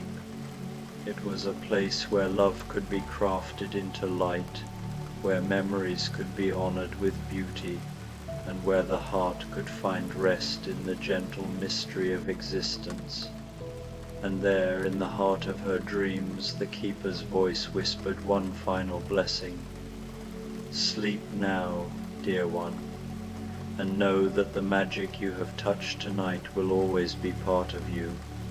In every moment of creativity, in every act of love, in every choice to see wonder instead of worry, there you will find the enchanted garden waiting, ready to fill your heart with peace. The voice was warm and familiar, like a parent's lullaby or a friend's gentle reassurance, and it seemed to come from everywhere and nowhere, as if the garden itself were speaking. Aurora paused in her carving, lifting her eyes to the starlit sky. The stars seemed to pulse in time with the keeper's words, their light a reflection of the glow within her own heart. She felt a profound gratitude, not just for the magic of this night, but for the life she had been given the chance to love, to create, to dream. The tiny pumpkin's glow pulsed once more on her windowsill, as if acknowledging the truth of these words, and then settled into a steady, gentle light that would burn softly through the remaining hours of the night and into whatever dreams might come. Outside, the world settled into its own peaceful rest, cradled by the gentle rain and watched over by the last few stars that lingered in the lightening sky. The castle stood silent, its stone walls steeped in the quiet magic of the season. In her chamber, Princess Aurora slept the sleep of those who have touched magic and found it good, her heart full of the quiet wonder that comes to those who choose to see Halloween as a celebration of love, memory, and the beautiful mystery of existence itself. The enchanted pumpkin garden had faded back into the space between seasons, but its gift remained a reminder that magic lives not in grand gestures or dramatic spells, but in the gentle moments when we create beauty, honor, love, and open our hearts to wonder. Aurora knew now that she carried the garden within her, a spark of light that would guide her through the days and nights to come. She could return to it whenever she needed, in the quiet act of painting a picture, writing a story, or simply sitting beneath the stars and listening to the whispers of her own heart. And perhaps, if one knew how to look, one might still see the faint glow of carved pumpkins in the morning mist, or catch the whisper of grateful spirits on the autumn wind, or feel the lingering warmth of a night when Halloween showed its gentlest and most loving face. The world was full of such moments. Aurora realized moments when the veil between the ordinary and the magical grew thin, and the heart could glimpse the eternal. For magic, after all, belongs not to any single night or season, but to all those who choose to embrace it with open hearts and peaceful dreams. And as Aurora slept, the tiny pumpkin on her windowsill glowed on a silent promise that the enchanted garden would always be there, waiting for her to return, ready to welcome her with light, love, and the endless possibility of wonder. A Snow White and the Seven Dwarfs' sleepy Halloween fairy tale. The rain had come softly at first, like a secret whispered through the treetops. It was not the kind of rain that rushed or shouted, not the kind that rattled rooftops or swept in fierce waves. No, this rain was gentle, delicate as a sigh. It began as a faint murmur, a hush that brushed across the forest like a lullaby. Snow White listened to it from the open window of the dwarf's cottage, her head resting against her hand, her long dark hair loose upon her shoulders. She let the cool air drift against her cheeks, welcoming the scent of pine and rain-soaked leaves. Each droplet seemed to carry its own small song, some falling quick and light, others slow and heavy, tumbling like pearls through the grey autumn sky. Together they created a rhythm that seemed older than memory, 1,000 tiny lullabies stitched into one. The forest outside had shifted into a world of silver and shadow. The bright colours of fallen leaves glistened where they lay, scattered across the earth, each one edged in rain, shining in tones of amber, copper, and crimson. Their curled tips hinted at the season's change, the gentle turning of time. A thin veil of mist had gathered among the trees, winding itself gracefully around the branches, softening every outline as though painted in watercolors. The smell of damp earth and moss filled the air, rich and grounding, as if the forest itself had drawn a deep breath. Snow White did not mind the rain.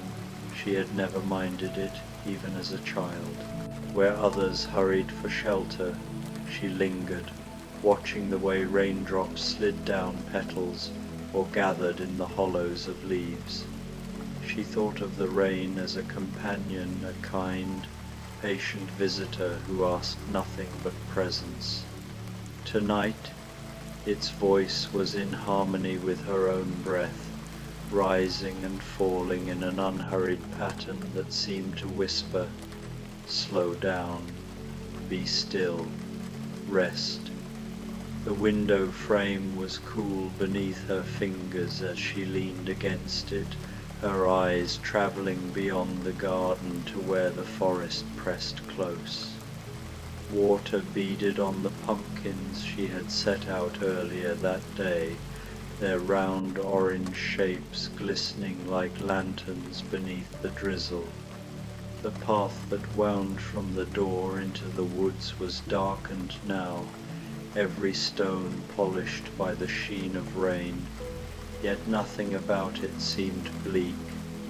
The forest, she thought, was never more beautiful than when it was wet and hushed, when every sound was softened, and every movement seemed wrapped in grace.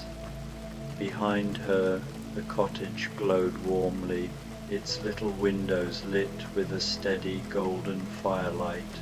The smell of supper still lingered in the air. A pot of pumpkin soup simmered lazily on the stove, filling the room with its comforting aroma of nutmeg, cinnamon, and sweetness.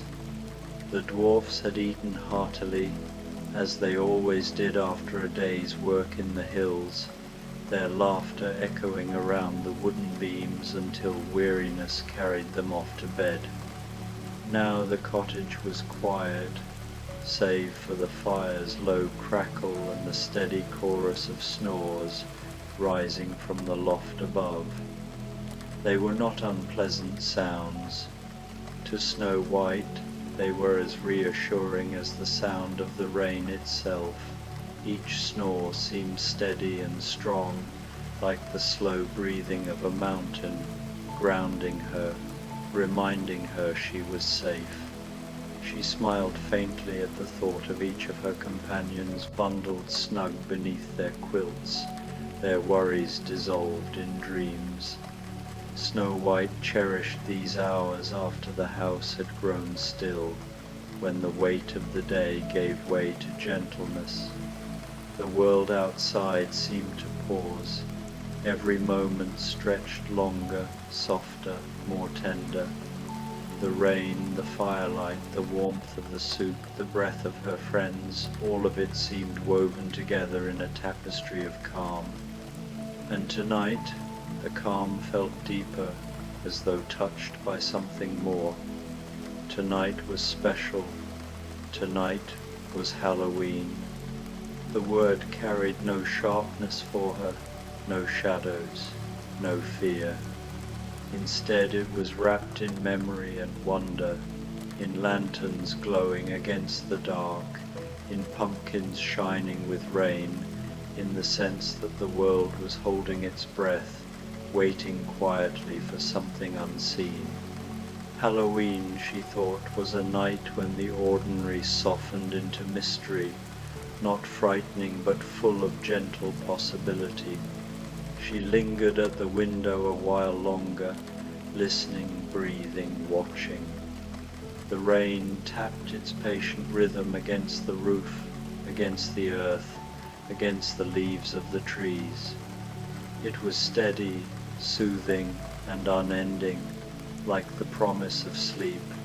Though the dwarfs had spoken of tricks and pranks in their younger days, Snow White felt Halloween as something gentler, a night when the veil between worlds seemed thinner, not frightening, not sharp, but wondrous and soft, like a curtain of mist parting to reveal hidden beauty. Where others might think of shadows, she thought of lantern light. Where others whispered of spooks, she imagined whispers of kindness drifting from beyond, joining the living for one quiet night of company. On this evening she had placed little carved pumpkins upon each windowsill of the cottage. Their faces were not fierce or grinning with mischief, but serene, shaped into expressions of peace. One had half-closed eyes, as though it were drifting into slumber. Another bore a gentle smile, as if amused by the patter of rain.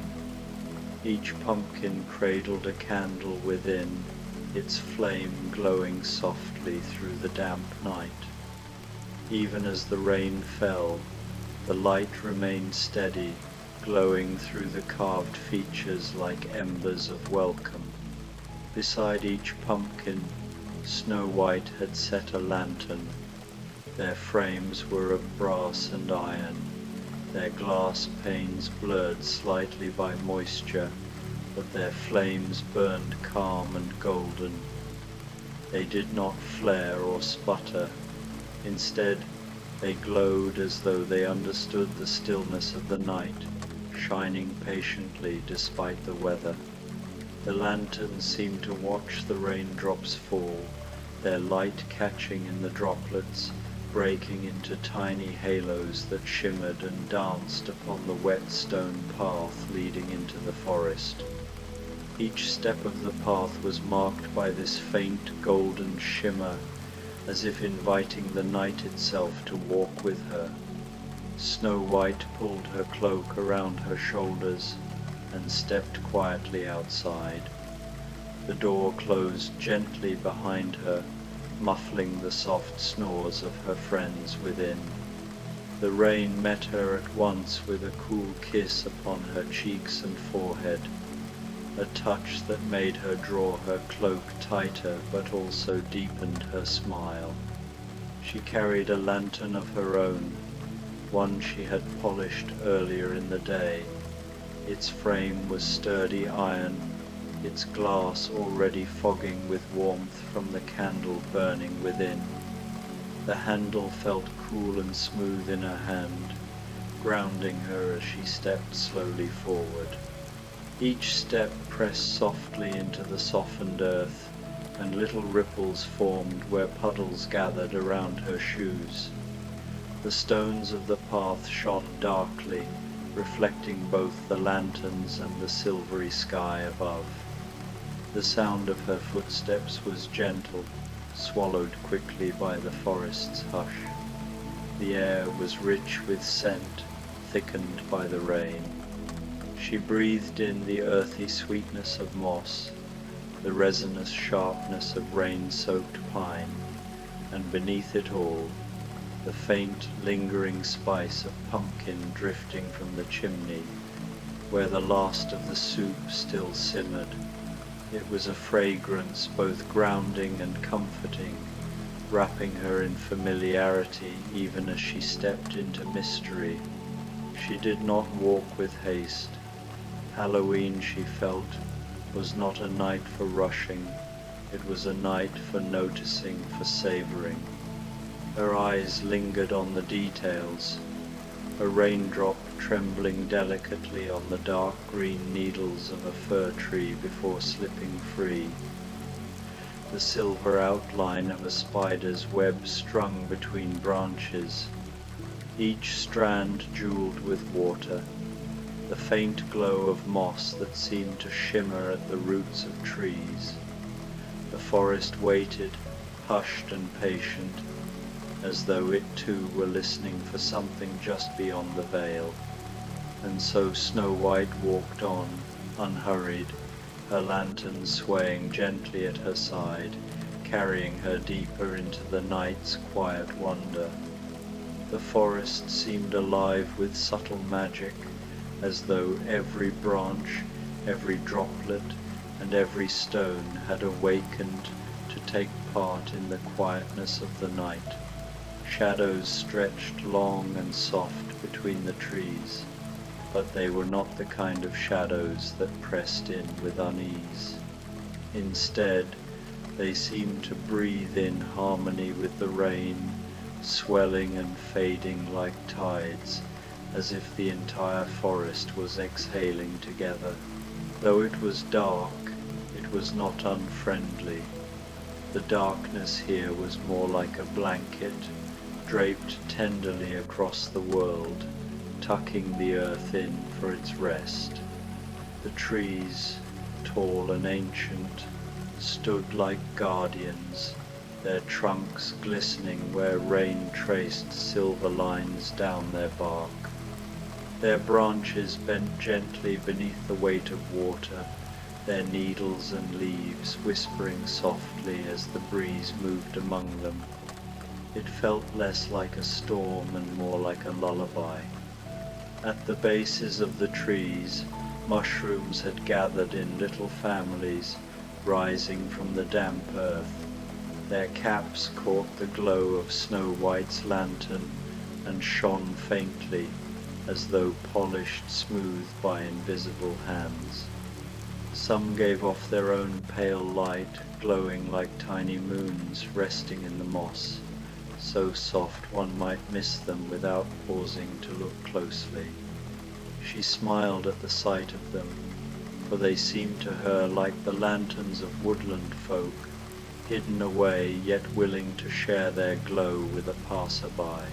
Snow White lifted her lantern higher, and the circle of light spread gently through the mist. The air caught the flame in 1,000 fragments, scattering it among the raindrops.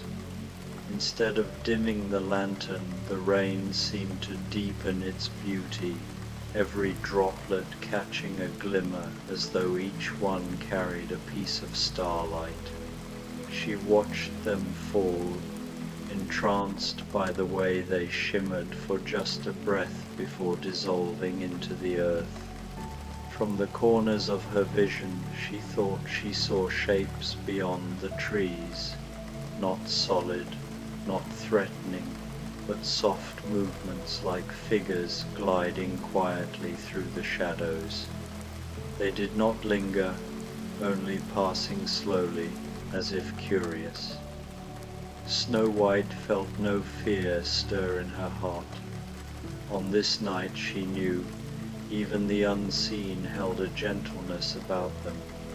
Halloween, she thought, was a night when the worlds touched not with sharpness, but with kindness, a reminder that mystery could be tender too. An owl called from a hidden branch overhead, its voice low and steady. The sound did not break the silence, it joined it. The call seemed woven into the rhythm of the rain, echoing gently in Snow White's chest until she felt her own breath move in time with it. She smiled softly, warmed by the sense of belonging, as though the forest had recognized her as part of its quiet song. The path curved onward, carrying her steps to a small glade where the ground lay thick with fallen leaves. They formed a soft carpet of russet and gold, their edges curling with the season's chill. In the center of the glade stood a circle of stones, smooth and ancient, their surfaces dark and slick with rain. Snow White paused at the edge, her lantern casting a soft glow across them, their wet sides gleaming like mirrors. The stones reminded her of stories, tales the dwarfs had whispered by the fire. They had spoken of nights when folk of the forest, both seen and unseen, gathered in such circles to share warmth, light and song. Tonight, with the rain falling gently around her and the air filled with the hush of the unseen, she wondered if the forest itself might be preparing for its own quiet gathering, one she had been gently invited to witness.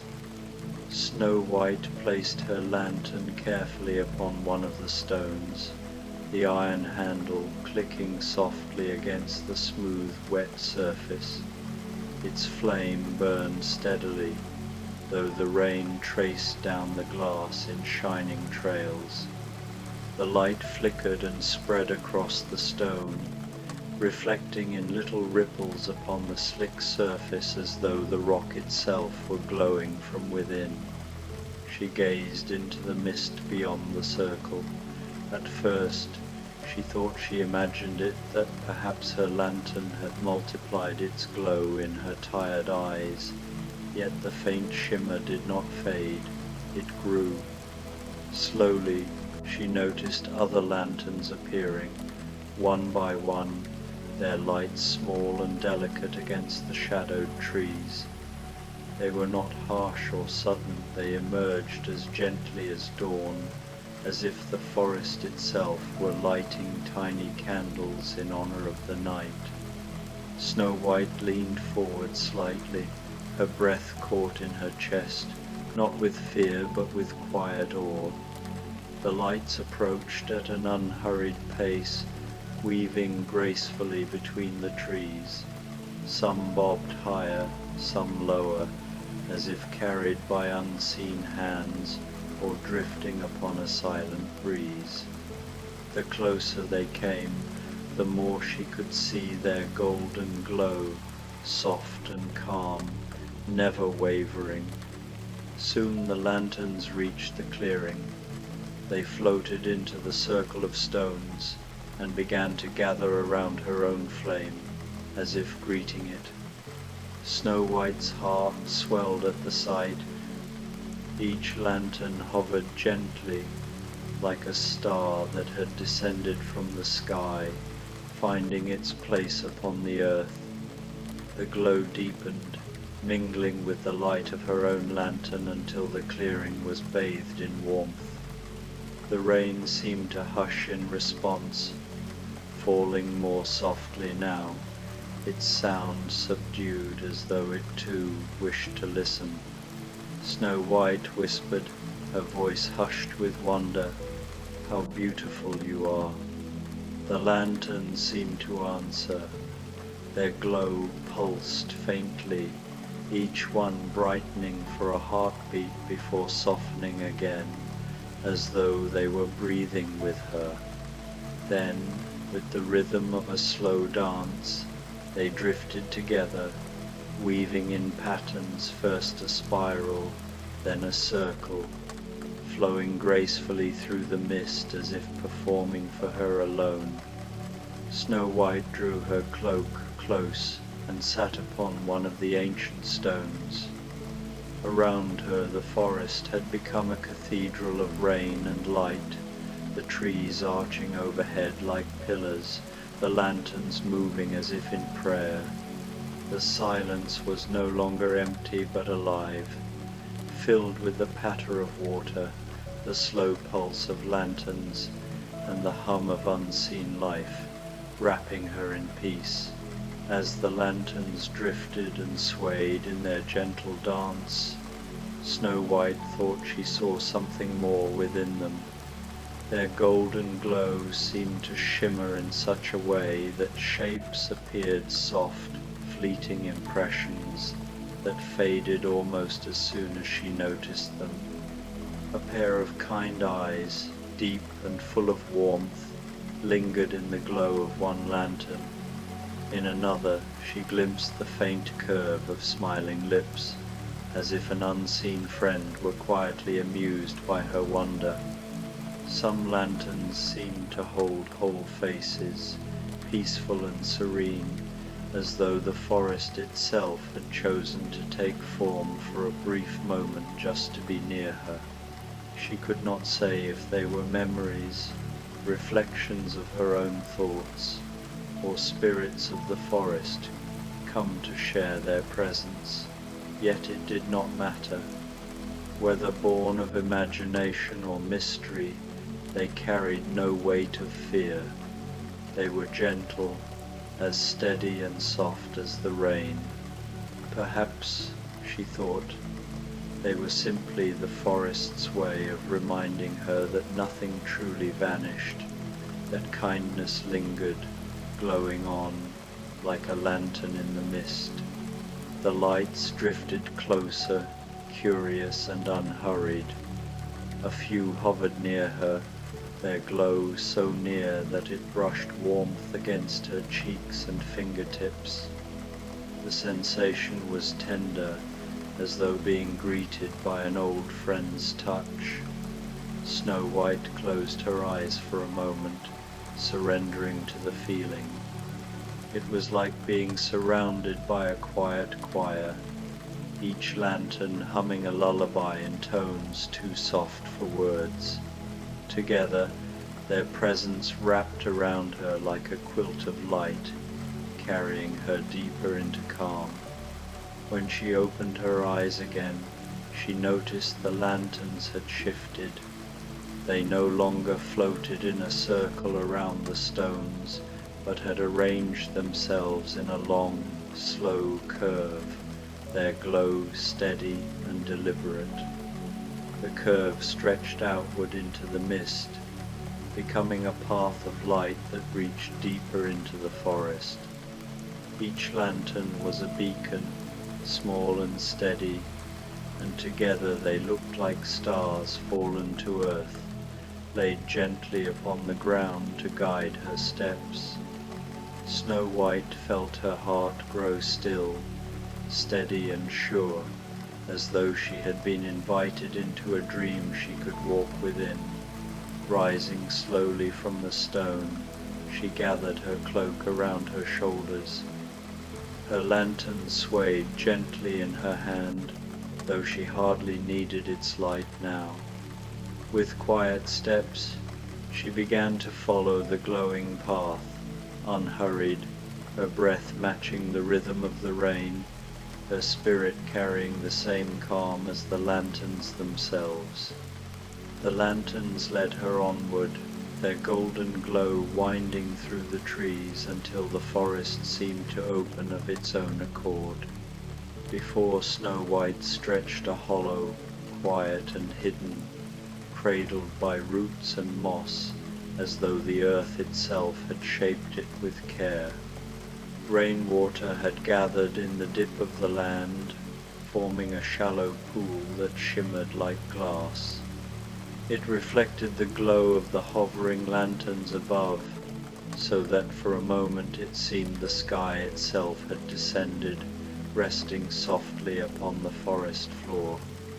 Snow White paused at the edge, her breath catching in quiet awe. The pool was alive with light, every ripple, every trembling thread of rain that touched its surface sent stars shivering across the water. It was as though she gazed into another world, a mirror realm where earth and sky had mingled together, bound by magic. Around the hollow, mushrooms glowed with their own faint luminescence. Their rounded caps glistened in the rain, shining like tiny lanterns that answered the floating lights above. Some were pale ivory, some tinged with the softest green or blue, all of them casting a gentle radiance that made the air itself seem enchanted. Snow White thought they looked like a gathering of quiet companions, watching in silence, their glow an unspoken welcome. Above the pool, fireflies drifted slowly, unhurried in their dance.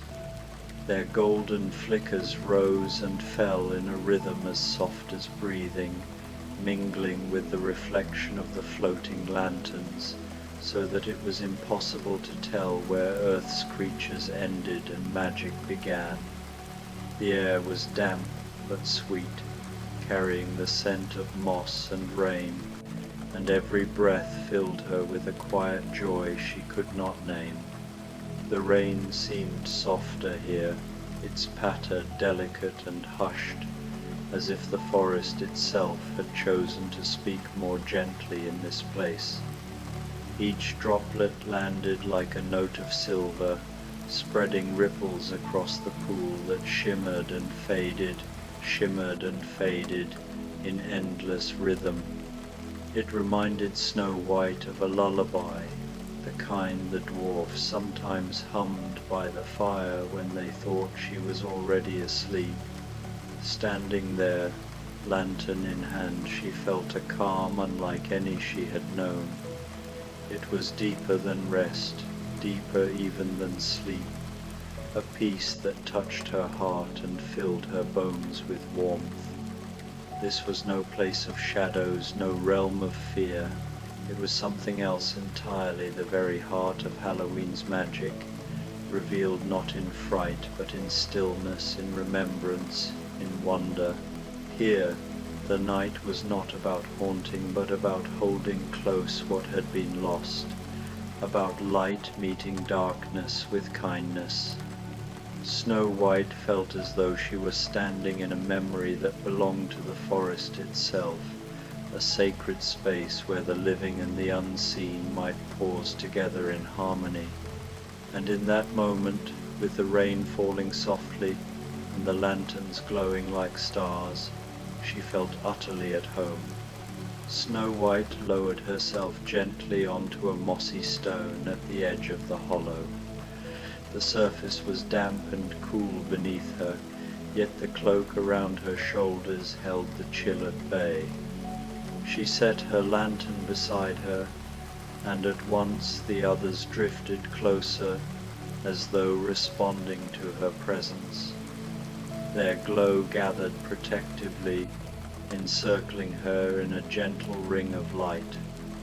It was not the brilliance of day, nor the sharp flame of fire, but a tender, steady warmth that seemed to hum with comfort.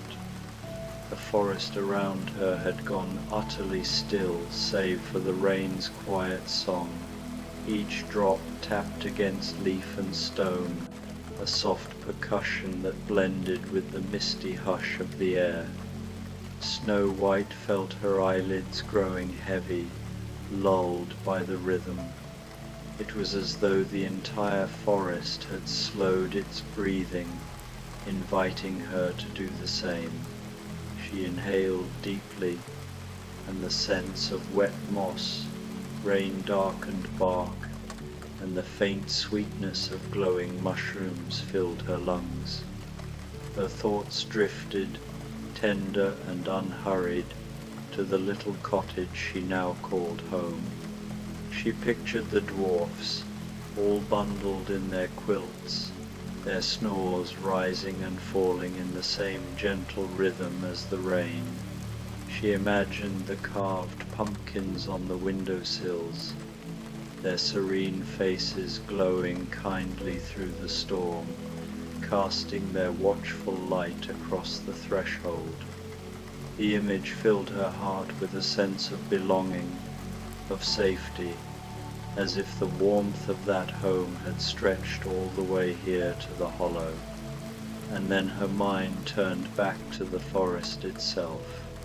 Tonight it had welcomed her in ways she had never expected, lanterns that appeared out of mist, mushrooms that glowed like stars, a pool that held the sky within its surface. She felt honored, as though she had been invited to a secret gathering, a celebration known only to the woods and its hidden folk. Not once had she felt fear. Instead, there was a deep assurance, as if the forest were reminding her that she was not alone, even in its darkest hours. Her breath slowed, falling into perfect harmony with the rain. Each exhale softened her, easing her deeper into calm.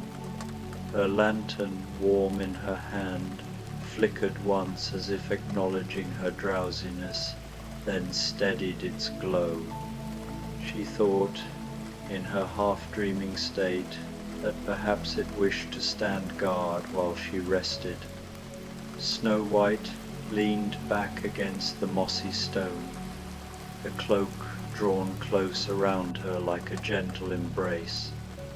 The lanterns hovered patiently, their golden halos casting ripples across the pool. She let her eyes fall half shut, watching as the water mirrored their light. The lanterns seemed like constellations, stars that had descended from the heavens to keep vigil beside her. The last thing she saw before sleep claimed her was that shimmering reflection stars cradled in water, light circling her like a promise. She drifted into dreams under their watch, safe in the forest's embrace, the magic of Halloween wrapping her in its quiet glow. When Snow White woke, the world was hushed with the tender stillness of dawn. The air held the coolness of night, yet carried with it the first promise of morning. The rain had softened to nothing more than a mist, delicate as breath, clinging to the edges of leaves and stones. Every branch glistened with droplets, catching the pale light that spread softly through the trees. It was as though the forest had been wrapped in silver lace. She sat up slowly, her cloak damp with dew, and for a moment she simply lingered in the hollow, listening. The pool before her was calm, its glassy surface unbroken, reflecting the faint brightness of the waking sky. The lanterns that had circled her the night before were gone. Not a single trace of their golden glow remained, yet their memory lingered within her like warmth in her chest, like the last note of a lullaby still trembling in the air. Snow White drew in a breath, deep and steady, and felt a quiet gratitude. The forest had given her something she could not name, something beyond sight or sound. Though the lanterns had vanished, their gentleness remained inside her, as though they had left a piece of their light for her to carry. Rising from the mossy stone, she brushed the droplets from her cloak. Her body felt refreshed, as if she had slept not only through the night, but through every weariness of the year. She took her lantern in hand, its glass sides gleaming faintly with dew. Though its flame was gone, it seemed somehow brighter in the pale morning, reflecting the soft wash of light that filtered through the mist. She walked slowly back along the forest path. Each step pressed into damp earth that released the fragrance of moss and pine. The trees, their branches heavy with rain, seemed to bow gently as she passed, and the mist curled lazily around her feet, drifting like a companion. She thought again of the lanterns that had guided her the night before, their patient light leading her through shadows.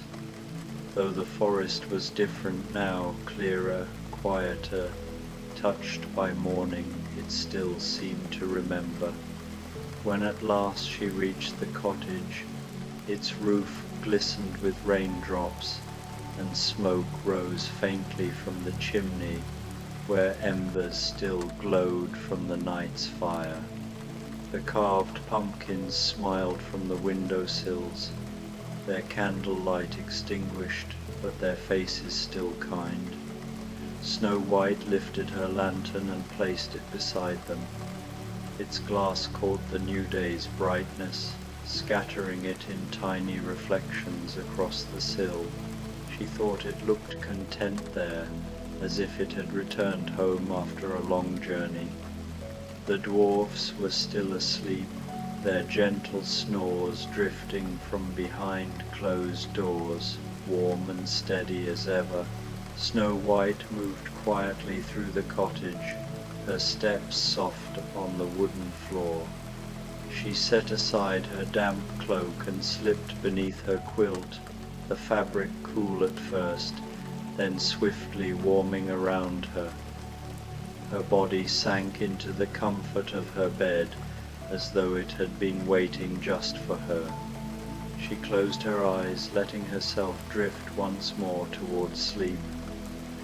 The images of the night returned to her easily, the forest shimmering with rain, the lanterns hovering like stars, the pool that had held the sky. She thought of the pumpkins glowing kindly in the storm, of the dwarfs wrapped safe in their quilts, of the forest's gentle magic that seemed to cradle all who entered. And in that hazy place between waking and dreaming, Snow White knew with a certainty as soft as breath that Halloween, in its quiet way, would always be a night of peace. Cinderella's Thanksgiving garden. The evening air carried the scent of wood smoke and dying leaves as Cinderella stepped quietly through the back door of her cottage. The harvest moon hung low and full above the garden, casting everything in soft silver light that seemed to make the world glow from within. She had finished her evening tasks early tonight, and something in the crisp autumn air called to her, drawing her toward the small plot of earth she had tended so carefully through the changing seasons.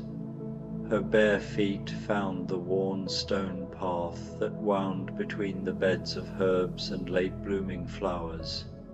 The cottage behind her was quiet now, its windows glowing warmly in the darkness, but here in the garden, the night felt alive with gentle possibility.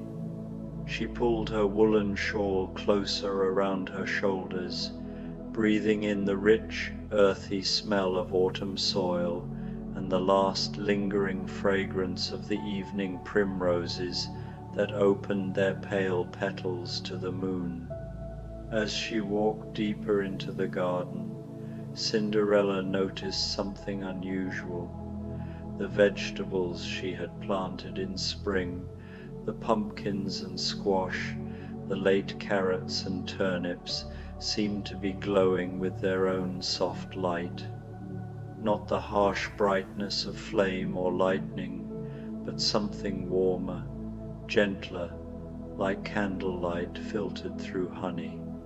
She paused beside a particularly large pumpkin, its orange surface smooth and perfect, and as she knelt to touch it, she felt a pleasant tingling in her fingertips. The moment her palm made contact with the pumpkin's surface, images began to flow through her mind like water over stones. She saw herself as a small child, helping her mother harvest the first vegetables from this very garden. She remembered the weight of a basket full of beans in her small arms, the pride in her mother's smile, the taste of fresh bread still warm from the oven. The memories were so vivid she could almost smell the yeast and flour, could almost hear her mother's gentle humming as they worked together in the fading light of that long ago autumn evening. But these weren't painful memories, though her mother had been gone for many years now. Instead, they filled her with a warm sense of gratitude that seemed to flow from her heart, out through her fingertips and into the glowing pumpkin.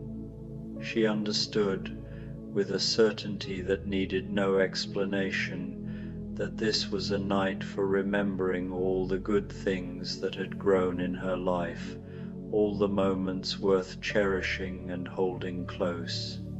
She moved on to the next plant, a sprawling winter squash, whose pale gold surface caught the moonlight like captured sunbeams. When she touched it, more memories blossomed in her mind. The first time she had successfully baked bread without burning it, the evening she had sewn her first perfect dress, The morning she had woken to find that the rose bush she thought had died was suddenly covered in new green shoots. Each memory brought with it a feeling of quiet accomplishment, of patience rewarded, of small joys accumulated like treasures in a secret box. The night air grew softer around her as she continued her slow journey through the garden. Each plant she touched revealed another layer of memory, another reason for gratitude. The carrots glowed like tiny orange lanterns as they shared the memory of the day she had given a basket of vegetables to the old woman who lived alone at the edge of the village. The turnips pulsed with gentle purple light as they reminded her of the evening she had sat with her stepfather during his illness, feeding him spoonfuls of the soup she had made from the garden's bounty. She came to the herb garden next, where the rosemary and thyme released their fragrance into the cool air with each breath of wind. The sage leaves seemed to shimmer with accumulated wisdom, and when she brushed her fingers across them, she remembered all the times she had used these herbs to heal small hurts, a poultice for a neighbor's sprained ankle, a soothing tea for someone's upset stomach, a fragrant bundle to help the baker's wife sleep better when worry kept her awake. As she moved among the herbs, Cinderella realized that she was not alone in the garden. Soft rustling sounds came from the nearby apple tree, and when she looked up, she saw dozens of small birds settling on the branches. They weren't ordinary birds, though their feathers seemed to be made of moonlight and shadow, and their eyes glowed with the same gentle radiance as the vegetables. They chirped softly to one another in voices like tiny silver bells, and she understood somehow that they too were here for this special evening of remembrance.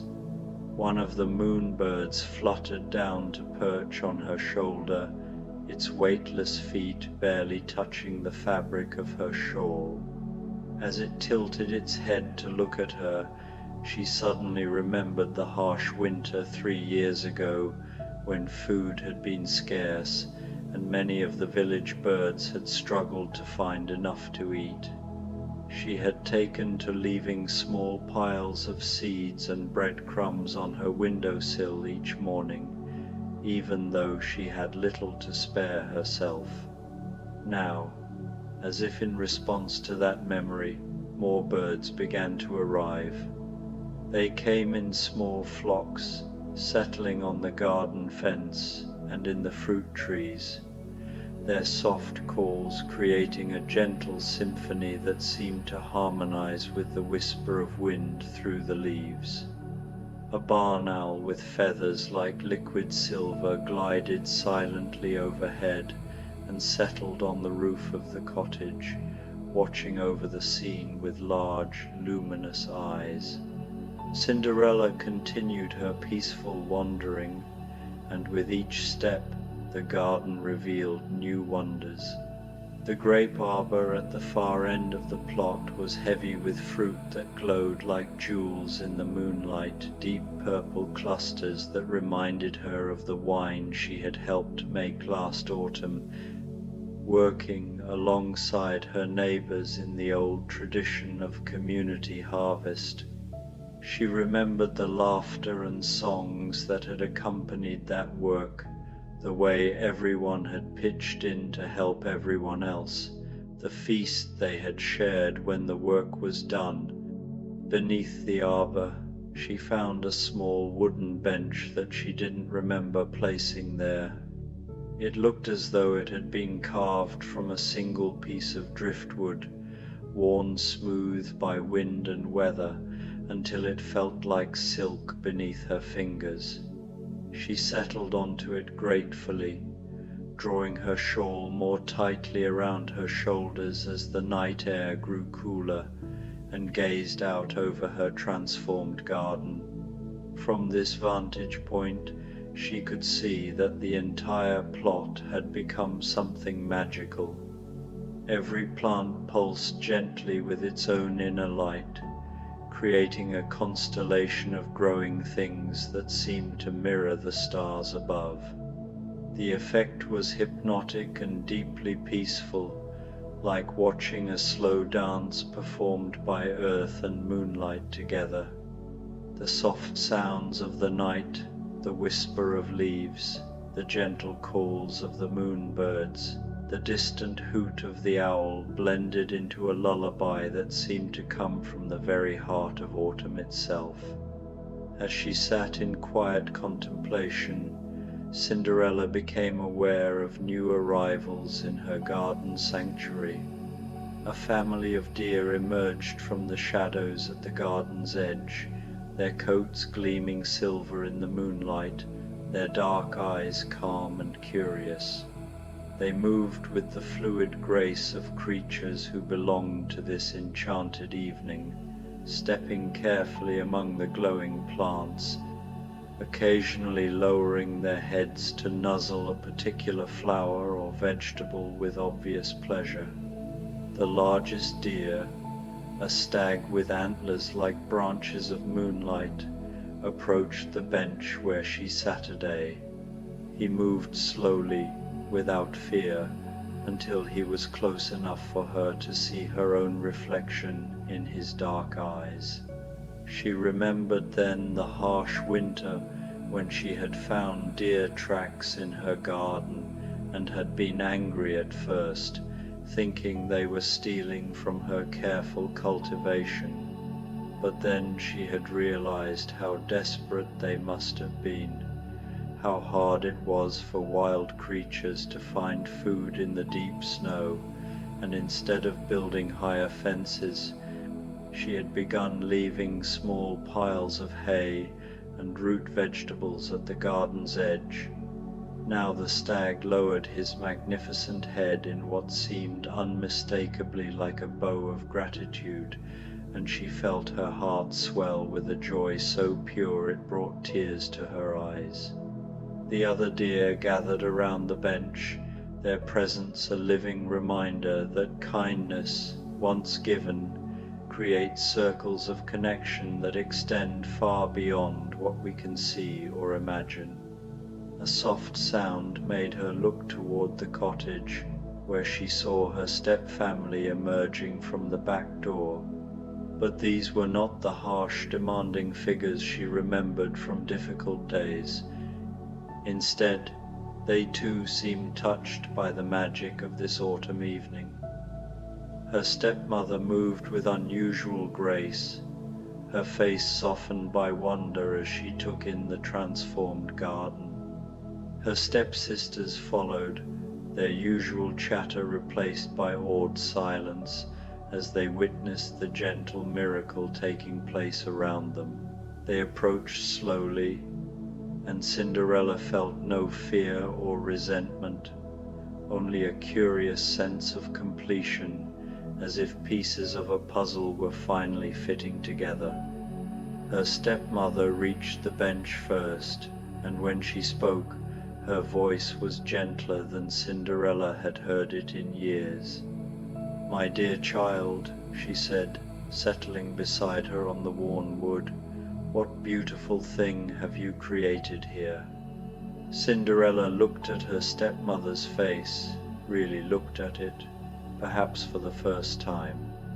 In the soft light of the glowing garden, she could see past the worry lines and the habitual frown to the woman underneath, someone who had also known loss and difficulty, who had tried in her imperfect way to hold a family together, who had perhaps forgotten how to be gentle but had never entirely lost the capacity for wonder.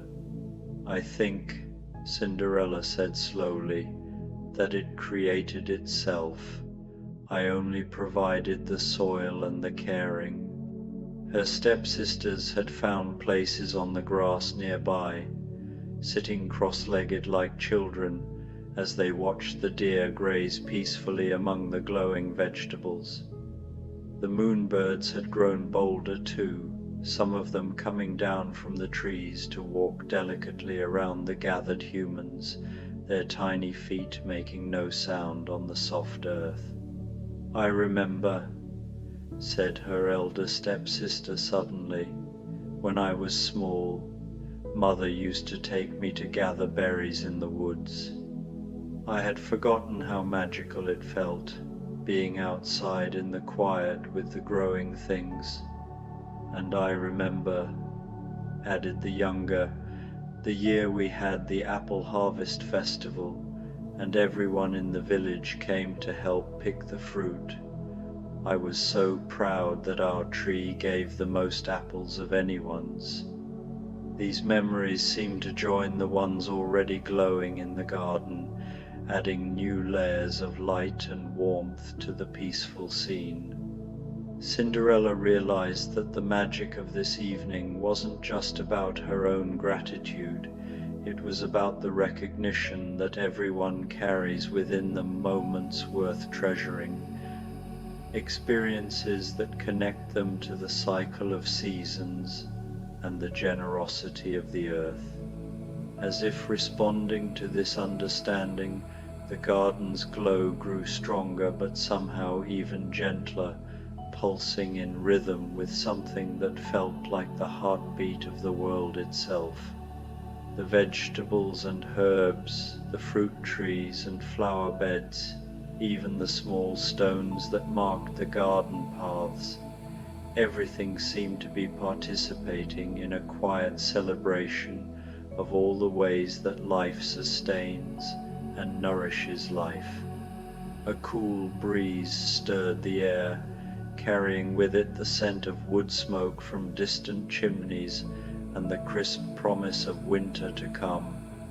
But instead of feeling melancholy at the approach of the dormant season, Cinderella found herself filled with anticipation. Winter, she realized, was not an ending but a rest, a time for the earth to gather strength for the next cycle of growing and giving. The owl on the cottage roof called softly, a sound like liquid music in the still air. As if this were a signal, the moonbirds began to sing more clearly, their voices weaving together in harmonies that seemed to carry the essence of every beautiful evening that had ever been or ever could be. The deer lifted their heads to listen, and even the glowing plants seemed to pulse in rhythm with the aerial symphony. Cinderella's stepfamily had grown quiet, each lost in their own communion with the transformed garden, but it was a comfortable quiet, not the tense silence of unspoken grievances. Her stepmother's hand had found hers at some point, and the touch was warm and real, anchoring her to this moment of unexpected peace. "I want to tell you," her stepmother said softly, "about the first garden I ever planted. I was younger than you are now, and I was so impatient. I kept digging up the seeds to see if they had sprouted yet." She laughed quietly at the memory. "My own mother had to teach me that some things can't be hurried, that growth happens in its own time, in its own way." This confession opened something in the evening air, and suddenly everyone was sharing garden memories, moments when they had felt connected to the patient processes of the earth. Her elder stepsister spoke of the flowers she had tried to grow in window boxes when they lived in the city, how she had learned to read the subtle signs that told her when to water and when to wait.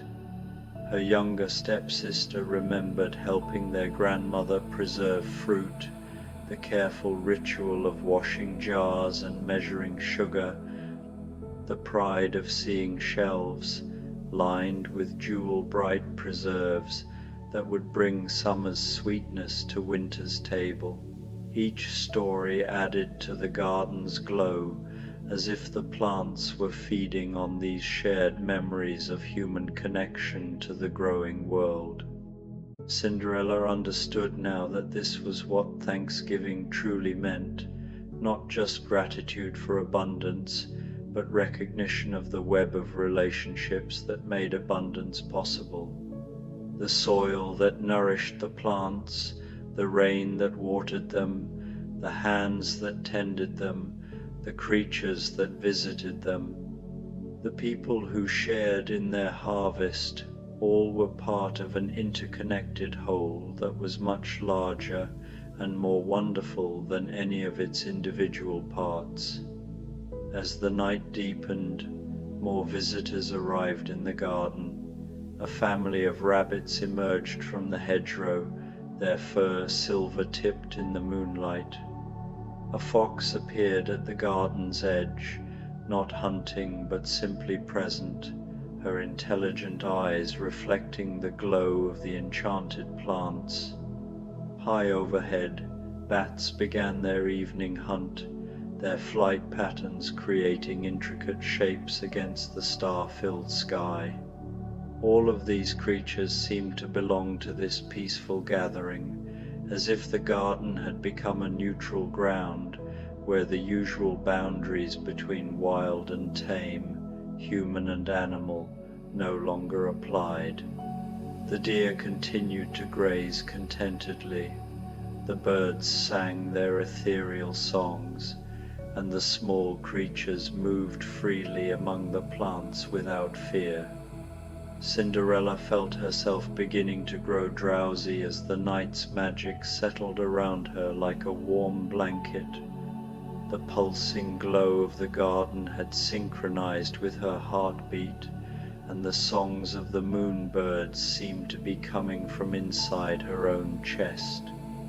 Her step-family had grown quiet too, each settling into a comfortable position on the bench or on the soft grass, their faces peaceful in the gentle radiance.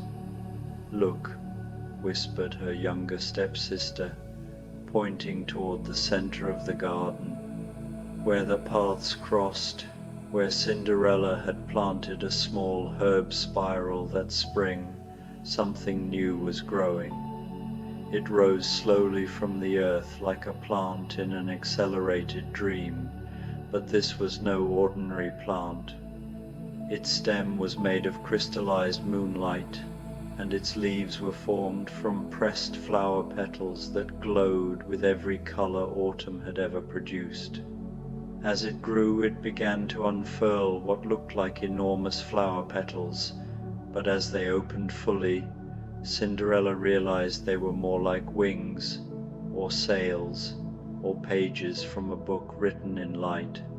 The plant, if it was a plant, continued to grow until it stood as tall as a person, its luminous petals spread wide to catch the moonlight and transform it into something even more beautiful. Each petal showed moving images, like windows into other gardens, other seasons, other moments of connection between human hearts and the generous earth. In one petal, Cinderella could see a woman teaching a child to plant seeds, their hands working together in dark soil, while spring rain fell gently around them.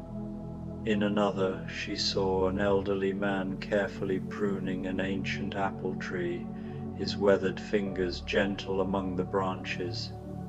A third showed a group of people working together to harvest grain, their voices lifted in songs that seemed to echo the melody the moonbirds were singing even now. Each petal held its own story of thanksgiving, its own moment of recognition that life is sustained by countless acts of care and attention, most of them small, many of them unnoticed, all of them precious. As she watched, new images appeared and faded like dreams, showing her glimpses of all the ways that gratitude manifested itself across the world. A mother feeding her child, a gardener saving seeds for next year's planting, neighbors sharing surplus vegetables over a backyard fence. The deer had gathered around the base of the luminous plant, lying down in the soft earth like large cats, their presence both protective and restful.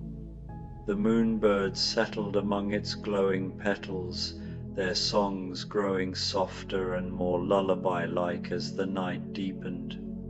Even the owl glided down from the cottage roof to perch on one of the plant's curved branches, adding its deep, soothing voice to the evening's symphony.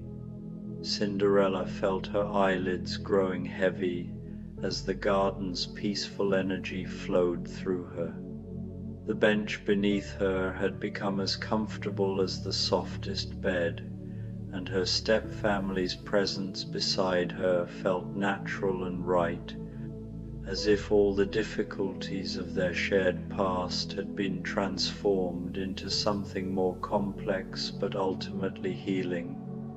"Thank you," she whispered, though she wasn't entirely sure who or what she was thanking. The words seemed to float away on the gentle breeze, carrying with them all the gratitude she had discovered in her heart during this magical evening. The luminous plant began to pulse more slowly, its glow gradually synchronizing with the breathing of all the creatures gathered in the garden. As their breath grew deeper and more regular, the entire scene took on the quality of a shared dream, peaceful and perfect and infinitely gentle. One by one, the moonbirds tucked their heads under their wings, their songs fading to whispered lullabies that blended with the rustle of leaves and the distant sound of the owl's contented calling. The deer closed their large dark eyes, still maintaining their protective circle around the glowing plant. The smaller creatures found cozy places among the garden plants, curling up in the warm patches of earth where the magical light pooled most thickly. Cinderella's stepfamily had settled into sleep as well, her stepmother's hand still clasped gently in hers, her stepsisters leaning against each other like children after a long day of play. Their faces were soft and unguarded in the garden's glow, and she felt a wave of tenderness for them that surprised her with its strength. But before sleep could fully claim her, one more wonder revealed itself in the transformed garden. From the cottage came the soft sound of footsteps, and Cinderella opened her eyes to see her fairy godmother approaching through the glowing plants. But this was not the dramatic figure of sparkling gowns and pumpkin carriages that lived in the stories others told about her life. This godmother moved like moonlight itself, her form shifting between that of an elderly woman in simple robes and something more ethereal, perhaps the spirit of the garden itself, or the embodiment of all the care and tending that had made this evening possible. "My dear child," the godmother said, her voice like wind through wheat, "you have created something beautiful here tonight." She gestured toward the sleeping figures, the peaceful animals, the luminous plant that continued to pulse gently in the center of it all. "But do you understand what you have truly accomplished?" Cinderella sat up slowly, careful not to disturb her stepmother's sleeping form. Around them, the garden seemed to hold its breath, the moonbirds pausing in their lullabies, the deer lifting their heads with interest. "I think," she said softly, "I've learned to see all the connections I hadn't noticed before, all the ways we're woven together, people and plants and creatures and seasons. Her godmother nodded, settling onto the grass near the bench with the fluid grace of someone who belonged as much to earth as to air. Yes, but even more than that. You have learned that magic is not something that happens to you from outside, but something that grows from within when you tend it with the same patience you give to your plants. As she spoke, the fairy godmother gestured toward the garden, and Cinderella could see new details appearing in the gentle glow. Tiny lights moved among the plants like fireflies, but as she watched more closely, she realized they were not insects but moments, crystallized instances of care and kindness that had accumulated over the years of her tending. One light showed her younger self, just after her father's death, kneeling in this same garden and crying into the dark soil, not knowing that her tears were watering seeds of resilience that would bloom years later. Another revealed the morning she had first spoken kindly to her step-family after a particularly difficult day, planting seeds of possibility that were only now beginning to sprout. There was the evening she had shared her meager dinner with the stray cat that later became her beloved companion. The morning she had helped an elderly neighbor repair her fence without being asked.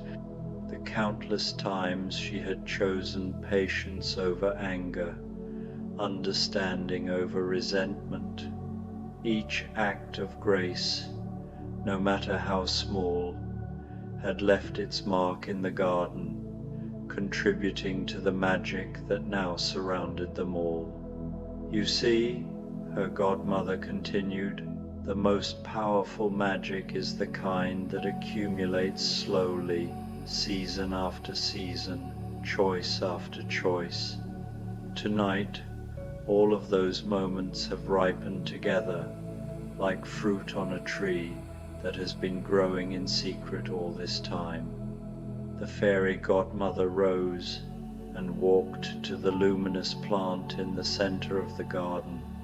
As she approached, its petals opened even wider, revealing at its heart a pool of liquid starlight that reflected not the night sky above, but scenes from many different nights, other gardens in other places, other souls discovering their own moments of profound gratitude. This plant will continue to grow, the godmother explained, not just in your garden, but in the hearts of all who have experienced true thanksgiving tonight.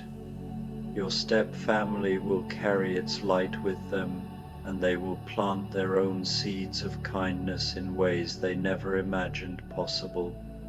The deer will remember this peaceful gathering when they encounter frightened humans in the forest. The birds will sing different songs, carrying melodies of harmony to other places where conflict has taken root. Cinderella watched in wonder as the pool of starlight began to send out tendrils of light that flowed like water through the garden paths, touching each sleeping figure, each resting creature. Wherever the light touched, she could see small transformations taking place, not dramatic changes, but subtle shifts toward greater kindness, deeper understanding, more generous hearts. Her stepmother's face, relaxed in sleep, seemed to lose years of worry and hardness. Her stepsister's expressions grew gentler, more open, as if doors that had been locked inside them were finally opening to let in fresh air and sunlight. Even the animals seemed to glow more brightly, as if the evening's peace had awakened something eternal within them. "But what about tomorrow?" Cinderella asked softly. When the magic fades and we all wake up, will we remember? Will anything really change? Her godmother smiled, and in that smile Cinderella could see the warmth of every sunrise, the patience of every tree that had ever grown from seed to shelter. The magic will not fade, dear one, because it was never separate from the ordinary world. It was always there, waiting to be noticed. You have simply learned to see it clearly. She knelt beside the luminous plant and cupped some of the starlight in her hands. This light is made of all the thanksgiving that has ever been felt by any heart in any season. It is the gratitude of the seed for the rain, the appreciation of the flower for the bee, the thankfulness of the child for the mother's lullaby. It cannot disappear because it is woven into the very fabric of life itself. As she spoke, the fairy godmother began to sprinkle the captured starlight over the garden, and wherever it fell, ordinary plants began to glow with the same gentle radiance. The herbs released their fragrances more richly. The late flowers opened petals that had been closed against the night air, and the fruit trees rustled their leaves in a whisper that sounded almost like applause. Tomorrow, the godmother continued, when you wake, you will still be able to see this light if you choose to look for it. It will be there in the steam rising from your morning tea, in the way sunlight falls across your kitchen table, in the sound of your stepfamily's voices when they speak to each other with the new gentleness tonight has awakened in them. The fairy godmother returned to the bench and placed a soft hand on Cinderella's forehead.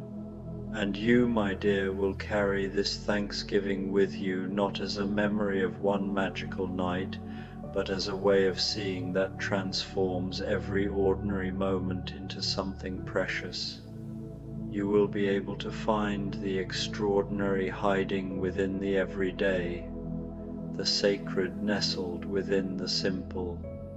As her godmother's touch settled over her like a blessing, Cinderella felt herself sinking deeper into the garden's peaceful embrace. The luminous plant began to hum very softly, a sound so low it was felt more than heard, harmonizing with the earth's own quiet rhythm. The starlight pooled around her feet and soaked into the ground, where she knew it would nourish next spring's plantings with dreams and wonder.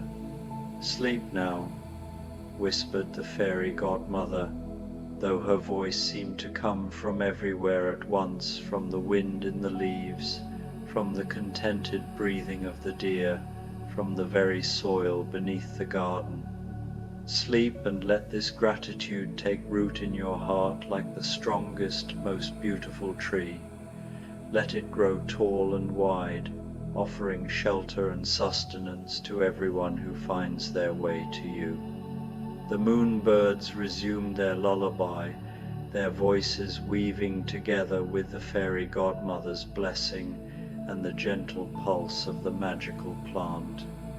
The deer settled even more deeply into their protective circle, and the smaller creatures of the night found cozy places among the glowing vegetables and herbs. As her own eyes finally closed, Cinderella was aware of the garden's continued presence around her, its gentle light and peaceful energy wrapping her in a cocoon of safety and belonging. The last thing she noticed was the way the luminous plant's petals were gradually folding inward, like enormous hands cupping a precious treasure, holding all the gratitude and wonder of the evening safe until another season called it forth again. She dreamed then of endless gardens stretching away under countless moons, each one tended by loving hands, each one holding its own stories of growth and harvest, loss and renewal. She dreamed of seeds carried on the wind to take root in new soil, of seasons turning in their ancient dance, of the patient earth that held all living things with such generous tenderness. In her dreams, she walked through gardens in distant lands where other souls were discovering their own moments of thanksgiving. She saw a young mother teaching her daughter to plant herbs in window boxes high above a busy city street. She witnessed an old man sharing vegetables from his rooftop garden with neighbors he had never spoken to before. She watched as children learned to tend seedlings in a school garden, their small hands careful and proud as they watered and watched and waited for growth. Each garden in her dream was connected to all the others by threads of light that pulsed with shared gratitude, creating a web of thanksgiving that spanned the world. She understood that every act of caring for growing things, every moment of appreciation for the earth's generosity, every gesture of sharing abundance with others, strengthened this web and made its light shine brighter. And when morning came, soft and golden through the cottage windows, she would wake to find herself in her own bed, unsure whether the night in the garden had been dream or reality.